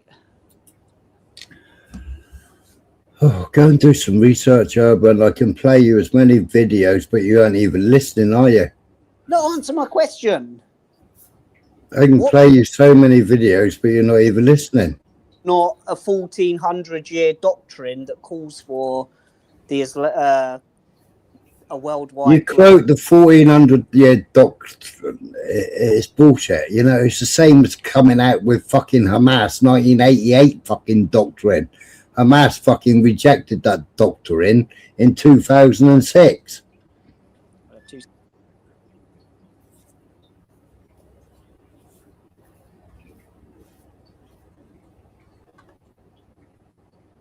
Was still rolling, laughs at the brutal assassination of Libyan President Muammar Gaddafi, October 11th, 2011. We came, we saw, he died. Did it have anything to do with your visit? Oh, I'm sure it did. The wealthy Jews rule the world. The fate of the governments lies in their hands. They start wars between countries, and when they wish, the governments make peace. When the wealthy Jews sing, the nations and their leaders dance along, and meanwhile, the Jews get richer. Theodor Herzl, the father of Jewish Zionism.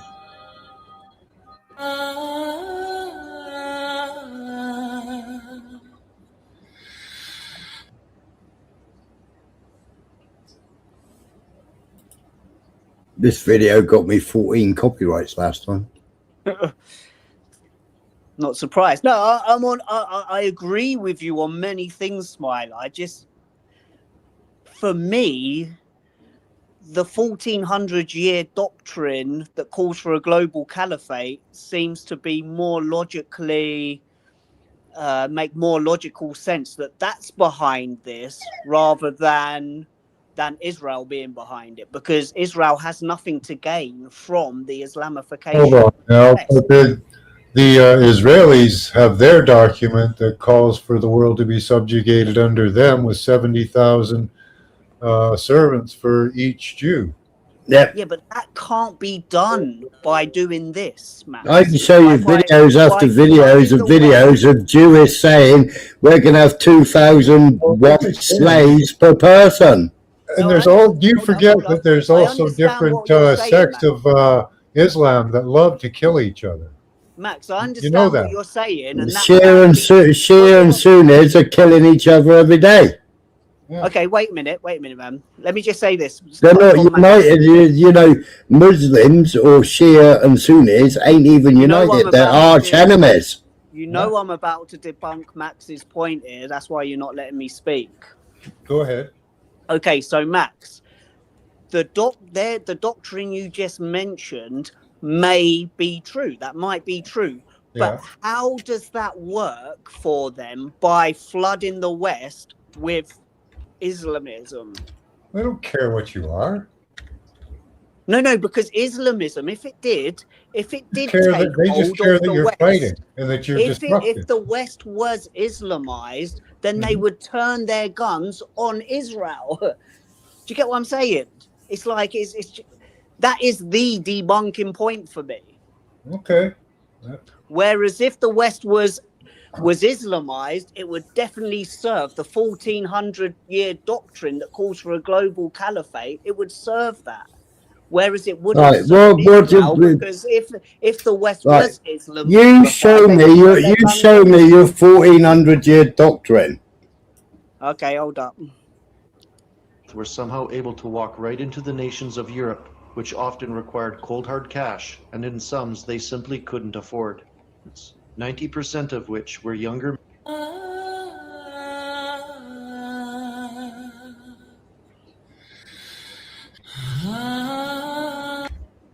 90% of which were younger men under the age of 35, illegally entered the continent of Europe by myriad land and sea routes. This unprecedented event, precipitated and managed by the hostile liberal elite, then required continuous mainstream propaganda and NGO support for the native European population to willingly accept its continued demographic demise. The details have been researched so abundantly that there is no need to discuss them further. However, what has never been explored to any significant degree is how this costly billion-dollar international scheme was paid for, and how the poorest people on Earth were somehow able to walk right into the nations of Europe, which often required cold hard cash, and in sums they simply couldn't afford. Firstly, how does a 20-year-old youth from the Democratic Republic of Congo, where the average yearly wage is about $400, come up with some $2,000 or more to pay for the long trek across the African continent into Libya, then onto a makeshift boat that could ferry him to a European port of call? I agree with this, by the way. In short, I do agree with that. the sum of $2,000 to a young African in any of the sub-Saharan regions is the equivalent of about $100,000 for a similarly aged, unmarried young person living in America. Young people from these areas simply do not have that sort of cash. There have been numerous reports of NGO trucks and black unmarked vehicles operating in the vicinities of well-known pickup points along the early stages of these migration routes. And although these culprits, handlers, and exchangers of currency have been difficult to source, there is no question that large quantities of money are being funneled in somehow. The total operational transport cost to all migrants who illegally entered Europe over the past 5 years is estimated to be about $8 billion. This was paid mostly in cash. Such an alarming total exceeds even the GDPs of some of these countries put together, and there is absolutely no way that all of this money came from third world pockets. So, where did it come from? About a year ago, the infamous globalist hegemon, George Soros, admitted to divesting some $18 billion of net worth into a number of his NGO platforms, and in particular, the Open Society Foundation, which is the umbrella entity or Politburo that operates hundreds of globalizing progressive organizations that now encircle the planet. This had been done over the previous 2-year period. The money essentially disappeared for all intents and purposes, as no one cared to audit the so-called charity, and it had become so vast that no one would have even known where to begin.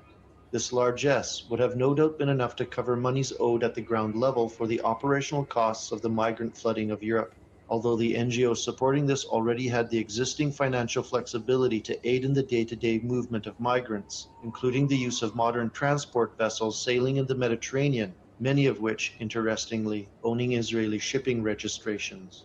When we're talking about offshore money, when we're talking about political subversion, when we're talking about collusion, I wonder whether we're looking in the wrong place. And I say that because George Soros recently gave Open Society, his organization, which of course campaigns for free Really? movement of peoples and One moment there. supranational structures like the European Yeah, go Union. on. He recently gave Yeah, even if they, turn the West Islamic, right? You've still got China, Russia, India, lots of other people to fight with, other than the Jews.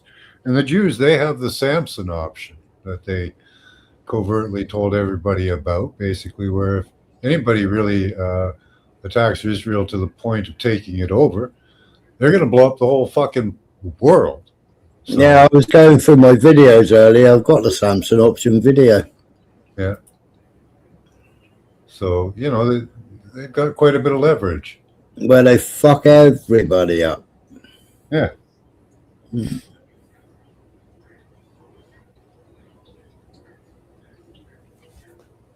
That's all. $18 billion. And his influence here and in Brussels is true. This is probably the second speech he ever made that actually meant anything. The other one was when he was leaving the EU. Extraordinary. Open Society boast that they had 42 meetings last year with the European Commission. They've even published a book of reliable friends in the European Parliament. And there are 226 names on that list, including yours, sir. I thought you'd find this interesting.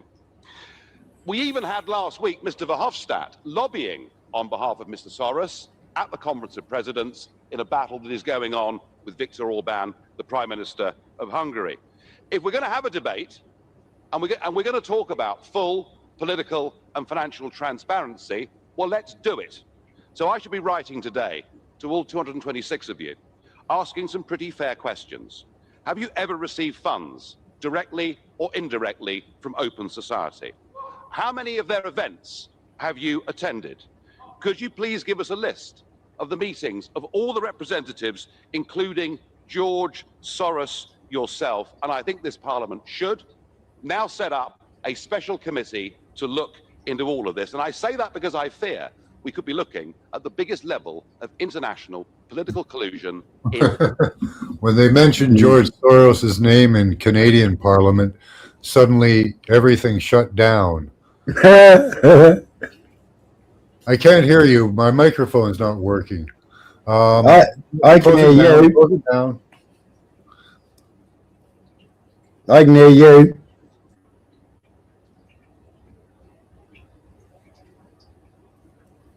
Can you not hear me? Yeah, I can hear you. All right. Yeah. Oh, that's what they said in Parliament. Yeah. Oh, right. Okay. They said one of our constituents was asking about any influence of a person or somebody called George Soros, and as soon as they mentioned that name, he put his hand on the microphone. I can't hear you. We have to shut it down. The microphones aren't working. Yeah. That was it. They shut it down. Made sure that name was not entered into the record. Into the record, yeah. Yeah.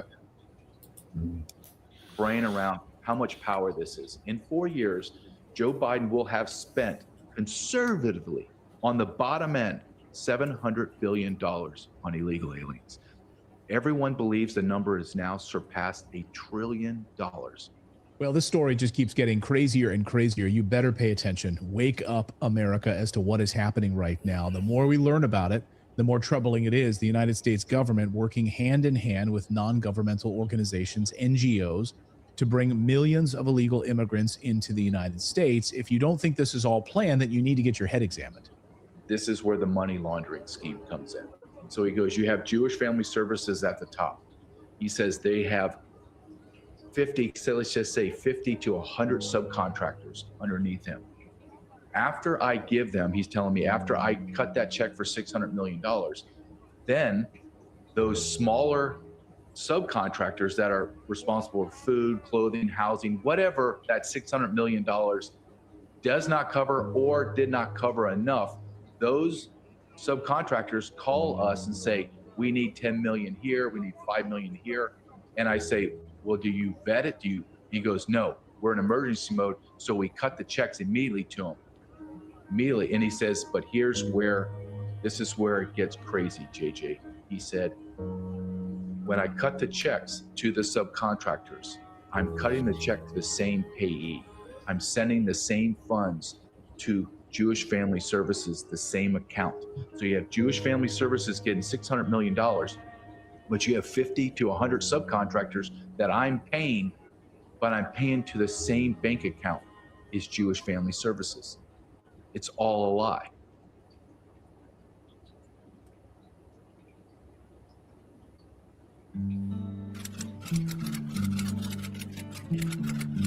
I think Trump's reacted to the ICE shootings, by the way. Sufrió por ella, que hasta la muerte la fue llamando. You know what, Urban, is they don't like people like you who question things and get uppity about stuff. They want people that'll just fall in line, do what they're told, and not expect a good life. I'm just thinking of it from a logical standpoint. Like, what does Israel have to gain from the Islamification of the West when Islam will turn the guns on them if they ever do take control of our parliaments?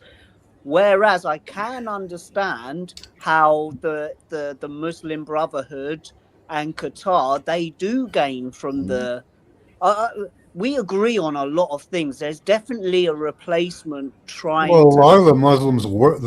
I forget. I don't know. I think it's the Sunni.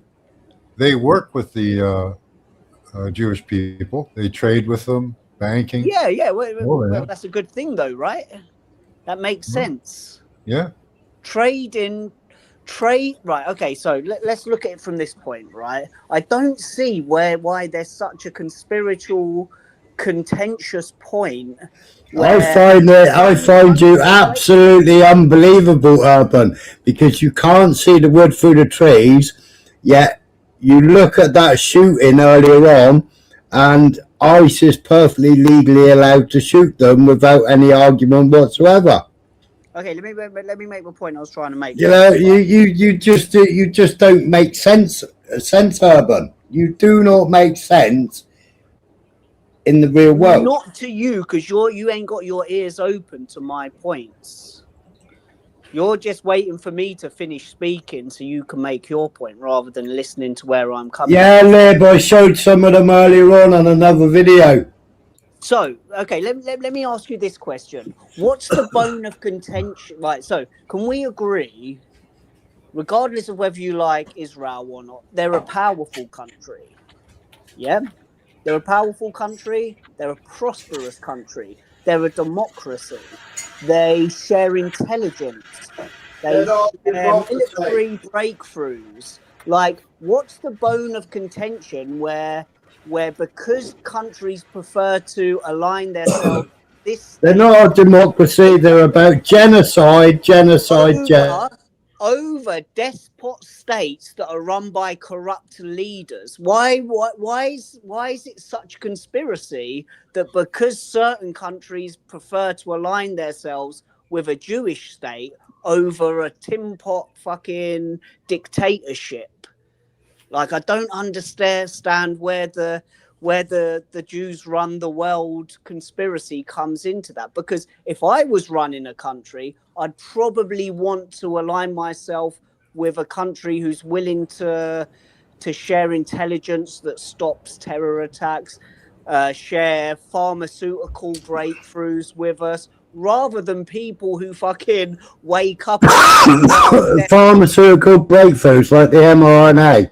You know, another genocide. Why would I, as a leader of a country... Palantir. Go and have a look at Palantir. Oh, I know Palantir. I know that. I know all that. That's irrelevant to the point I'm trying to make, Smiler. How is it irrelevant? It's all about genocide. It's all about killing the white race. Yeah, it is. But who's behind that? But why would I, as a leader of a country... Who's behind that? Who's come on, answer your question. Who's behind that? Hold up, answer my question first. Let's go one for one, and I'll answer. You haven't asked the question. Not the leaders of countries, it's bankers and businessmen.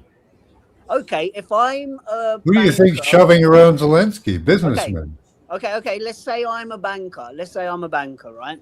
Let's I say say you're a wanker. I mean, a banker, yeah.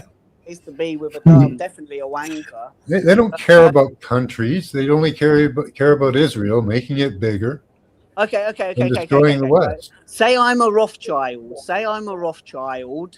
Yeah. I'm living large in Yeah. America. I've got control of most of America through the back door and through my funding and my lobbying, right? Say I'm that man. I'm that guy. I'm the Rothschild running the fucking world, right?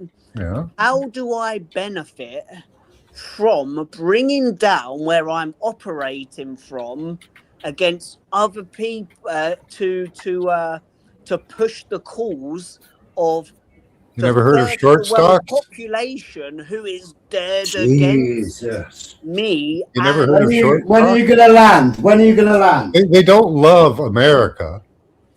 Like, they don't love America. Do they love don't care the about it. Islamic world then?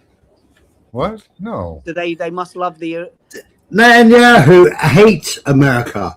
Netanyahu laughed at 9/11 and said, Israel's going to benefit from this, and we can bully every single congressional member.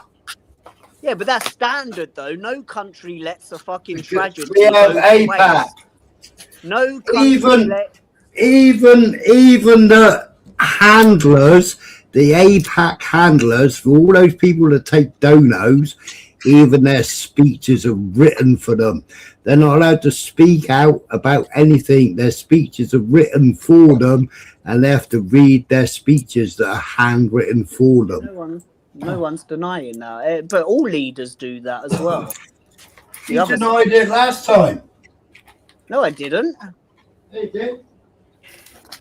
I think Trump gets them written for him, but he goes fucking rogue, man, a lot of the time, and spits his own bars.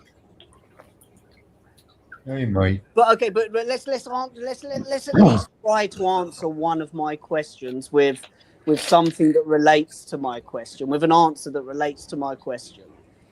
Right? Try it. Okay, let's try this one, right? Let's try the last one. What is the bone of contention with a country who chooses to align with Israel, a democracy, someone who shares intelligence that stops terrorist attacks, a country that shares Which terrorist attacks do they stop? breakthroughs. Which terrorist attacks? Because they cause and create most of the terrorist attacks. Breakthroughs in military technology. Well, because they can design something and then use it on a human being and see whether it works. Wait. And then they have other militaries around the world go to Palestine. Smiler. You're not I'm answering your question. No, you're not, because I didn't finish my question. I'm answering it as you go along because you're so long-winded. It's unbelievable. Right. Okay. Let's take Israel. Let's take Israel and fucking Islam out of the equation here.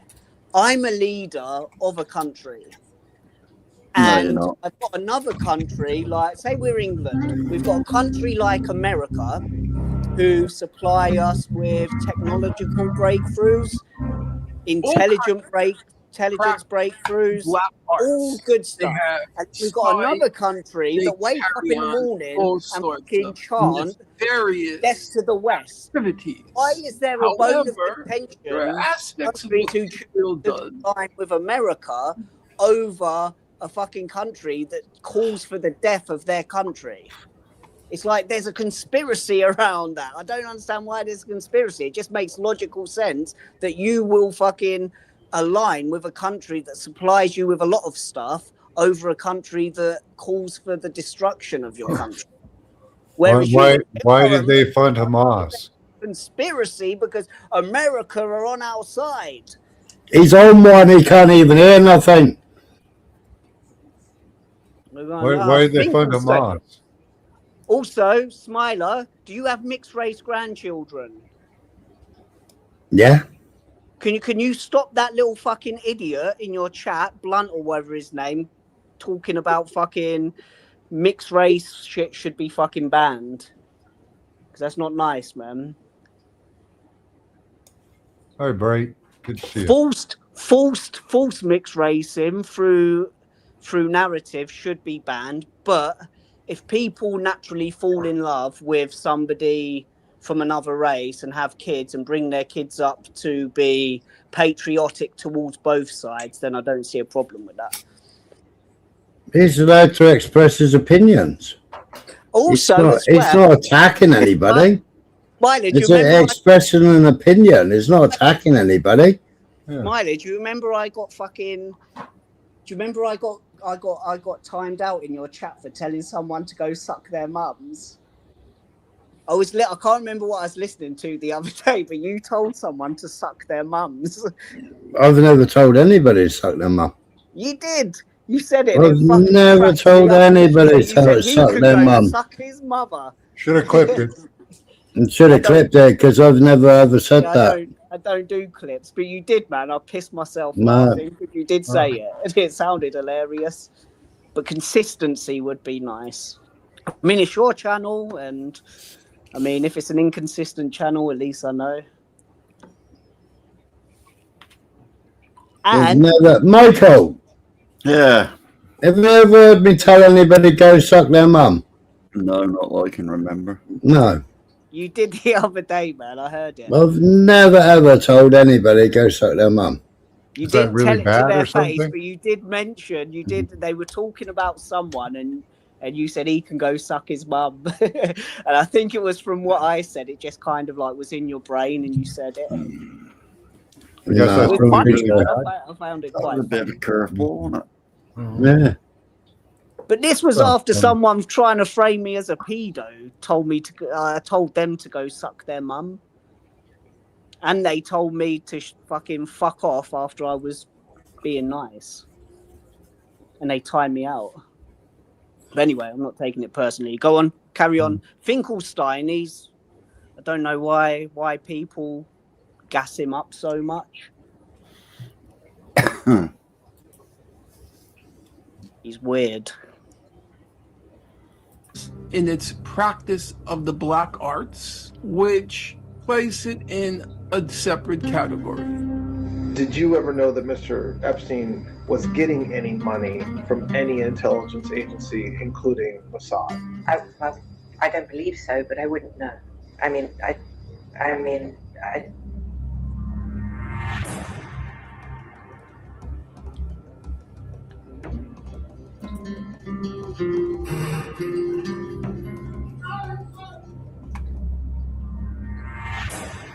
Epstein's. See those pager explosions?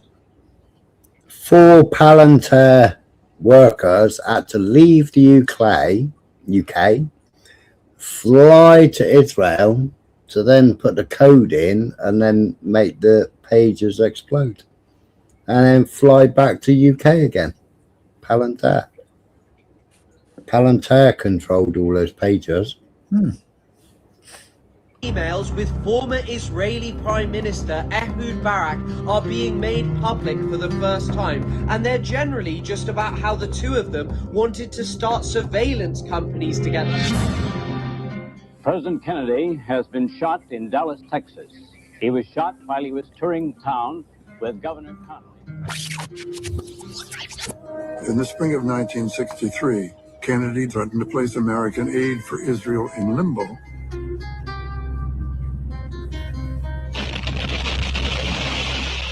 The Jerusalem bomb was the beginning of terrorism as a media event, designed to capture the world's attention. The latest casualty list included 65 killed, 47 injured. The British military and administrative headquarters was here, in the south wing of the King David Hotel in Jerusalem. The perpetrators, Zionist Jews, members of Menachem Begin's Irgun terrorist network. Begin, who would one day become Prime Minister of Israel, described this tactic as turning Palestine into a glass house, where the entire world was looking in. Zionist terrorists were so off their rocker in the 1940s, they even proposed to assassinate Winston Churchill. Matter of record. Google it. Google it. Ergun Churchill assassination. You don't know what it was thinking death is the worst thing that could happen to you. I went on that APAC trip, and I remember I was at the King David Hotel, and I rolled back to my room unexpectedly when the rest of the group was still on some planned activity, and there was some dude in my room. I'm like, hey, man, what are you doing here? And he acted like he was associated with the hotel. And is the director of the FBI caught up in an Israeli honeypot operation? All right, here's the context. Quote, some social media users have wondered whether the FBI and the U.S. Justice Department's refusal to release the list of Jeffrey Epstein's clients could have something to do with Alexis Wilkins, the 26-year-old girlfriend of 45-year-old FBI Director Kash Patel. Okay, so look, you know Israeli intelligence. You know what we've done also quite a few years Way ago. too hot. We have some of the best intel in the world. Obviously, I can't share with you on television everything that we know. How did you convince Hezbollah to buy this? We have an incredible array of possibilities of creating foreign companies that have no way being traced back to Israel. We create a pretend world. We are a global production company. Have you ever had any contact with any representative that you know of from Mossad? Well, not deliberately. Well, not deliberately. We write the screenplay. We're the directors. We're the producers. We're the main actors. The world is our stage. The world is our stage. The world is our stage. The world is our stage. That was a retired Mossad agent that was part of the pager attack in Lebanon. I remember thinking when I first watched this interview on 60 Minutes, like, how did they get him to admit this? Admit to this manipulation live on TV? How did this air on one of the longest running programs that has been a dominant force in prime time for decades? And if you follow that thought, you're tempted to think, oh, it's because his face is covered, right? His identity is concealed. So of course he can admit. That's how 60 Minutes got the scoop, right? Then you realize that Israel is actually bragging about this. They want us to know. This didn't end up on primetime accidentally because 60 Minutes managed to get it. Because the establishment media will never expose Israel if Israel doesn't want something exposed about itself. So this story about the terror pager attack, or how Israel frames it, this sophisticated espionage operation, which by the way resulted in this, and this, and this, was meant to be seen. They want to take credit for it. Do you remember the footage of Netanyahu gifting Trump a golden pager? They love every second of this. They're bragging about this. This is pure sadism and psychopathy, which is, of course, what Netanyahu is. It's easy for anyone to call Netanyahu a psychopath, right? And he is. But the rest of the Zionists and Israeli society, they share that pride. Hey guys, hope you're well. I was just wondering in my head if one of the testicles of a member of Hezbollah that got blown off in the pager attack had plopped and landed in the ocean, in the Mediterranean, where would it be now? Notice the emphasis on the balls and the testicles. They love linking everything back to sex. Sex and violence. It's their favorite cocktail. I recently came across the podcast Unpacking Israeli History. There's this one episode about the Mossad in which the host regales 3 stories about the legendary intelligence agency. You can tell he's completely awestruck by Mossad, talking about the agency like it's run by his favorite movie stars. He starts off the episode describing how he's jealous that his wife named their son after the famous Israeli spy that she finds hot. When my wife Razy was pregnant with our eldest child, like most first-time parents, we spent lots of time thinking about what to name the baby. After months of debate, we found the perfect name, a name that encapsulated the love that engulfed us before he even opened his eyes. Eyal Yitzchak, the strength of Isaac. At his bris, I gave an intense speech, explaining to our guests that Eyal was named after my grandfather, Saba Irving, whose Hebrew name was Yitzchak, a World War II veteran who fought the Nazis on the shores of Normandy, France, as a proud member of the U.S. Navy. It's a good story, right? I even believed it myself until my wife set me straight a few months later and told me I missed part of the reason we named him Eyal. In addition to your grandfather's inspirational story, you know why I picked the name Eyal, right? She asked. Turns out I didn't. Despite the months we had spent binge watching covert affairs, I had somehow failed to notice that the cutest male character was a Mossad operative named Eyal. But my wife definitely noticed, and so our son was named after a good-looking fictional spy. Thanks, Racy. Israelis and Zionists, they worship their soldiers and their spies, and they love describing their international terror operations as if they were sequences in this high-octane, sexy thriller.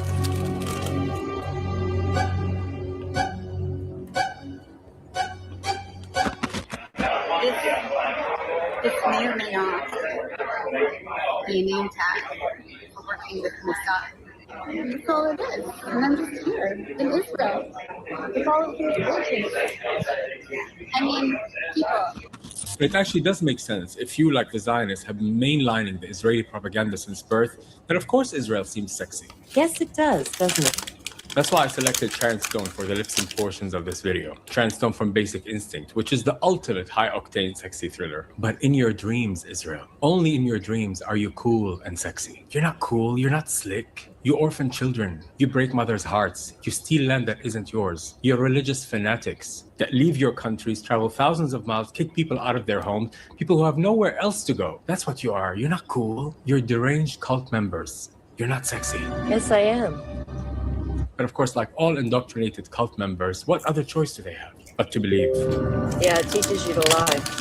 But like Norman Finkelstein said in the opening montage of this video, Israel is not the only country that is involved in these nefarious clandestine activities. However, there are aspects of what Israel does in its practice of the black arts, which place it in my opinion, a separate category. Of course, Israel always has to be special. The chosen. Chosen by Satan. That's what you're chosen by. Don't joke about that. So in this video, we're going to dive into the practices that fall under Israel's black arts. The black arts they use to evade justice and wipe out and snuff out anyone who opposes them and criticizes them. And I'm putting those black arts in 5 categories.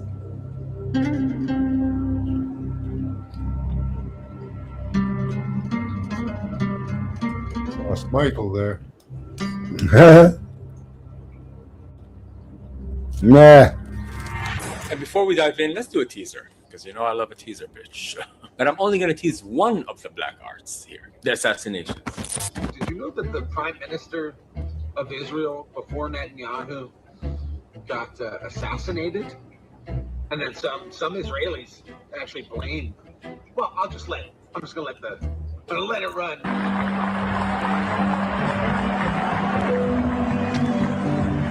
Then, as Rabin was leaving, that's him coming down the ramp.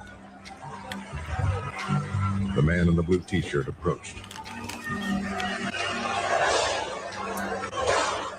3 shots from behind. The Israeli Prime Minister Yitzhak Rabin, the architect. And why did he get shot? Because he shook hands with the Palestinian PLA leader, didn't he? Hey up, Dave. Shook hands with the Palestinian leader when they signed the Oslo Accords. Police peace process has been assassinated. The assassin, a right-wing Israeli Jew. It was just after the biggest peace rally in Tel Aviv. Rabin's widow blamed... Why did the Oslo Accords collapse? Well, as the Israeli government prepares to move the peace process on in tomorrow's upgraded Paris talks, one of those most opposed to what Prime Minister Rabin is doing is the leader of the Israeli opposition Likud party, Benjamin Netanyahu, and he joins us live on the satellite from Jerusalem now. Mr. Netanyahu, first, presumably, you're none too pleased to hear that the negotiations have actually, if anything, been upgraded. I don't think the question is the upgrading, the question is the direction. The Israeli government is telling the Israeli people, look, we're not going to create a Palestinian state. We want autonomy. Did you know that right before he was assassinated, Rabin compared Netanyahu to Hamas? Prime Minister Rabin even has suggested that, frankly, your total outright opposition to what's happening at the moment is so great, it's tantamount to being equal to that of Hamas. Well, I'm sure there'll be those who'll try to paint us and the Likud somewhere between Hamas and Hezbollah. That's a joke. If you notice Netanyahu's attitude right here, more than 30 years ago, it was very subdued. That genocidal intent, because him and his lunatic Likud party were considered fringe back then. Unfortunately, what we're seeing is that from the Gaza example. Gaza is, in fact, in all but a name now, a Palestinian state. And the same is likely to happen in the West Bank, which, as you know, dominates Israel. Israel without the West Bank is 10 miles wide. You make stuff up. It has to be believable. It's called suspension of disbelief.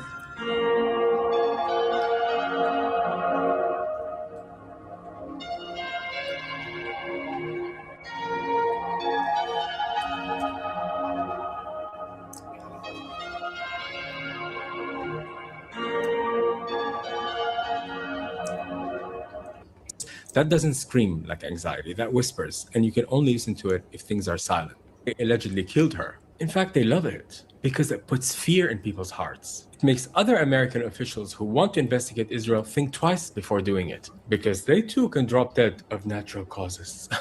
I'm looking at you, Marjorie. Since I've become a member of Congress since 2021, we have voted on 22 resolutions for Israel, all kinds of resolutions, denouncing anti-Semitism, supporting Israel. We never vote on resolutions proclaiming great things about America. It's coming to a point where it's so obvious all the time in everyone's language, the social media posts they put out. They have to proclaim Israel. They have to proclaim their faith and loyalty in Israel and how they, Israel is our greatest ally. And it's a statement that has to be made over and over and over again, to the point it's becoming like, wait a minute, what about our own country? You in danger, girl. Speaking of Marjorie, I'm sure you heard about Laura Loomer. Not at all a garbage person who's deranged. No. Very sane. Now, this pro-Israeli nut has Trump's ear, and she's been coming for Marjorie in the most vile way possible. Like talking about her being on her knees, tweeting about it. Because today it started with her telling Marjorie Green to get up off her knees, saying that if she get on her knees to pray, as much as she get on her knees for men who aren't her husband. What the fuck? Again, sex and violence is all they think about. Not that there's anything wrong with thinking about sex, but they never think about sex like, oh, let's just have fun. No. It's always linked to death and violence and degrading people and humiliating people. Disgusting. Garbage. Baby, that's a throwback to Death Becomes Her. For my gays in the back. There's a scene in Death Becomes Her where Meryl Streep is kind of emasculating her husband, and she's calling him flaccid. She's like, flaccid. And he acts like he doesn't hear her, and she's like, flaccid. Flaccid. That's what you say, Mel. Flaccid. Watch what you say, Mel. I don't have to take this anymore. I don't have to take this any longer. Anyways. But back to this classy lady, Laura Loomer, who's attacking Marjorie for questioning Israel and looking into Israel's tactics. She's proudly boasting about how she managed to prevent Gazan children from coming for medical treatment to the US. Can you imagine how depraved you have to be? That you take pride in stopping Palestinian children from medical treatment. So this pile of garbage is attacking Marjorie for questioning Israel. And here's Marjorie with Megyn Kelly, another right-wing person, talking about waking up to Israel's black arts and Israel's lies. I will say, I have had multiple reach outs to me, both from friends and from connected people in DC, begging me to go to Israel with them. And I have said no every time. But lately, it seems like it's coming to be even more, because I feel like there's a contingent of people who are worried that they're losing me. And my own feelings are, I'm looking at Israel in a different way right now than I was on 10/8, that's for sure, of 23. Right. And I can feel the pressure being slightly ratcheted up, like you're not allowed to. But speaking of Americans waking up and specifically taking back to black arts, and specifically the one that we're talking about now, the assassinations. There's a very surprising series of letters between Kennedy and David Ben-Gurion, not only the premier of Israel, but the founder of Israel, in which they're very angry letters, in which Kennedy is saying to Ben-Gurion, I'm killing myself trying to get a nuclear test ban treaty. I've even got de Gaulle on board, and that's impossible. And you keep testing in Dimona. You've got to stop. And Kennedy threatens him. And he threatens him in such a way that Ben-Gurion resigned. And I will tell you that I found articles, not in any crackpot publications, but in very sophisticated publications saying, forget Lyndon Johnson, forget the CIA, forget Fidel Castro. The Mossad killed Kennedy because they were so upset over what he did to Ben-Gurion. What's interesting about the JFK assassination is that the CIA requested Israel to be redacted from the JFK files. In completely unrelated news, by the way, did you know that the CIA was founded in 1947? What else was getting founded in 1947? A little place called Israel, right? Yeah, but I don't think they're related. No. You think so? I mean, it's true that Israel is a proxy state protecting American foreign interests and that the CIA is about foreign intelligence, but I don't think they're related. No. It's just a coincidence that they were founded at the same time. Yeah. I mean, I believe it. I don't know about you, girl. I'm in denial, so you can wake up. But of course, it has to be said that a lot of the stuff that I'm saying here is alleged, like the JFK assassination. Because if you ask Israel about such accusations, The answer is no. I didn't kill him. Shall we move on to the second black art? Exactly what did you have in mind, Mr. Corelli? Honey trapping, honey. What else? Oh, Sharon.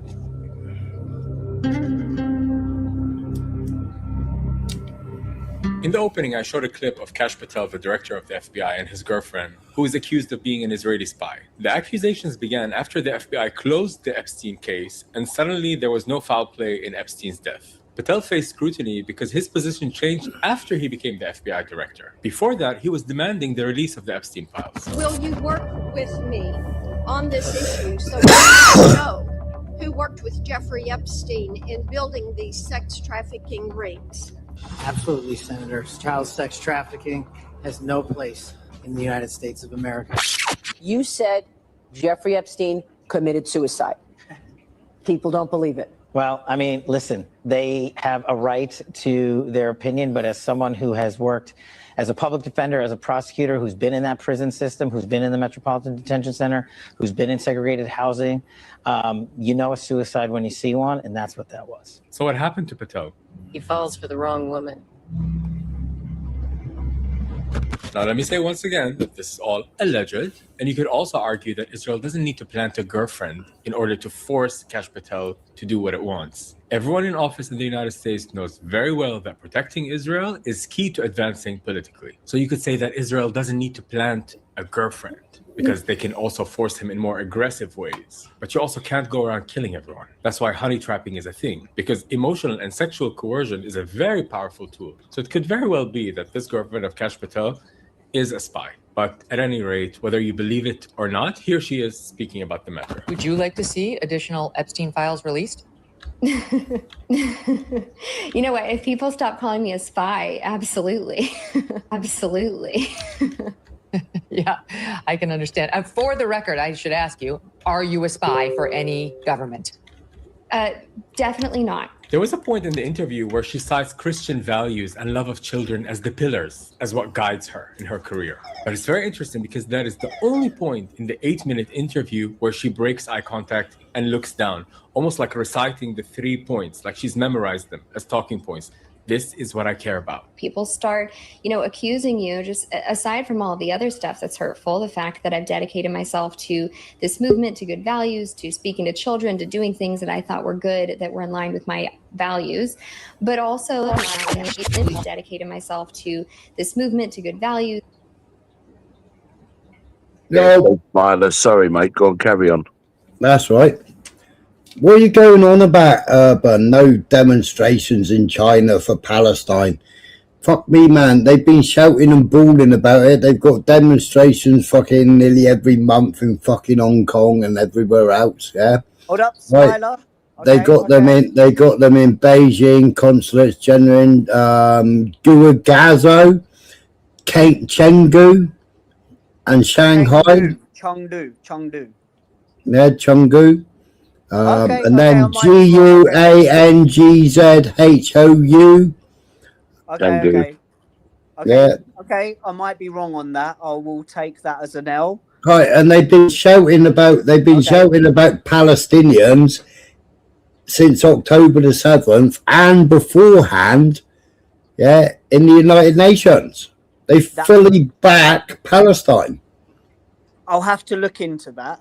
But okay. It's voted. China has voted on the two-state solution for years. for years. Why?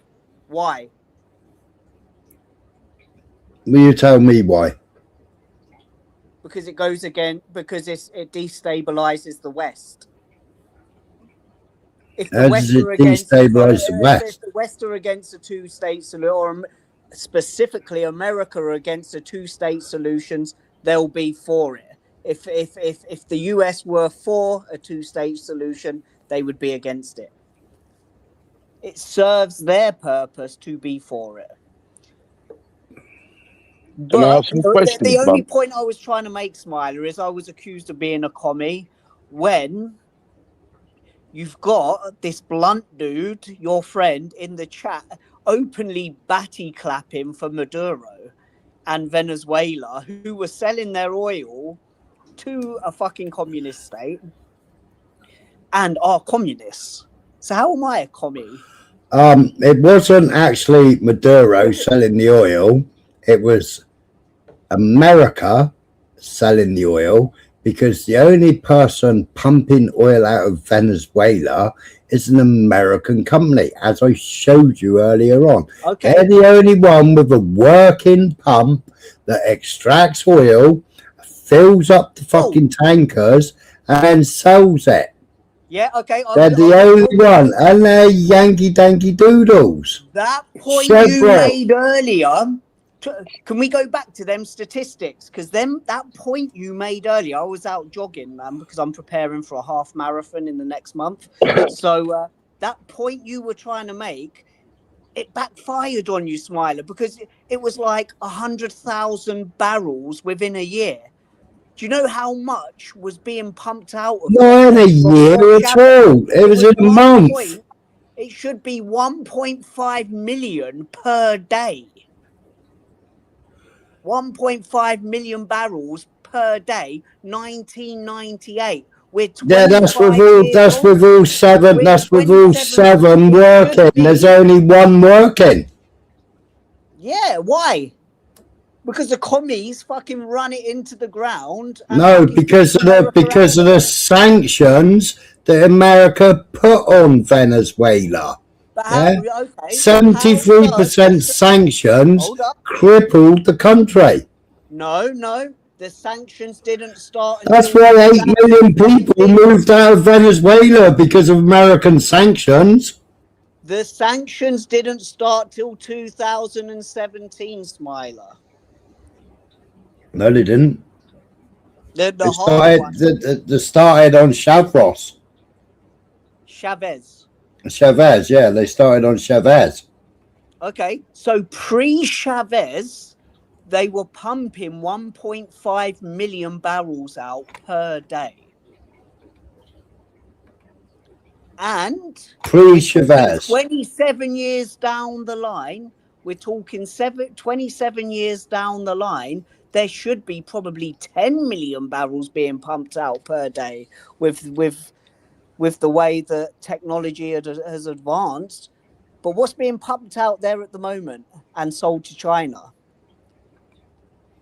Not a fucking lot. And it's being sold to China for free, whilst they fucking are allowing narco-terrorism to be fucking waged on America. Of course Americans are going to be pissed off with that. America will rebuild the infrastructure like they did in 1998, start pumping it out at a massive amount, probably 5-6 million barrels a day. It'll probably take 40% of that. And then the people of Venezuela will get 60% of that. What's the fucking problem? As opposed from them living on fucking flour and water and tree bark. It's good for the West. It's good for democracy. I don't see how I'm being called a fucking commie by your chat when enters batty clapping for Maduro and China and fucking Russia. Who owns the oil? America owns a certain percentage of it. That's the way. How can you claim that America owns oil on a sovereign country. You can't claim that they own anything on that sovereign country. It's not a sovereign country. They were given a contract. They were given a contract. They built wells, to extract the oil, and they never paid the government. They were taking 99% and giving 1%. Okay, well, even if that was true, It's the actual fact. Go and have a look yourself. That's why Venezuela under Chavez, decided to nationalize everything and fuck three of the companies out. And Chevron was the only one that stayed. No, you cannot. Chevron was the only one to stay. You cannot sign contracts with a country, have them come in, put billions of dollars into infrastructure, then send in the cartels to hold them to ransom and kick them out at gunpoint and say, fuck you, and then sell the oil from from the infrastructure that you built and sell it to the adversaries of the people who built that fucking infrastructure. When did Venezuela take over the pumping? 2000 was it, or when we 2007 was when they nationalized. 2007 after the company declined. That's ExxonMobil. No. Cargill. The Venezuelan seized Cargill rice plant in 2009. The one was in 2009. What happened after? America put more sanctions on them. Yeah, but the sales of oil still. And Venezuela refused to sell anything to America. Yeah, Chevron. No. Chevron was the only person licensed. Chevron was the only person licensed to extract oil from Venezuela. And they were given a pass by Biden. And then this year they were given a pass by Trump to carry on supplying oil. How much oil, though? You said it earlier. It was like 100. It was in the hundreds of thousands per month. Whereas that same infrastructure was pumping out 1.5 million per day when it was under American involvement. Knowledge comes with a price. If you've got the knowledge to extract something, then that obviously costs. There's no point in me having a gold mine underneath my fucking house if I don't know how to extract it. If someone's going to come 150,000 BPD is 150,000 barrels per day. Say that again. 150,000 BPD is barrels per day. They were pumping 150,000 barrels per day. When? All the time Chevron's been there. Chevron. Yeah. One company. But you do understand. There's only one company pumping. There's only one way working. Yeah, which is no good. Which is Chevron, which is owned by an American company. There was the ability to pump 1.5 yes, and Citco, I told you who bought it.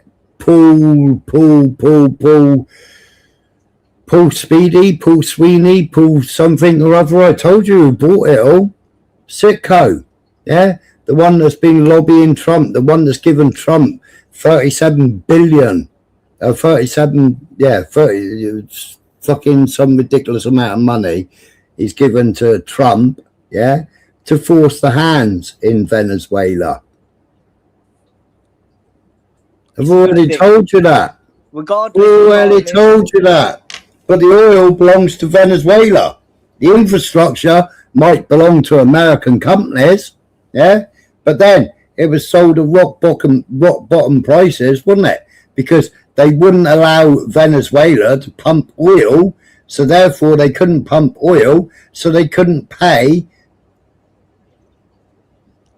the companies their money. To America might have been the word, the wrong choice of words, right? But when You're using Trump's words. You're so far up Trump's arsehole, you've got shit on your shoulders. Whose arse are you up, mate? I ain't up I'm nobody's Trump's ass. because we're taking the Western Hemisphere back, mate, and it will benefit all of us, rather than China and Russia doing it. We may stand on different sides of the fence on that one, but that would make you guys the commie. Look, And me Trump is not America first. Well, And I mean, the quicker the Epstein files get unredacted, then he'd be back in jail, or he'll be in jail, won't he? So you think America taking control of the oil fields over Maduro having control of the oil fields, selling oil for next to nothing to China, you think that's not American first? You don't think that helps America by doing that? But the only person selling the oil was Chevron. And who were they? They're American. Yeah, well, they're American. So Chevron is the only one selling it, and then paying Maduro's government for the oil. And then what's Maduro doing with the money? Is he using it to help America, or is he using it to go against America? Well, why does he want to help America? He doesn't want the usury. Exactly. He doesn't want the Jewish banking system. Right? He wants his own banking system. Hold up, I thought the other day you said he was a Jew. He is a Jew, ain't he? He was implanted by the Jews right at the very beginning after Shavraz. There's so many fucking conflicting fucking shit here, Smiler. So he was But implanted he by totally, yeah, but he didn't do anything the Jews wanted, and that's why they turned against him. You see how It's like that other woman, isn't it? It's like that woman sat in Russia that wants to come in, and she sucked up Israel's arse, she sucked up Trump's arse, and Trump said, no, fuck off, I'm not putting you in power. Who's a Jew then, Smiler? Is it Maduro or is it... No, Maduro's not a Jew. No, Maduro's not a Jew. He went to the Wailing Wall. He shook hands with the Jews. He said he was going to do business with the Jews, and then he said, no, I'm not fucking doing business with you. So who's a Jew? Maduro's has been implemented by the Jews, or Trump is a Jew, or they're both Jews and they're both having a battle of Jewness against each other. No, it's because Maduro wouldn't bend the knee to them. But he's a Jew. He isn't a Jew. He just wore the hat. You know, like our Prime Minister wore the hat. Like Rishi Sunak wore the hat. Like fucking Nigel Farage's mate wore the hat. Like I wore the hat. You have to wear a hat when you go to the Western Wall, man. But Maduro went to the Wailing Wall and wore a hat just because. But why would you want to go to a Roman? Why would you want to go to a Roman wall and stand there and fucking rock your hips backwards and forwards, pretending that it's a fucking Jewish tradition when it's got fuck all to do with any Jewish fucking tradition? The Wailing Wall has got fuck all to do with the fucking temple. Do you know what? The Wailing Wall is a Roman wall. When I went to let me answer your question, why you would do that, Smiler. For the same reason as when I went to the royal palaces in Bangkok and Thailand, I knelt down, put a funny pair of trousers on and lit an incense and pretended to say a little prayer just to see if something fucking happened. So it's what you do, isn't it? You go there and when in Rome, do what the fucking Romans do.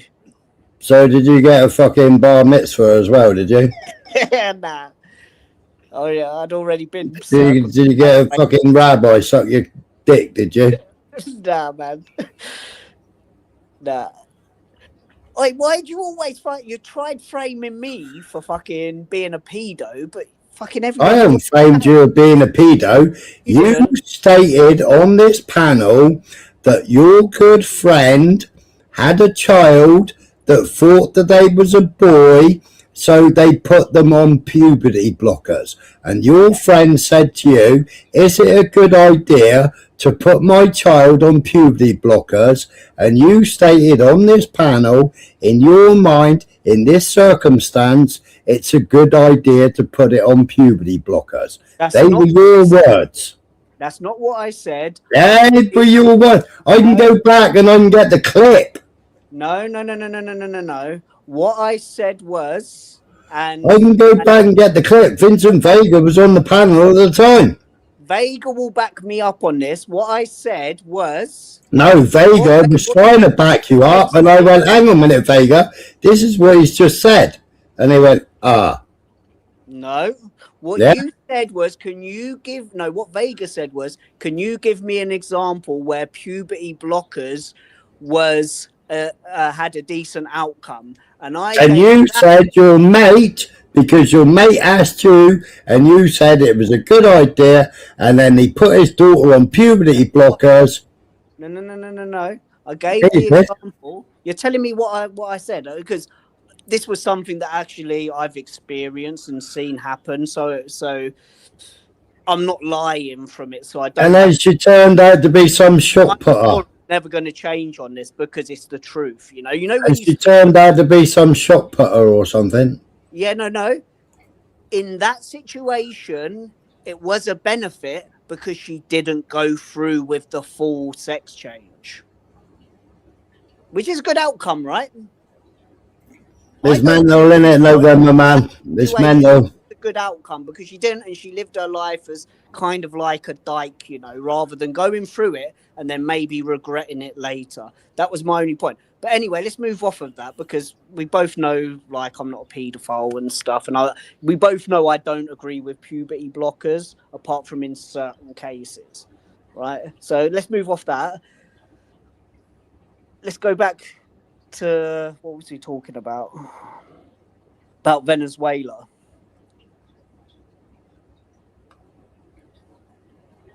What is the problem with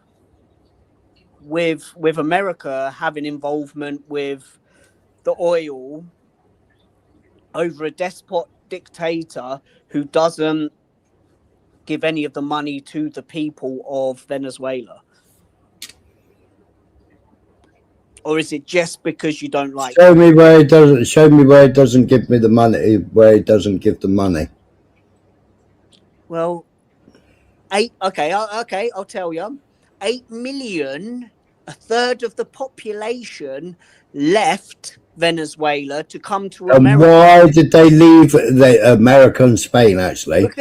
Why did they leave? Because of the sanctions that America placed on them. Because they're living on tree bark. Because of the sanctions that America put on them. The sanctions didn't stop them selling a lot of oil to China, and still the money didn't go to them. It's a very small country. Like, even with the amount they were selling to China, they're still living on tree bark and fucking water. Flour and water. Venezuela, when America had their involvement in like many other countries, or the West or the Anglosphere had their input and their involvement in these countries, they were well better off. They used to call Venezuela the Norway of South America.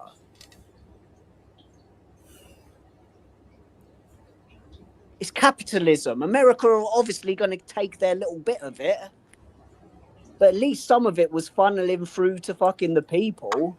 Same way in most of the fucking African countries where we had imperialism.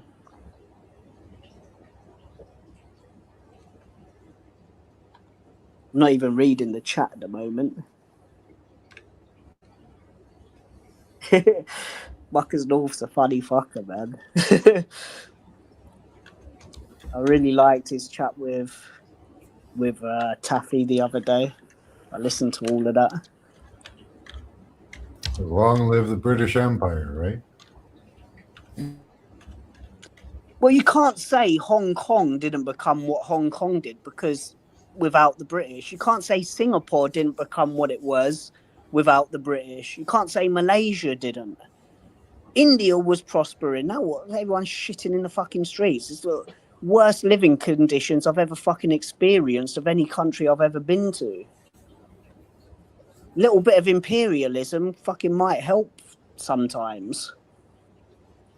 Right, so the Centre of Economic and Policy Research, the CEPRA, yeah, argued that the US sanctions significantly exacerbated the crisis. Economic collapse, sanctions, particularly the 2019 measures on the state oil company, PDVSA, crippled Venezuela's main source of foreign currency by cutting it off from global oil markets and preventing essential imports like diluent chemicals needed to process its heavy crude.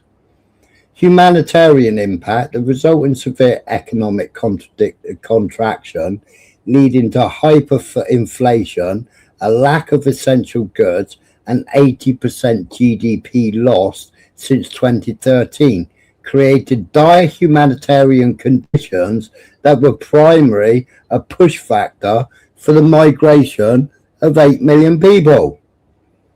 Evidence research from the CEPRA estimates over half of Venezuelans' economic contraction was due to US sanctions.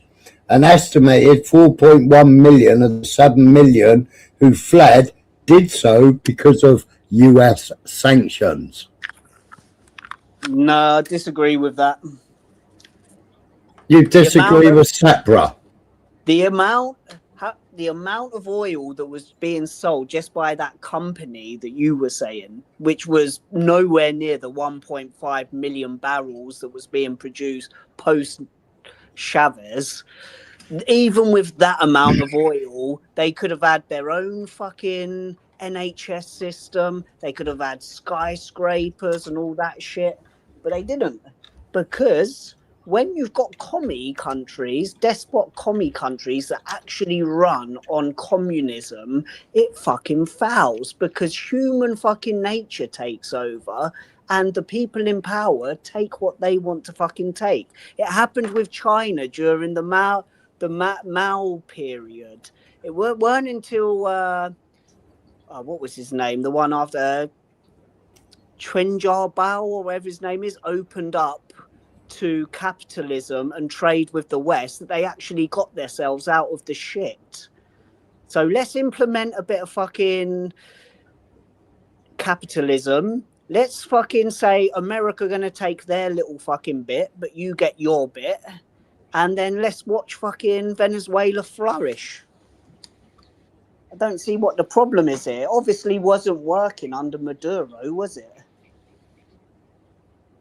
Because even with the sanctions, he was still selling it to China, but still the money from China wasn't made. Chevron was selling the oil.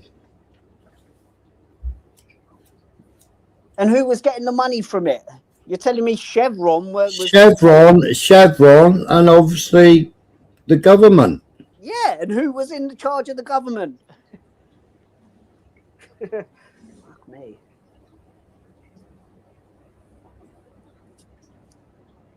So when was Venezuela oil nationalized? 1998, I believe, or 2000. Chavez. 1976. It was nationalized before Chavez. Okay. Well, I got that wrong, but what's the point?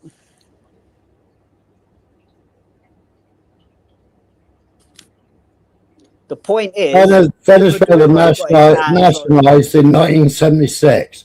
Though Chavez ultimately took control for the state-owned PDVSA, leading to major withdrawals and asset seizures. Where did the dip take place, though? Where did the dip take place? The dip in the economic situation there. It was literally as soon as fucking Maduro took power. Have a look at it. I'm no good at searching for sources though, but I've seen the sources so many fucking times.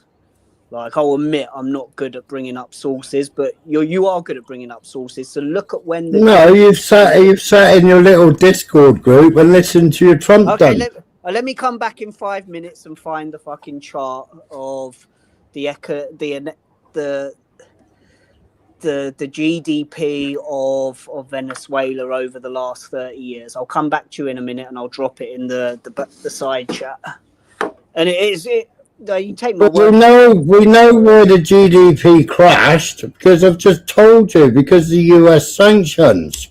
And then they started selling it to China. So even though it dipped, it still shouldn't be people. It still shouldn't result in 8 million people leaving the country because they're fucking starving to death.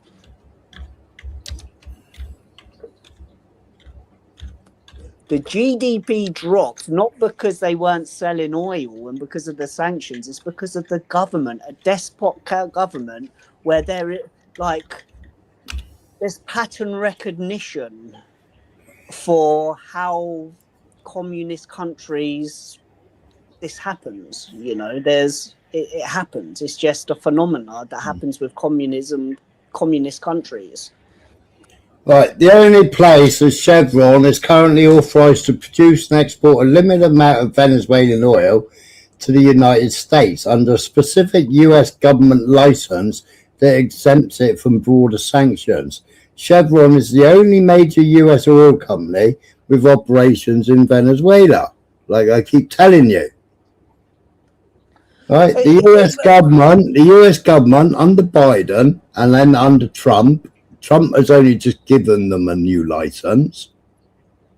It's corrupt governing why this happens. Same reason why Africa it happens, not because of the West, not because of the white man, because of corrupt leaders who sell the minerals to other people and then take it all for themselves and don't distribute it. Maduro was a tyrannical despot, bro. You know, he was a fucking bus driver. But why are all the people out on the streets in Venezuela wanting Maduro back then? Because you're always going to get people for and against. But do you know why? Because they're scared to come out at the moment. Because they've got armed fucking militia running around the street, checking people's mobile phones to see if they've been looking at fucking YouTube videos. Like, you know, it's... And it depends what news source you look at. I look at both. Most of my news sources are fucking probably the same news sources as you look at, because I like talking shit to people from the other side. So my algorithm's like the same as your algorithm, whereas your algorithm is aimed to what you like to watch. Whereas my algorithm is from the other side, because I just like talking shit to people on the other side and winding them up. What algorithm? The algorithm that's aimed towards the things that you like to watch, things that support your narrative. Which algorithm? Which algorithm to which platform? When you see something that you think takes your interest, you'll click on it, and then the next 3 or 4 things that show up in your feed will be based on the previous one thing that you click on. And then the next 4 things that you click on say, oh, this is good. This agrees with my narrative. I'll click on that. Then you'll get another 4 times 4 and then 4 times 4 on each one of them ones you click on. And I'm the same. It's just saying that you do one-sided research. I click on the in same a shit long-winded that you way. click on. But everybody knows that I do research down rabbit holes both ways. Always. Right. Listen to this, Smiler. Not just one narrative. Smiler, Like, you're having a one-way argument with me now where you're pushing one narrative, yeah, and you're still getting it lost. I don't get one MAGA shit show up on my X account. I don't get one. It's just all anti-West shit, because that's what I click on, because I like to talk shit and fucking call out the people on that algorithm on the other side. Like, if I was ever to Before have to you go, look at both sides. well, when you spoke about this the other day, You don't even know who Sitco is. You don't even know who fucking Paul Singer is. if I had to You hand didn't over even my know that vote, Paul Singer was the man that bought Shell, ExxonMobil, and all the rest of the fucking pumping stations in Venezuela. You didn't even know that Paul Singer, a massive Zionist, bought every single fucking oil well except for Chevron. yeah, but how what And does has it been have to do with throwing millions and millions of pounds at Trump. Yeah, because he's an oil owner, because he owns oil infrastructure, and the biggest buyer is, in his backyard is America. It's the same thing. Right? You take the He piss out. he never owned any oil. He never owned any oil wells. He never owned anything until he started pushing Trump. Until another Jew sat on a panel, turned around and said, "Oh yeah, you're a Zionist. You can buy it all. So you can buy it all. You can buy it all for 12 million instead of 12 billion instead of 18 billion." Right, Gypsy Dave's in here, man. Let Gypsy Dave. How you doing, Gypsy Dave, mate? He's gone. He's muted. He's muted. I was muted. Yeah. Having a right fucking go at my screen when I was muted. But earlier when I turned up in your chat, Smiling, I was talking about the Minnesota shit, man. Like, it is going to go off out here. So it'd be something to watch over the next couple of weeks. It's the new George Floyd, man. It's just another diversion, isn't it? Is it? Yeah. Or could it possibly be, Smiler, that we've actually got someone in government who actually wishes to deport illegal migrants who are doing fuckeries over here, and he's not being allowed to do it? It doesn't matter if he really wanted to, with the people available to do it right now. There's no way to do any decent amount. Exactly, Max. Yeah. He can't get rid of enough people to make a dent. No, but even so, even if he wanted to say do a certain amount, like, it's impossible for these ICE agents going there. It's complete waste of time at the moment, these ICE agents. I get the theory of putting together big guys to go they should just throw more resources drag them at out it, really. by their hair, drag them out by the hair and say, listen, we're going out and you're not fucking coming back. But what do you do when you send a crack team of 20 people in, and then all of a sudden you've got 200 people coming out with their whistles, blocking them? What do you do? It's Bonk them on the head and put them in jail. Because it sells papers, it sells papers, it sells news. It gets Trump to fucking do loads and loads of tweets about it. Yeah, I agree with and then it's just a distraction. Throw him in jail. No. Well, so this is what happens. Okay, thank you, Smiler. This is what happens. You go in there, you do that, and then you get a load of people coming out and do it, and then you get people saying, "Oh, the fucking sneaky Jew, fucking, he's doing this as a distraction." There's no winning in this situation. Do you want people deported? Or do you want to just call someone who's trying to deport these people a sneaky Jew who's trying to fucking just destabilize the country? Like, you can't have it both ways, man. Is he a Jew? Is he a Jew who's just trying to cause disruption in the country? Or is he actually trying to deport people? He likes to say he's deporting people, but the numbers won't make any difference, really. There's been 1.9 million self-deportations. And that's good. Yeah, that's good. But it's the same as the UK. You know, 250,000 people left the UK last year. Right. Okay. So my point is, 6 million came in. okay. So listen to this. Listen to this, right? So we've got a president who was sworn in on deportation policies. He was sworn in to no more wars, no more running anybody else's countries. He was sworn in on stopping wars. That's what he was voted in for. That's what he was voted in for, and he's had to follow the globalist plan, and he's had to bend over and do everything they want him to do, because that's what he's paid to do. You know, the Addisons gave him £500 million to do exactly what they wanted him to do. Okay, what about this though, Smiler? By stopping these little proxy fucking wars, maybe that will stop an actual World War III happening. By knocking these proxies out, strength through peace through strength. You know, maybe knocking out Iran. Right? We just heard. Right, you just heard the video, yeah. 7 countries. Those 7 countries are now being invaded, yeah, by Israel, America, and the UK. We've just given Starmer's just given 386 million to Jelani, who's an Al Qaeda terrorist.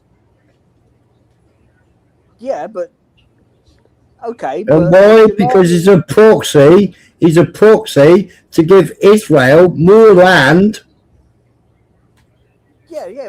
America are fighting a Right? He's beheaded. God knows he's beheaded and unalive. God knows how many Christians.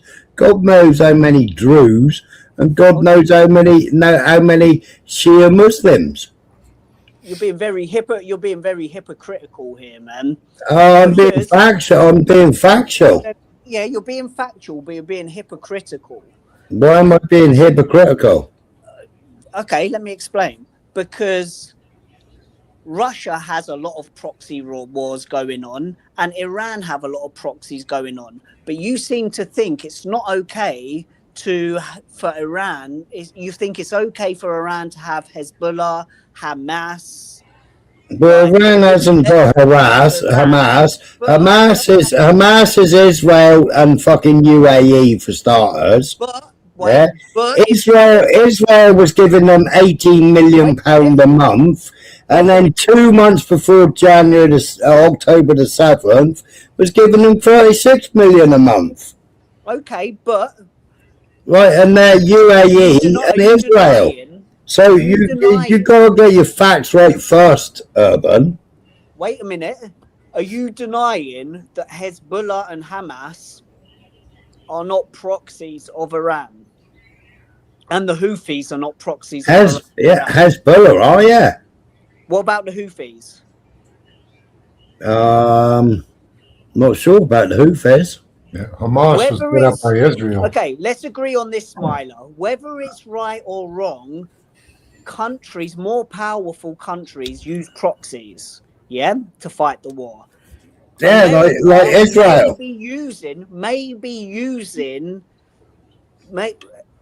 America may be using Jelani as a proxy as well within the region. £10 million he had on his head, and Trump welcomed him into the White House. Yeah, it's dirty. It's a dirty geopolitics. Is a dirty game, isn't it? You're my adversary as long as it makes sense for you to be my adversary. Whereas Houthis are Yemeni, not Iran. We can align ourselves. America, being America, can align ourselves with Jelani as long as it makes sense for us to align ourselves with Jelani. And at this point, when he toppled the Assad regime, it makes sense to make him a proxy. He's not going to attack Israel, who's an ally of America. Well, Israel wouldn't dare attack Assad. Never attempted to attack Assad, yeah?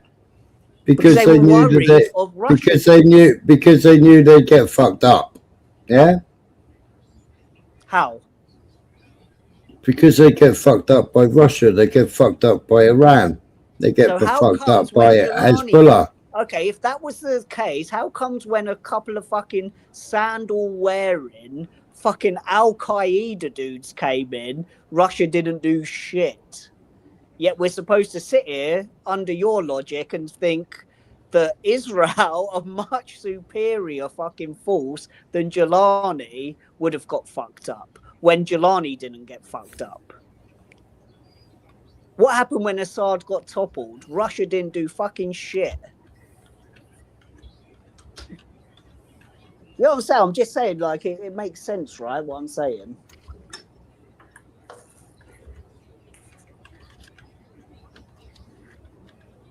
If Russia was willing to allow themselves to get their little fucking Assad regime fucked up by some sandal wearing fucking Al Qaeda fucking militia and not do jack shit, what makes you think that if Israel, a much superior force, had have done the same thing, they would have got fucked up by Russia? Russia's a toothless fucking lion, man. It's being proved. 2 years ago, I would have been saying, no, don't fuck with Russia. But over the last year or so, it's becoming quite clear that fucking Russia ain't shit apart from gobby little cunts.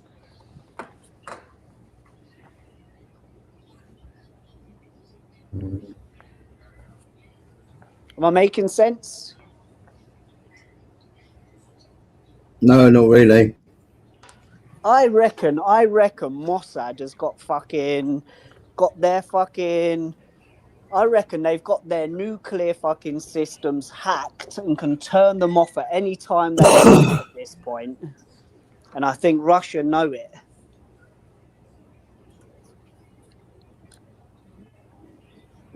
Otherwise, why would Russia allow fucking Assad to fucking get toppled? Why would they sit back and do jack shit when fucking Israel were bombing the fuck out of fucking Iran?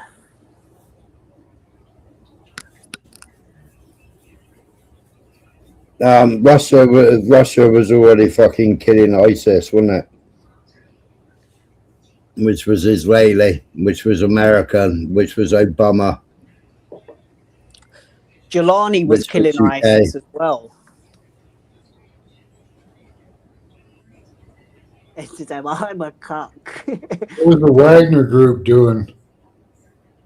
Yeah.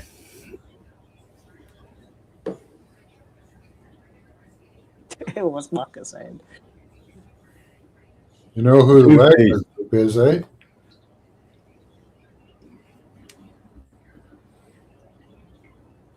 The Wagner group moved to Africa, didn't they? Did they? Yeah, they moved to Africa to help. What's he called? Oh, what the hell is he called? Boko Haram. Oh, let me give you like an example of why it makes sense. It's not like some conspiracy why America have like aligned with Jelani. It's for the exact same reason that They'd only align with Jelani for Israel's needs, you fool. Okay, because Israel then takes Syria, which has been doing, yeah, it's even been shooting up the United Nations, UNIFIL, yeah, okay, right, and the United Nations have done jack shit about it. Smiler, your lack of allowing me to finish just fucking. You stop speaking. So when you stop sentence, that means you've stopped, doesn't it? You were batty clapping for that little fucking meathead, what's his name? Ibrahim fucking Traore the other day, right? Just because Zara fed you some fucking I've followed Traore for fucking God knows how long. He is the same as Jelani. He's a puppet that has been installed by fucking They Russia. just tried that. A thousand people or more came out the other day because they tried a fucking coup on him again. Right? That's about the 9th coup attempt that they've attempted on him. And it's Israel and France. Because he kicked everybody out.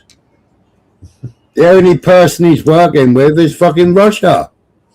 Yeah, and Israel have the capability to do that, whereas Russia, they don't have the capability to go in and fucking take out Jelani. Do you know why they won't do anything about Jelani? Because we've got the big fucking stick of America behind them to whack them over the head.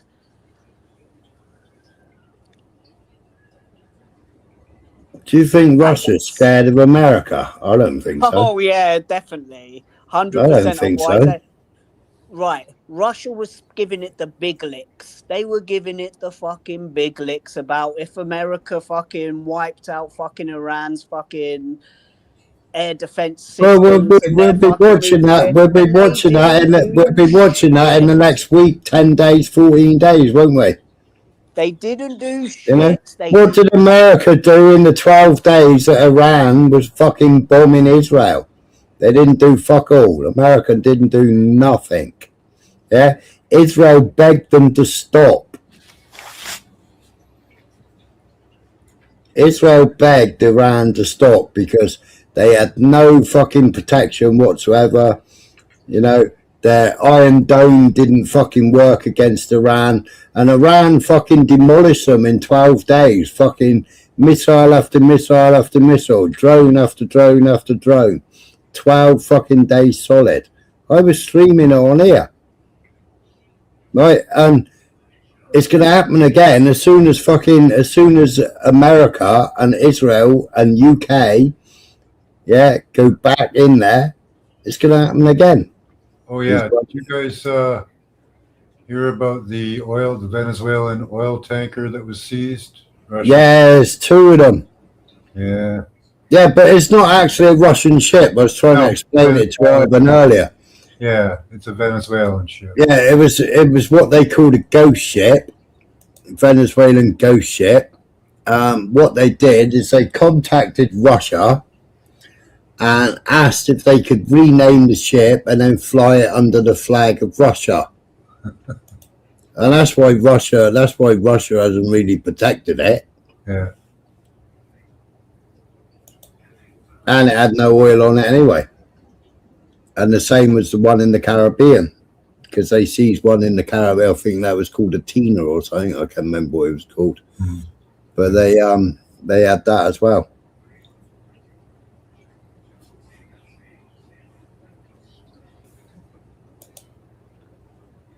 What's Buddha saying? That might have been a fake war. Just saying. Which might have been a fake war.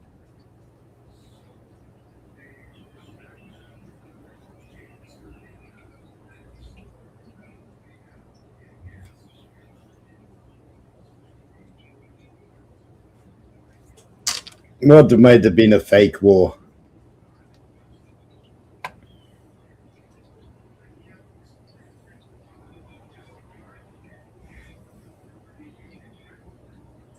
Lost Urban. Yeah.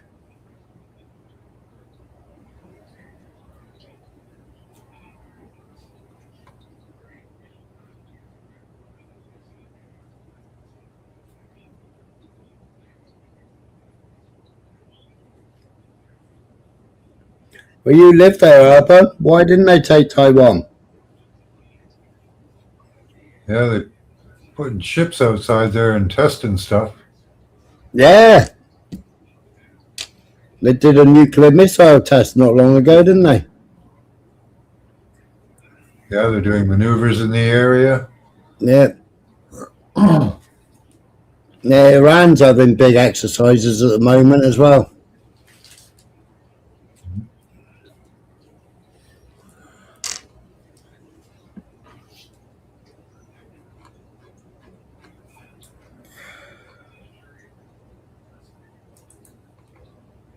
Wish they'd get some photographs inside those bases, those drone bases and missile bases.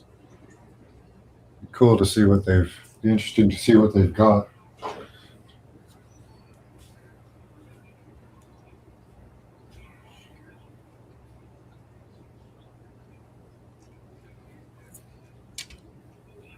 And why has Trump just appointed Stephen Miller to oversee Venezuela?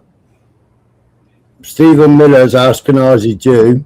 His grandparents were Holocaust survivors, and they're appointing a Zionist Jew to oversee a Catholic country.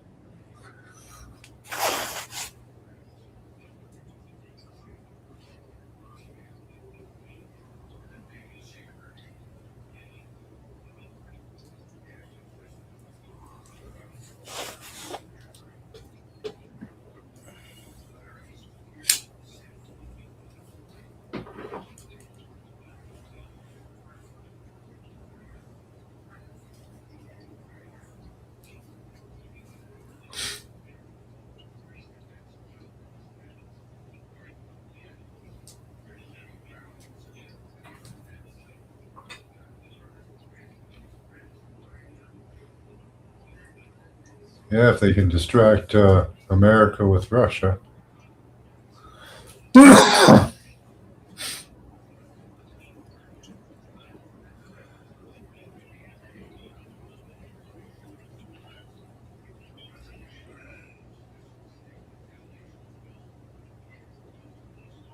You support Russia. Oh, drop the link, he says.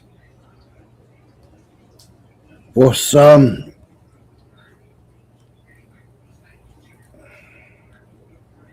the link.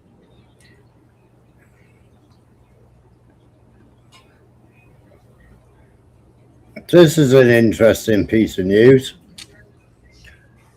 Right, so the Saudi Royal Court reported, so Saudi, the prince, whatever it's called, a war between Israel and Hezbollah would be considered a threat to regional stability. Should such a war erupt, we hope it would be very short, with guarantees for safety of civilians and the preservation of Lebanon's sovereignty over its entire territory. Israel knows the Lebanese quagmire well and understand that occupying land in Lebanon would exact a heavy price in soldiers if the occupation were prolonged. Hezbollah is a central actor in the regional conflict, and we deal with it as a terrorist organization operating inside Lebanon. Any violation of Lebanese state sovereignty, turning all of Beirut into an open battlefield targeting state institutions and its civilians, or prolonging the occupation of Lebanese territory, these are all red lines. If a war breaks out between Lebanon and Israel without a ground operation reaching Beirut's southern suburb, Hezbollah's stronghold on Baalbek, which constitutes a central base for storing the organized weapons, then Hezbollah will not be disarmed in Lebanon. Should a security agreement be signed between Israel and Syria, this could bring us closer to a path of normalization between Israel and Saudi Arabia. However, this will not happen without a two-state solution. So Saudi Arabia have just spoke out. They want a two-state solution. Huh. Never going to happen. No.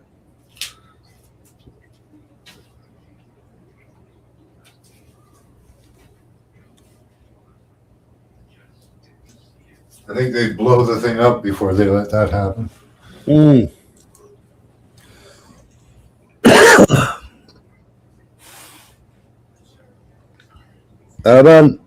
you hear me? Yeah. Swapped over onto my laptop. What's the sound quality like? Yeah, right. Oh, sweet. So on the as we're on the topic of who's more powerful, I can give my argument for why I think America's more powerful.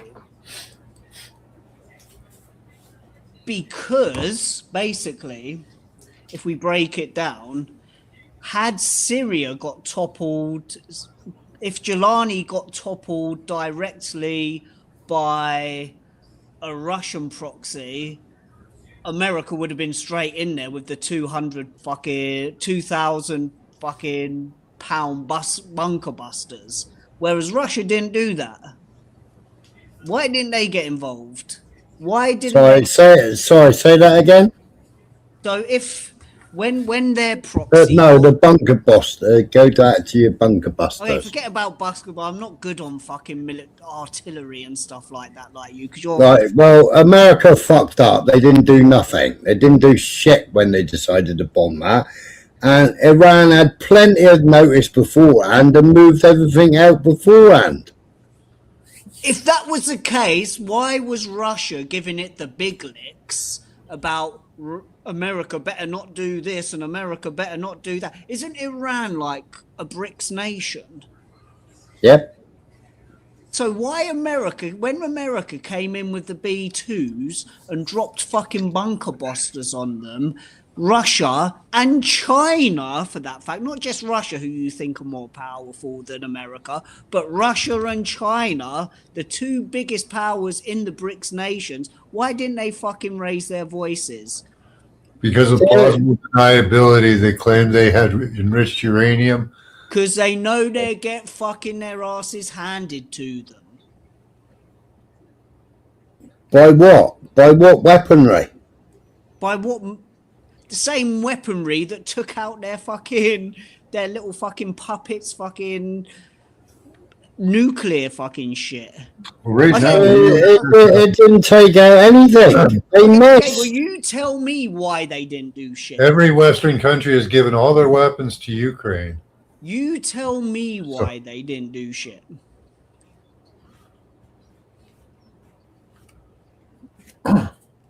We got Venezuela. We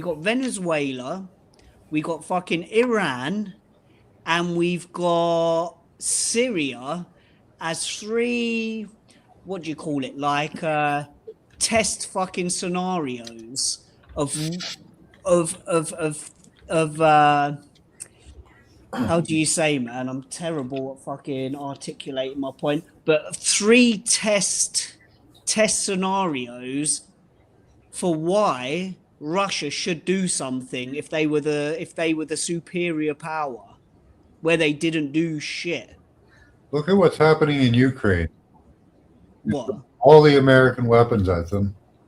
They haven't moved them. It's all our old shit. Oh, so they've got super secret stuff? Of course. Trump said. You telling me they ain't got super secret stuff? Look, they speak about everything. We read everything that DARPA are doing. We know what DARPA have been doing for the last 30 fucking years. Yeah. They're working on the Valkyrie system. It sucks. It'll get shot down in no time. So why don't they do shit about it then? What do you mean? They're doing... When Iran tries shit with Israel, who's one of our allies, America steps in and says, no. Whereas Russia goes fucking silent. So does China. Because they know they cannot do shit because we're the fucking big dicks around here. Well, we rule the world. We're the police. They're only strategic. They're only strategic partners. The only persons that are fucking dummy twats that are doing everything for fucking Israel is America and the UK. The only persons doing everything for the fucking Ukraine is America, Ukraine, and Europe. Why don't Russia take little old fucking Ukraine and say it's ours? Why does America have the fucking balls to say we're taking fucking Greenland, we're taking fucking Venezuela, we're going to go in, we're going to take the president out, we don't give a shit what you say, fucking Putin. Because on jumped up charges. Have you seen the charges? They're completely jumped up. What? They're a fallacy. They're fucking laughable. Well, let's see how the fucking trial plays out. And they beat fuck out of a woman. Fucking cowardly bastards. Show me fucking evidence of that, Smiler, because I ain't She's seen it. she's got broken ribs, fucking bruises all over her face, turned up in court wearing fucking bandages. Sounds like a lefty narrative. It sounds like a commie narrative, to be fair. Well, no, it was actually noted by the judge, and it was also noted by the solicitor, and they had to take her to go and get x-rays. Let's see it. Let's see the fucking evidence. Not some fucking 10-second clip AI fucking altered shit. Let's see the real shit. It's all over your fucking American news. Is CBN, CNN as well, ABC. Mate, the White House have got 23-year-olds going out with fucking GoPros just destroying the fucking mainstream narrative nowadays, mate. MSN don't mean shit. The MSN, this is a funny thing I find, Smiler, like, you're always on about the MSN being bullshit, but then as soon as someone brings a fucking legitimate argument, it's like, what's the fucking MSN saying over in your country? What's BBC saying? We got fucking on the ground citizen journalists now exposing the left-wing commie fucking narrative, which I might like to add, a lot of them narratives, like you play. Was there any non-MSN? Was there non-MSN allowed in court? No. So you can only go by the mainstream media. You can only go by her solicitor's or barrister's statements, can't you? You can only go by what the judge You can get the transcript. reacted. No, that's because of laws that should. I agree, it should be public, man. But because of laws, it can't be public. But the transcripts will be available when it's over. So then we can come back and see the transcripts, and I guarantee you, he will be banged to rights. We're not talking about a Biden or Obama fucking government here. We're talking about a Trump government. He's covering his ass. He's not going to invade a country for no fucking reason, dude. That cunt was a narco-terrorist.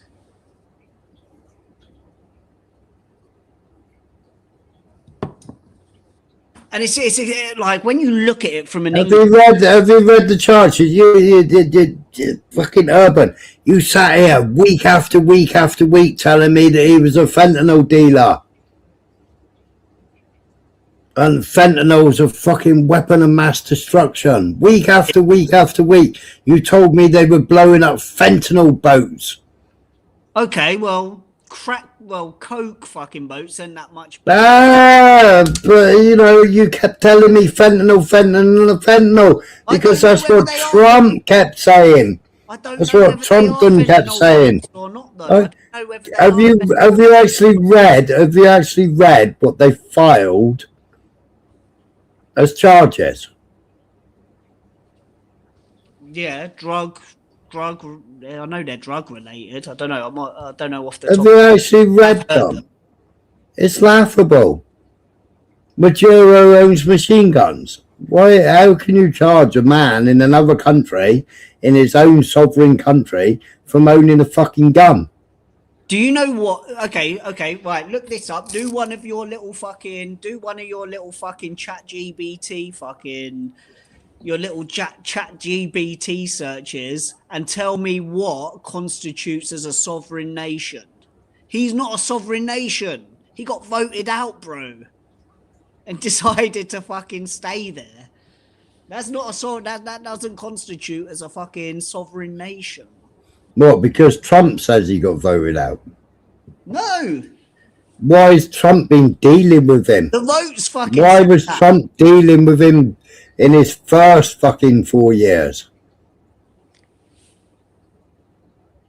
Why is Trump just released so many fucking wrong-uns, which all got Jewish ties, by the way? Why was Biden?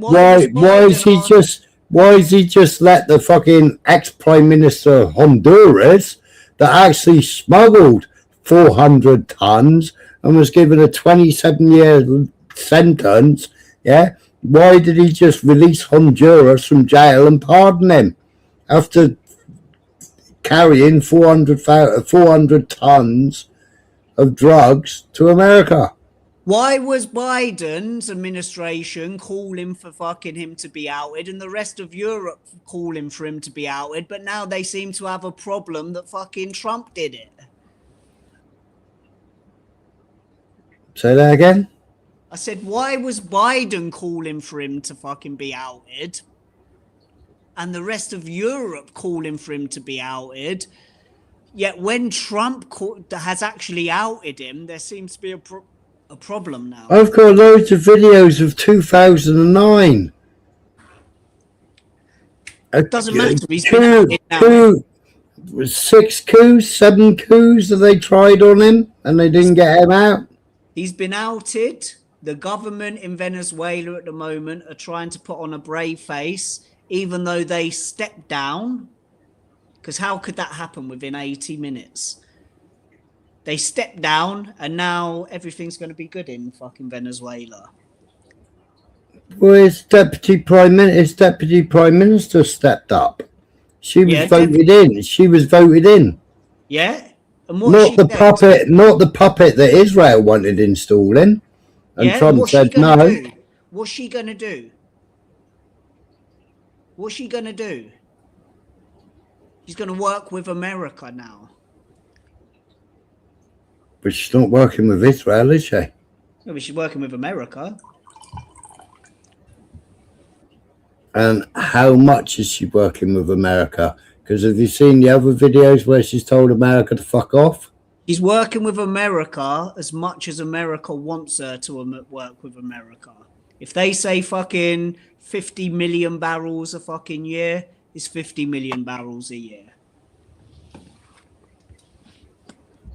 Because America deserve it, because they're the ones extracting it.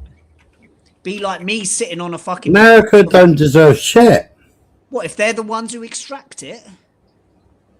Knowledge is power. Knowledge is money. If I've got the knowledge, if somebody's got the knowledge to extract gold from beneath my fucking house and I haven't, and I say, okay, give me 20% of that, you take 75% of that, I'm going to be way better off than some cunt coming in and saying, I'm the leader of your house and I won't take the gold. I'm going to sell it to the people who want you fucking dumb for. Well, what did Trump? What did Maduro? What did Putin and what did China just do to the fucking precious metal markets? Yeah, on the 23rd of fucking December, they completely fucked America up. They completely fucked the stock market up. Yeah, they pushed prices of silver to fucking $84. Yeah, they fucked up because they didn't even have the fucking silvers that were being sold. Yeah, and they had to cap the market because fucking Maduro, Xi Jinping, and fucking Putin extracted 840 tons of fucking silver out of Venezuela. And what was the response to that? What was the response to that? There ain't been no response because fucking Russia and China have got it. No. Venezuela has massive silver deposits. China ain't having that, mate. Why should they fucking have it? Why should China have it and none of the money from them deposits not? I'm talking what they had in Federal Reserves. They took all the reserves and they left 3 ton there. They emptied all the fucking silver out and put it on 12 planes. 12 planes, that's jack shit. We're in control now. I thought you were British. I am. I'm a patriot, but under... No, you're not a patriot if you're saying we're in control. You're just a little fucking another small hat. Do you collect your money? Do you collect your money from APAC? No, man. Like, a bit of my money goes back to the UK. Bit of my money goes back. None of my money goes to Israel, by the way, but some of it goes back to the UK. And to be honest with you, All your fucking taxes go to fucking Israel, you dickhead. yeah, right. What? All your taxes go to Israel. How? Explain. Elaborate. Where does all the money go from Israel? Where does all the money go from fucking America? It all goes to Israel. Has to be paid back though. And yeah, expatriate. I'm more of a patriot than you at the moment, Smiler. Like, I think if Trump wanted to liberate the UK of Starmer, would you be for it? 2 seconds. What about if Russia wanted to liberate the UK of Starmer? You'd probably be up for it. You've said it, actually. Still there, Max?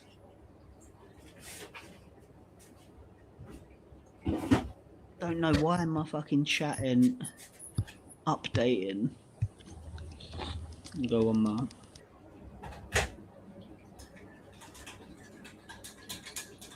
Go on, Mark.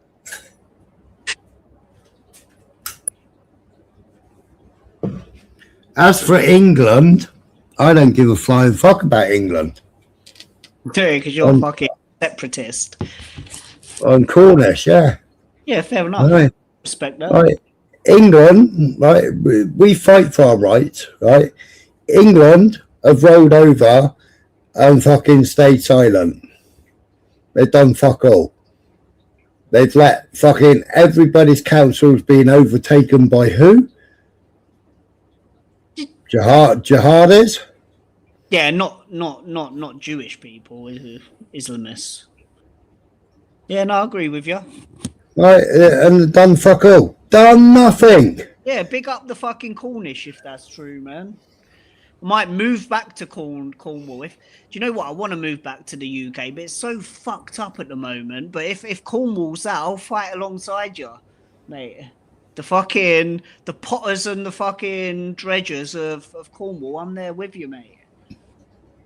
Against anyone. But in the current state, I don't think I'd be willing to go and fight for anyone for Starmer. Don't see nothing noble about that. Don't see anything patriotic about that. Whereas, if it did come to it, I might go and fight for Trump if shit hit the fan. Because he cares for his people, dude, man. The way I see No, it. he doesn't. He cares for himself. He doesn't care for his people. I mean, he's trying to fucking deport illegal criminals. He's fucking seizing oil tankers and stuff. You know, he's doing everything to make noise so the fucking Epstein files get buried. That's all. You reckon? Yeah.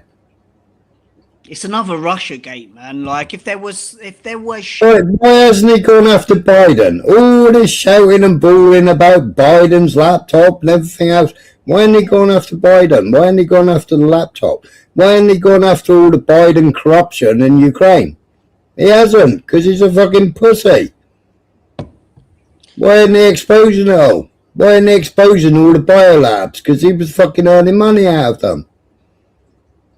Why isn't he exposing all the fucking Nazis, yeah, Azov battalion, all the fucking swastikas and fucking German symbolism on all the fucking, American fucking Abrams tanks with fucking swastikas and the fucking sun symbols on it? Why hasn't he gone after all that? Why isn't he shouting that out? Why isn't he shouting Ukrainians fucking standing there with SS symbols? Why is he funding Ukraine? Why is Hegseth sending weapons to fucking Ukraine? Yeah? When they're all supposed to be fucking anti what they called Nazis, yeah, which was a load of bollocks, it means a made up fucking word by another Jew. Could it be possible that they know more shit than we do? Like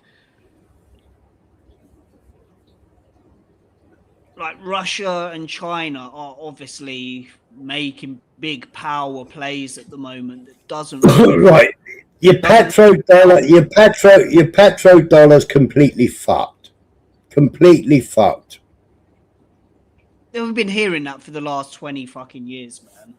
Well, BRICS nations fucking wiped out your petrodollar, isn't it? Yeah, What's boss. BRICS nations made up of? India, fucking South America. Oh, how many countries are waiting to join BRICS? The economy still isn't the same as America plus NATO countries. It's a bunch of despot fucking countries with no stability in their economy. None of them have been tested apart from Russia's. Russia's got sanctions after sanctions after sanctions after sanctions. Yeah. Still fucking whooping fucking European and fucking American and fucking Ukrainians' arses. Yeah, but that's what I said. They're the only one to be tested. Whereas America's economy has remained the fucking most stable economy through so many fucking recessions and stuff. And I don't know, man. I don't know how to explain it to you. People still want to deal with America over Russia and fucking China.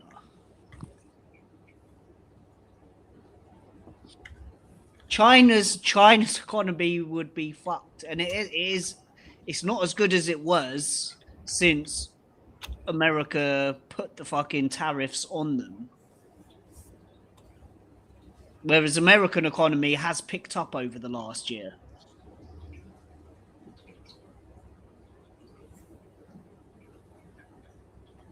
I've got family in China, man, who own like fucking factories and stuff, man. They're finding it hard.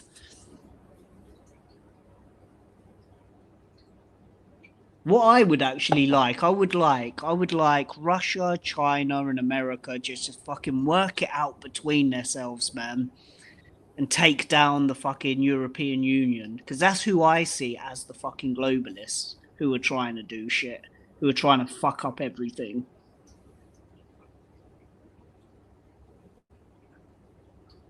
What do you think about that, Smiler? Sorry, say again. What I would like to see is America, Russia, China try to work it out between themselves, work their differences out, and say, look, let's start trading fucking equally. Let's stop all these wars, and let's bring down the fucking globalists like the EU. The people who are actually trying to start a war, start fucking World War III.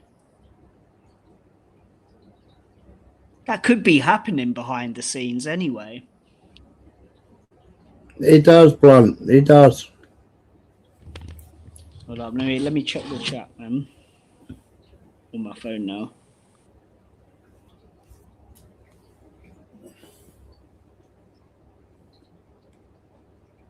Yeah, I'd rather head to bed. Thanks for having me up. Have a good night. All right, mate. You take it easy. Have a good one. Man. Have a good one. Have a good one, everybody. Like, I think where me and you come to a fork in the road is when it comes to the Jew stuff, man. There's definitely an agenda, an anti-white agenda to replace white people. I'm not denying that. It's obvious.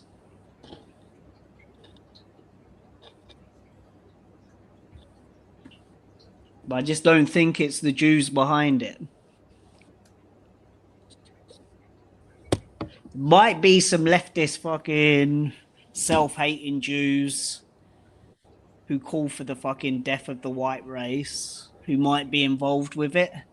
But as a monolith, I don't think they're a part of the monolith that may be Israel, because I don't see what Israel have to gain from the Islamification of the West.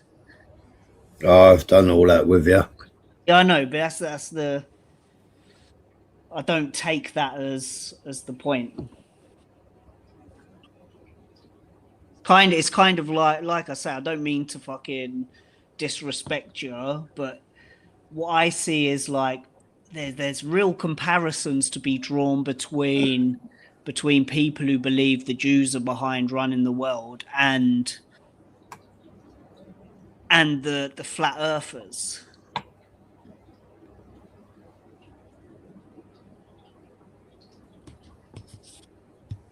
What? Yeah, flat earthers, they're the same. Like, you know, they put across all these real fucking intricate videos and stuff. But then there's just that one debunking point that's like, what do Israel have to gain from the Islamification of the West?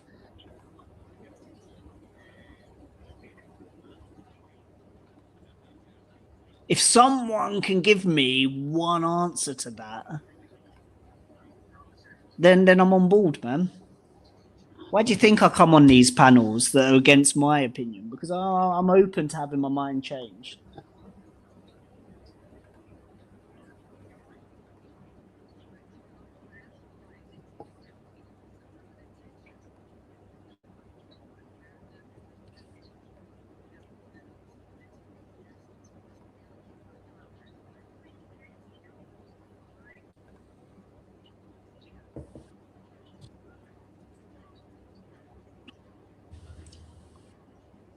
As for enter name, his earlier fucking ban fucking interracial relationship shit, man. Like, my son will either marry a Chinese person or a white person. I'm guessing. The chances of him marrying another mixed race person is very fucking slim.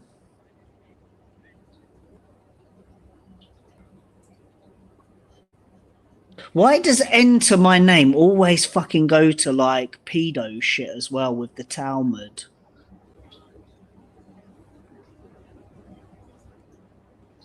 Say again? Well, I was trying, like, the enter's always talking about like kiddie shit, man.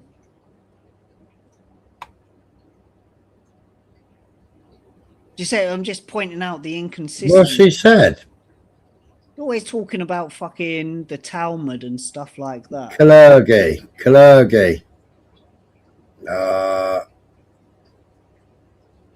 You never understand reality. Carry on watching Schindler's List. It's not shit. You gave your genetics a downgrade, Urban. So what's he actually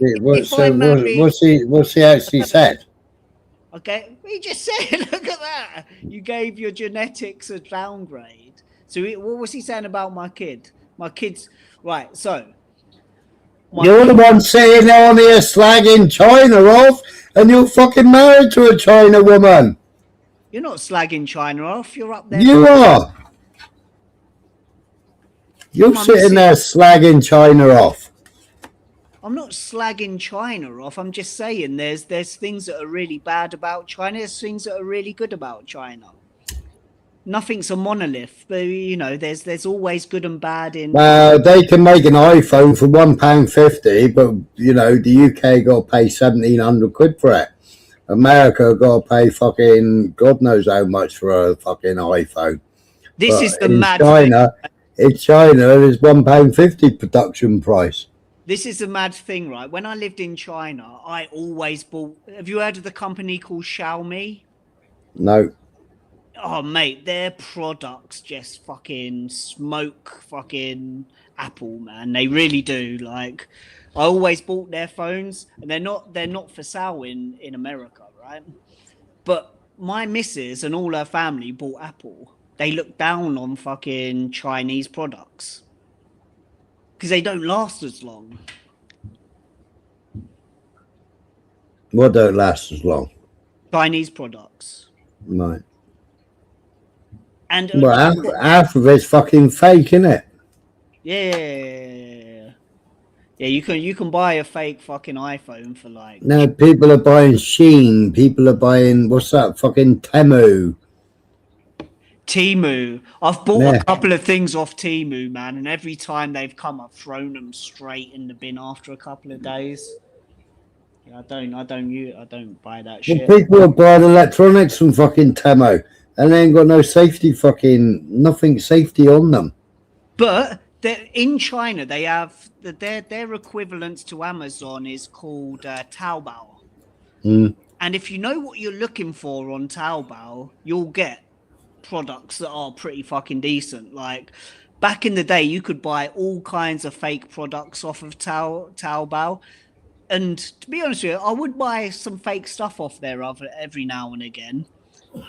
And the fake shit you would buy off there was identical, man, because it's being made in the same factories that the real stuff's being made in.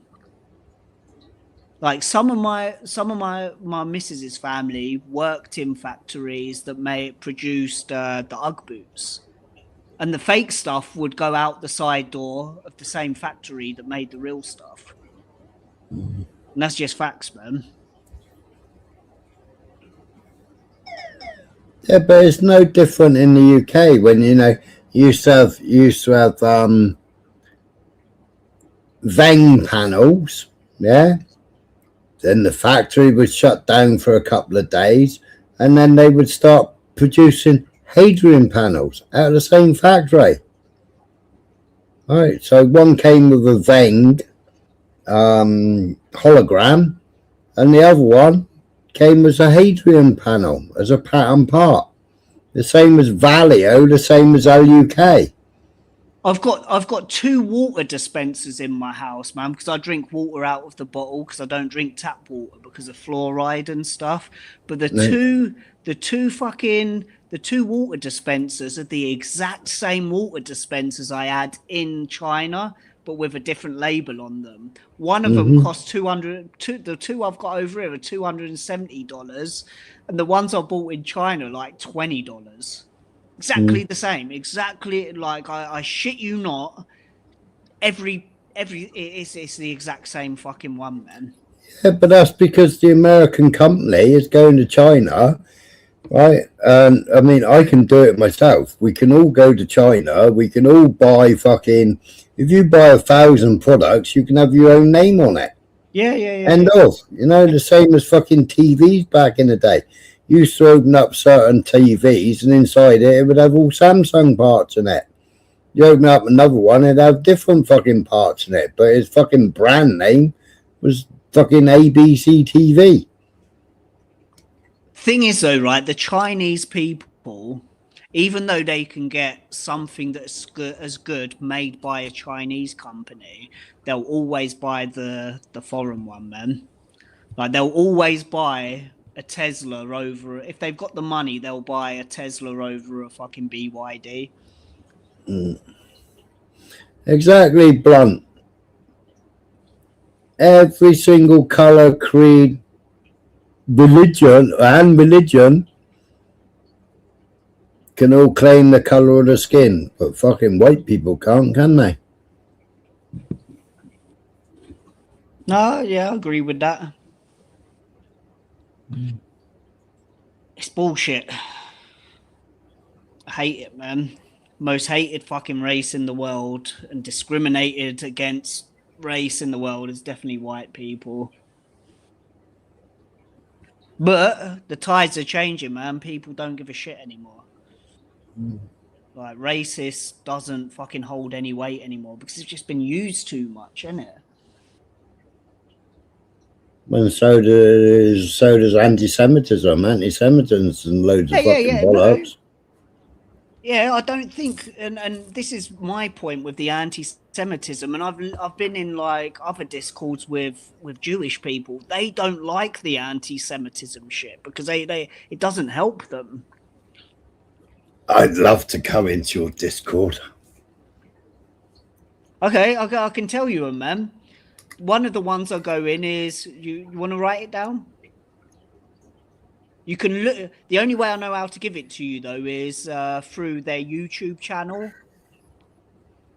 One of them is Cam Higby. Cam, C-A-M.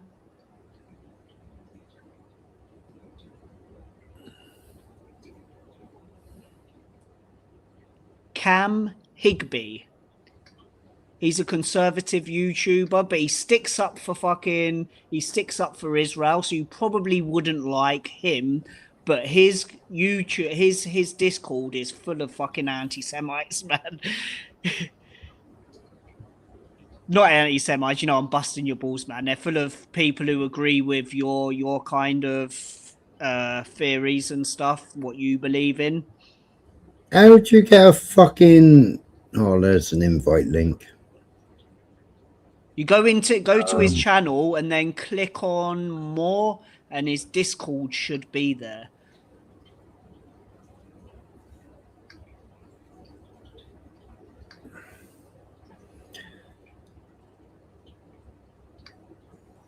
And then the other one is, and you've probably seen him on YouTube. He calls himself the white. What does he call himself? He calls himself the white colonizer, even though he's like a Yazidi Jew from Yemen. But you probably wouldn't like him and his views. But in his Discord, he gets a lot of people who go up against him. You probably have a bit of fun in his Discord. He's called the Traveling Clat. He met up with Tommy. You probably wouldn't like him, but you'd probably like his Discord because you could go in. Right, that's my Discord link. I've just put in the chat. Okay. That's on my computer. I don't know how to invite or anything. You just have to look at... Just go to Cam Higby. And you probably won't like him too much. He's kind of like a Charlie Kirk type dude. But in his... Well, I like Charlie Kirk. You like him? Yeah, Charlie Kirk was completely outspoken. Okay, fair enough. Even though he supported Israel. Well, only not all the time. But you disagreed with some of the stuff he said, but you agreed with a lot of the other stuff. You know, you can agree. I don't say I necessarily agreed with a lot of stuff he said. Some of the stuff I agreed with, some of the stuff I would have argued with him over. Yeah, that's good. That's fucking healthy. That's a healthy way to be, isn't it? And if you go into Cam Higby's chat, you'll find a lot of people who agree with you. And Traveling Clat. Yeah, he did blunt.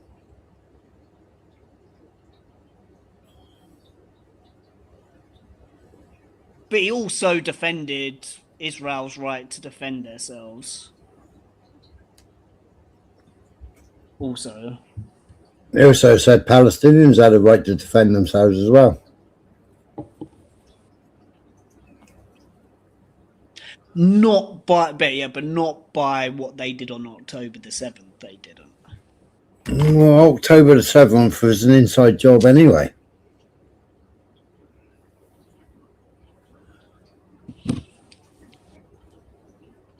Okay, the other one is Traveling Clat. You won't like his stuff on YouTube, but his Discord, they have some pretty spicy fucking... They have a lot of fucking people who would agree with you in there.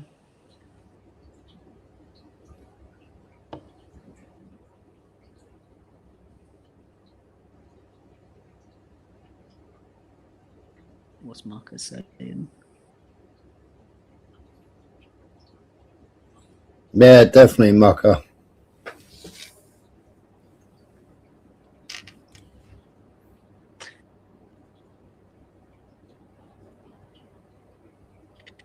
I'm 50-50 on the Charlie Kirk thing, man, because a lot of the things that people say about the actual shooter can be disproven, you know, like about how he took his gun, how it was impossible. He took his gun apart and then reassembled it. But I don't think what proof is there that he disassembled the gun? Because if you slow down the video of him jumping over that ledge when he was running away, you actually see there's a fully assembled gun in a bag that he flips over the gutter pipe as he jumps to the ground, and then when he jumps off the ground, he picks up a gun bag that looks like it has a fully assembled gun in it. Look, the gun that the FBI showed in their little cardboard box, right? No man, woman, or fucking child would have been able to fire that fucking rifle without getting a fucking scope straight to the eyeball.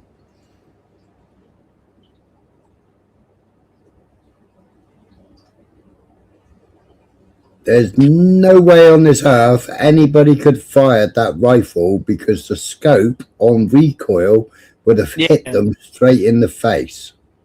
Even if he had fired that gun before. The scope was too far back on the fucking scope rail.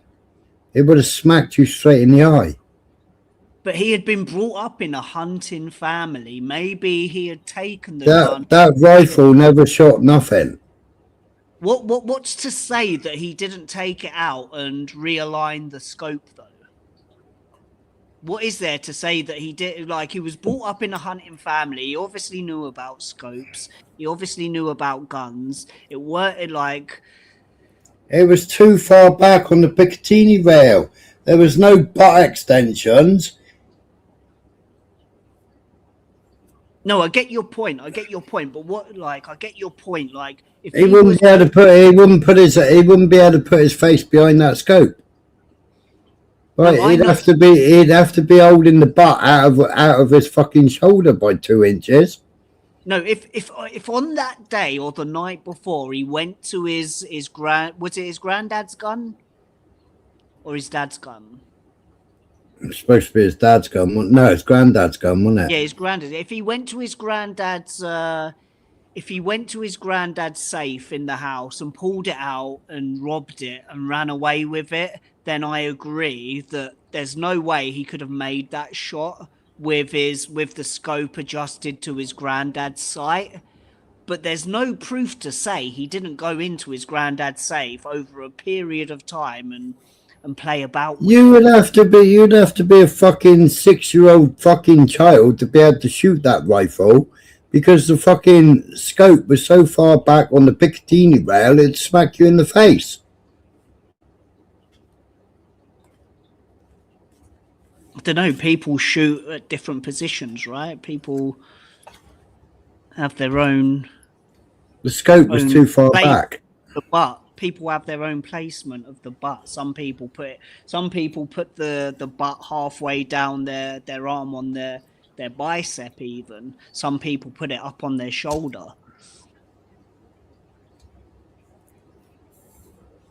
It like there's what's the word? There's variations to where you set the scope compared to where you hold the butt. You can't do that from the prone position. He was in the prone position. I don't know. There's no footage of how he shot the gun. It's ambiguous, isn't it? It's too ambiguous to say. There's no. It's beyond the realms of impossibility that he set that sight up and. Brother, I showed loads of videos fucking afterwards. I showed him climbing off the roof with a fucking rifle. I showed him going up the stairs with fucking the rifle when it was in pieces down his trousers. Then he assembled it. Did you slow it down to the point where he jumped over when he jumped off the roof? Off the roof, yeah. And he flipped himself over the thing. Did you not see a fully assembled gun bag? Well, a bag that looked like it had a fully assembled gun flip over. Yeah, even when the cop car drove past him in the car park, yeah, when he was when he was going down past the trees, and then all of a sudden, that person that was walking down the trees suddenly vanished into thin air, like it was an AI video. I'm talking about when he ran away. Yeah, I'm talking about when he runs away. When he ran across the rooftop, and he got Yeah. down and he flicked himself over the say the gutter pipe where the Yeah, and he jumped down, and then he ran across the grass, and there was all the trees. Just as he hung over the gutter pipe, did you not see a bag? Like, you know what a gun bag is? Yeah, he reached over and grabbed it because it was on the gutter. Did it not look like that there was like a fully assembled gun in a gun It bag? was a fully assembled. It was a fully assembled rifle when he jumped off the roof. Yes. Yeah. And then when he jumped up as well, it's like a split second where you can see him pick it up. So where does this narrative of disassembling the gun come from? Like, it's possible he made the shot and then fucking ran away with the fully assembled gun, jumped off the roof, flipped it over, dumped it in a bush, and then the police found a fully assembled gun. But the narrative was, how the fuck did he like disassemble the gun and then throw it in a bush and then it get reassembled? It's only 2 screws to disassemble it anyway. But he ran and it looked like a gun in a bag, fully assembled, that he flipped over the gutter in. And that seemed to be the bone of contention. You're the only one. You're the only one that's fucking. Everybody else says it was a fully assembled rifle. No, the narrative was that he fucking disassembled the gun and reassembled it and did this, that, and the other. No, he disassembled it to get on the roof. When he went up over the staircase, it was disassembled. You can see part of it stuck down his fucking trousers. Where he couldn't bend his leg, he was limping. Yeah, but that would be an assembled gun that would stop him bending his leg. No, he disassembled it. But why would he be limping if it was a disassembled fucking gun? Because he had an 18-inch barrel down his leg. So what was 18 inches would be like from the hip to the knee. That wouldn't make you walk in that way. Well, it depends Fully how long your assembled legs are, isn't it? A fully assembled rifle would make you fucking walk with a straight leg, but a disassembled one wouldn't. Not 18 inches.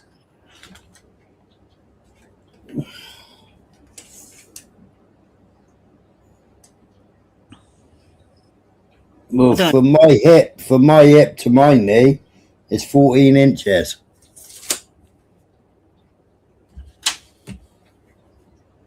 I'm 5'8".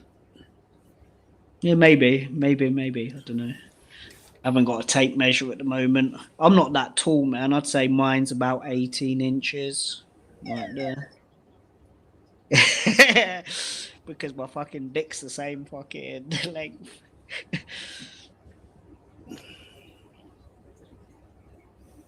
But Charlie Kirk, trust me, Charlie Kirk fully supported fucking Israel, man.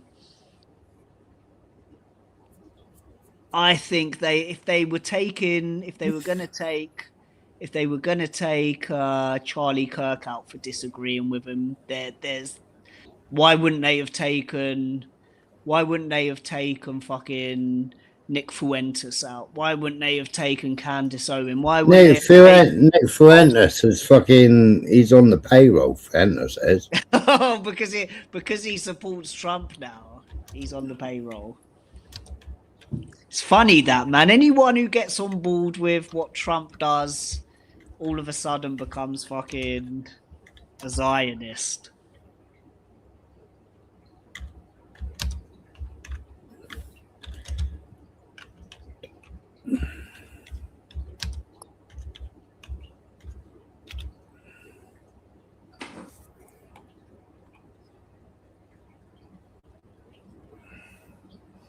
All right, who wanted the picture of the rifle? Let's do it, man.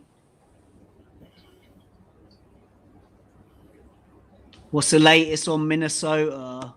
Is it burning yet? Don't know.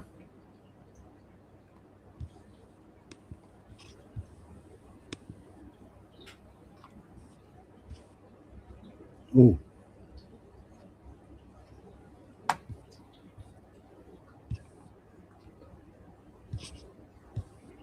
Oh.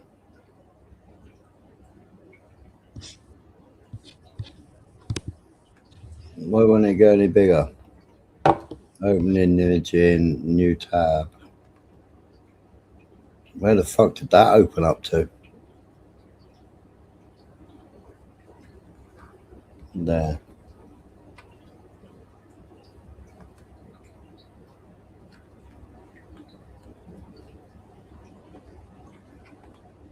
That's the biggest it goes. See how far that scope's back. We can't see anything, man. I don't know. Maybe it's just my. Oh yeah.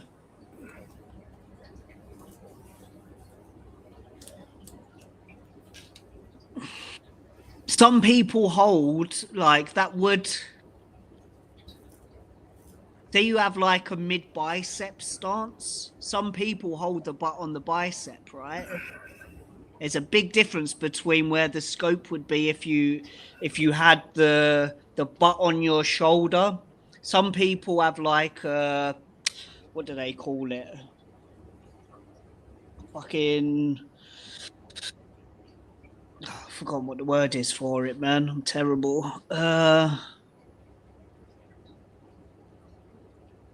Where that scope is, right? They haven't even got fucking risers on the fucking scope mount, right? And the back of that bolt wouldn't even be able to slide back. When you cock that bolt, it wouldn't even be able to fucking move backwards because it would hit the fucking scope. But again, it's not beyond the realms of possibility. They fucking got lucky, man. You know. I mean, very highly unlikely, like 1 in a million, but also like an unorthodox fucking what do you call the way you hold a gun? It's not a stance, is it? It's some people have an unorthodox way of where they put the butt. Some people can put the butt like on their bicep. Well, he was shooting from the prone position. How do we know that though? There's no footage of him actually taking the shot, is there? Like he might have. I don't know how it works, man. But I do know, like some people. I've been out hunting with people, and they have like this. They put the butt on their bicep and shoot, and they you know, it completely changes the setup of their gun. But it is weird. I'm not saying there ain't questions around it, like especially the caliber of bullets and stuff. But weird shit does happen. I haven't seen any evidence of anything else other than him. Like there should be some evidence of it happening from someone else. If someone else was involved with the shooting.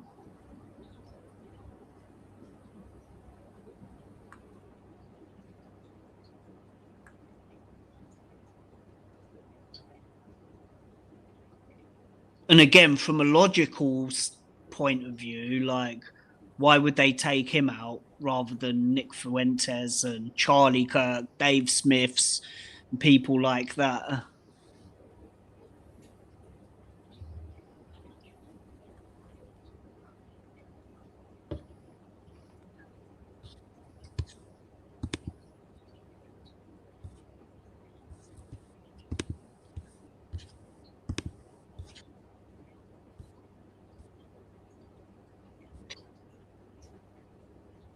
What are you saying, Smiler? I was just reading the comments on this. Do you ever watch Fred Dimner? Used to. I've just started watching him whenever I go to sleep. I've started watching him do fucking climb up fucking chimneys. Proper puts me to sleep. Yeah, Fred Dibner, man. I'm well into him at the moment. Puts you to sleep. Well, it's a weird one, isn't it? Because it fucking makes your blood curdle watching him do it, but at the same time, the way he speaks about what he's doing is such a fucking nonchalant way.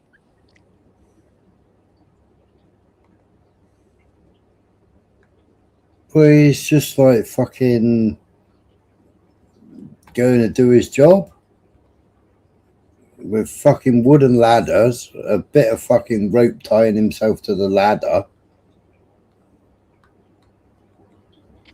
Thing is, you forget about it though. I was born in '84, and I remember seeing that shit. I remember seeing sitting up as halfway up the fucking steeple, and he's eating his fucking sandwiches and rolling himself a fag. The way he explains it, he's got this massive fucking 12-foot fucking piece of like iron in his hand. He's like, I'm just gonna let it scrape down the side and then casually slip it through a fucking hole. Mental. Have you seen him doing this demolition work? That's fucking brilliant, that is. Yeah, it's almost like he pays homage to fucking to the chimneys, because he could have done it with like dynamite, right? But he wanted to see them smoke for the last time. Yeah, big up Fred, man.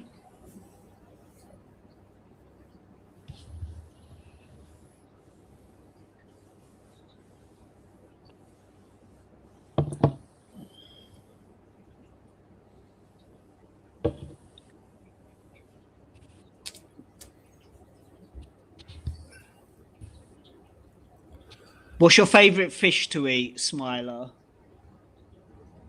I haven't really got a favourite fish. It's all good, isn't it, man? I like a bit of cod, man. Turbot.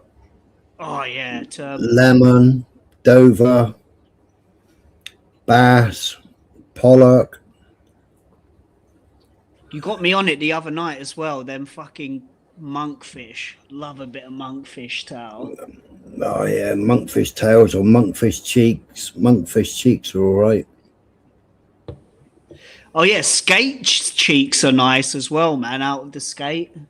Yeah, skate's a pain in the ass though, skinning that. Yeah, I can skin them. Pretty good at it. What about king crab? Have you ever ate king crab? Yeah. Fucking beautiful, man. It's just fucking though, isn't it?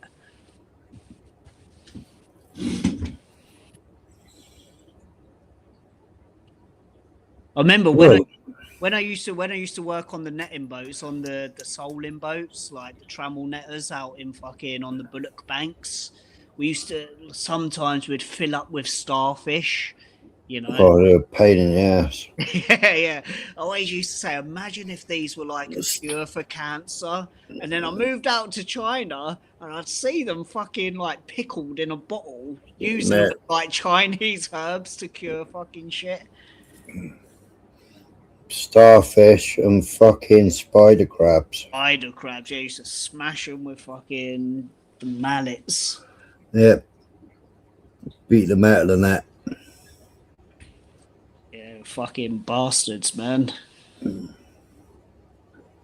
Actually, did you ever like eat the claws off of them spider crabs though? They weren't bad, man. No. Weren't bad. Talking of Cornish pasties as well, I heard you talking about ginsters the other day, man. Ginsters aren't Cornish pasties, are they? Well, they had to move their factory into Cornwall so that they could try and call themselves Cornish, but they ain't fucking Cornish. No, if you eat like a real fucking Cornish pasty, it's like beyond any pastry you've ever ate in your life. I know, I got to go and sort Spike's pastas out. I said I'd send Spike some pastas. Like, I remember we spoke about it before. Like, we bought our boat from a place called Lou. I'm probably giving out way too much fucking information there, though. But there's a bridge that goes from the south to the north, like a tiny little bridge that goes over the. There's probably many of them in Lou, but the one I remember. Then there's as you go over the bridge, there's like a row of shops there, and then there's a car park next to the water there. But on the other side, where all the shops are, there's a pasty shop there. And I remember eating like a lamb and mint. You'll probably say that's not. Man, fucking pasty, is it? You'll probably say that's not a pasty, but that's probably the best pastry I've ever had in my That's a life. fucking meat patty. But it was amazing, man. It had the same pastry of a pasty. That was probably the Oggy Pasty Company, because they used to make all kinds of fucking different flavored pastas. They used to make a pork and apple pasty. But even the crust of it was just so light and fluffy and delicious, man. I need to take my wife back there, man. What was the boat called? I'm not going to tell you, man. Why? Because you'll be able to look, you'll find out everything about me. My boat was the If I ever Quest. say anything to fucking piss you, it was a catamaran, under 10-meter catamaran.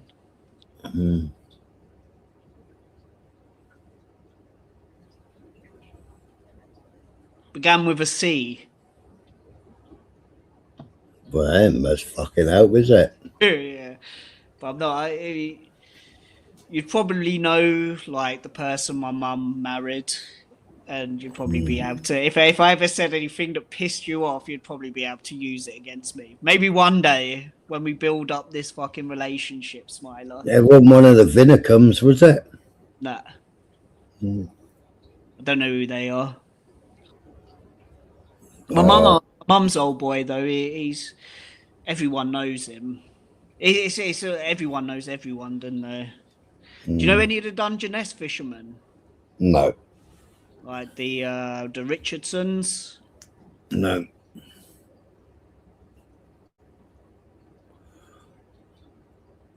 We used to land into Dunkirk. No, sorry, Boulogne. We used to land into Boulogne a lot. Pick up like all of our bait from over there because it was duck's ass cheap. Fill up with fuel and come back.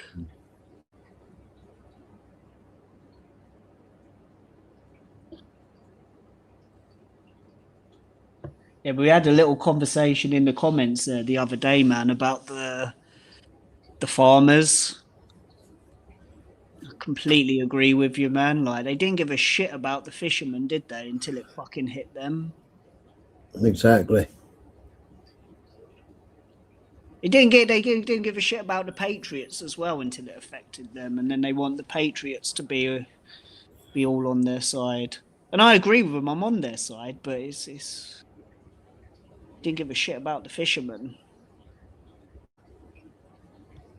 They didn't give a shit about anybody, you know, until it affected them. 100.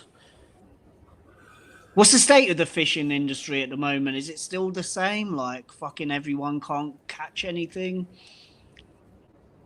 Well, you still got shitty quotas. You still got days at sea. I mean, New Year's Eve. I did do a podcast on my phone on New Year's Eve, driving around Cornwall. I heard about that. I did close on 150 miles around Cornwall. Went down to Mousehole, went down to Newlyn. Mousehole is the most beautiful place in fucking England, man. Drove down and showed them Newlyn fishing fleet. Yeah. There's loads of boats there, isn't there? Is there still loads of boats there? Yeah, shitloads of boats. Yeah, lovely place. Not as many as there used to be, but there's still shitloads of fishing boats. When I was growing up, my mum and her boyfriend, they used to rent out a little cottage in Mousehole for a few days. Yeah. Lovely place, man. We've been looking. If I was to move back to England, I'd probably move back to Cornwall. I'll become I won't be a Cornishman, but I'll stand side by side with a Cornishman. For real. Mouse was beautiful though, isn't it? Yeah. And I heard you speaking about it. I was like on husband duty the other day, and who was it? Michael. He was talking about like him fucking winching at you driving around them little roads. It's fucking Yeah. Well, when I'm driving around them little roads, I'm literally fucking makes my fucking blood fucking makes my balls shrivel up, man. Well, I took them all round. I took them all round the back roads of fucking Mousehole. I took them all round the back roads of St Ives. Because St Ives had loads and loads of fucking roadblocks up to stop you getting down for the fireworks. Oh yeah. So I was going down all the fucking back alleys and all the little cobbled streets, trying to get a decent place to sit there and watch the fireworks.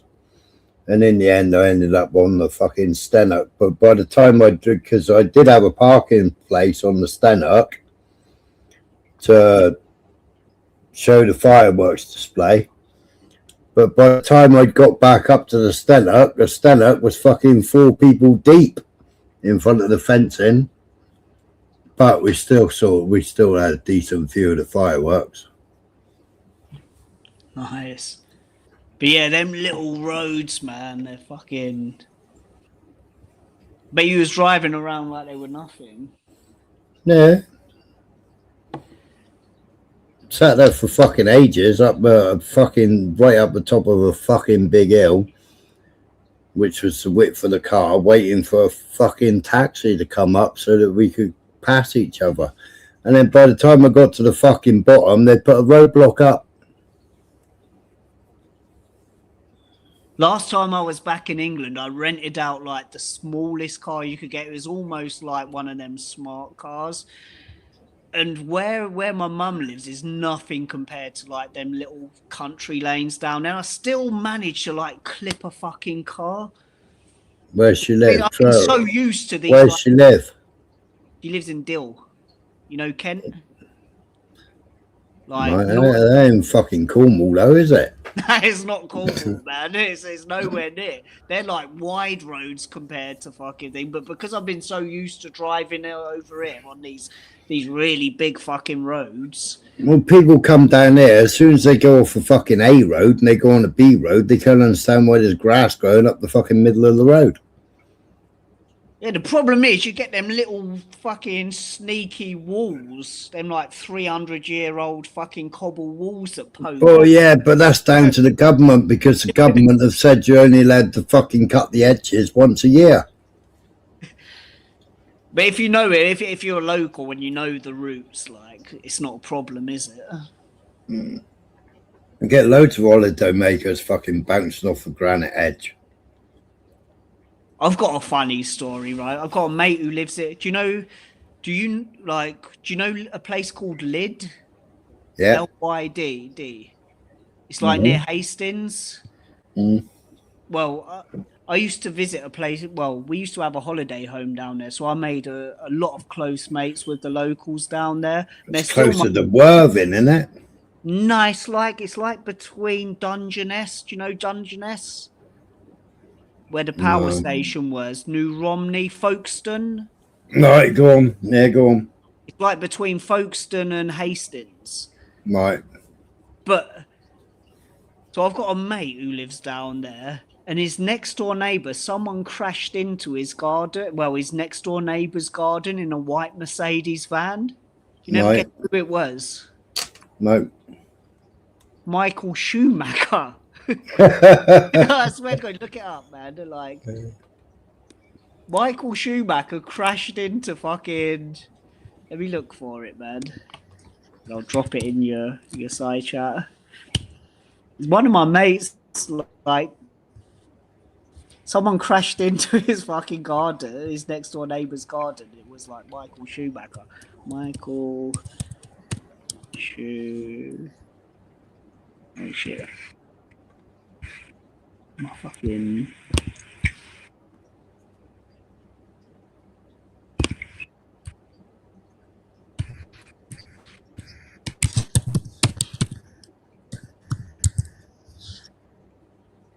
How do you spell Michael Schumacher?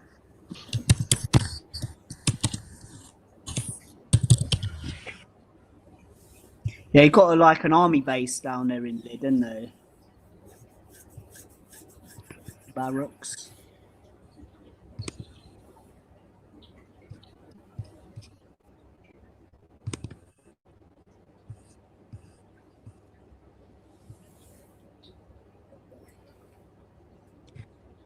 A Kent car dealer who was sent flying when a van struck a barrier was shocked to discover the driver was a German ex-Formula Formula One ace Michael Schumacher.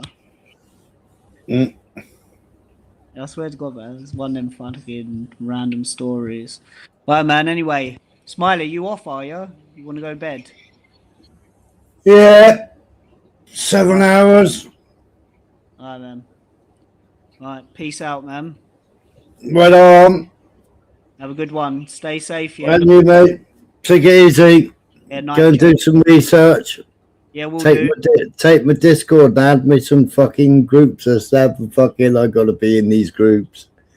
All right, man. Where's your I'm literally not that fucking good with Discord, so I don't I know. put it in the private chat for you, and I put it in the main chat for you. Let me have a look.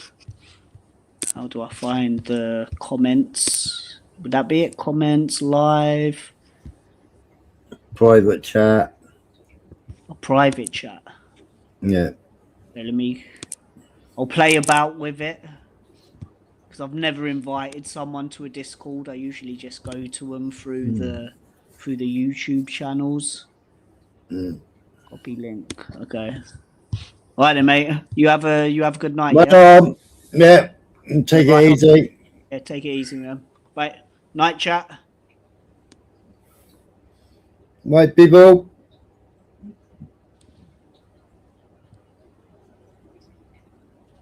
It's 5:10 in the morning. I should be fucking getting up in a minute. Not going to bed. Mad. Bye.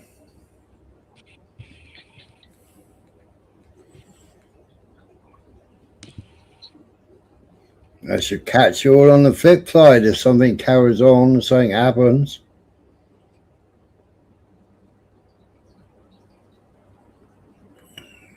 Take it easy. Hope everybody has a good day and a bit of nice kip.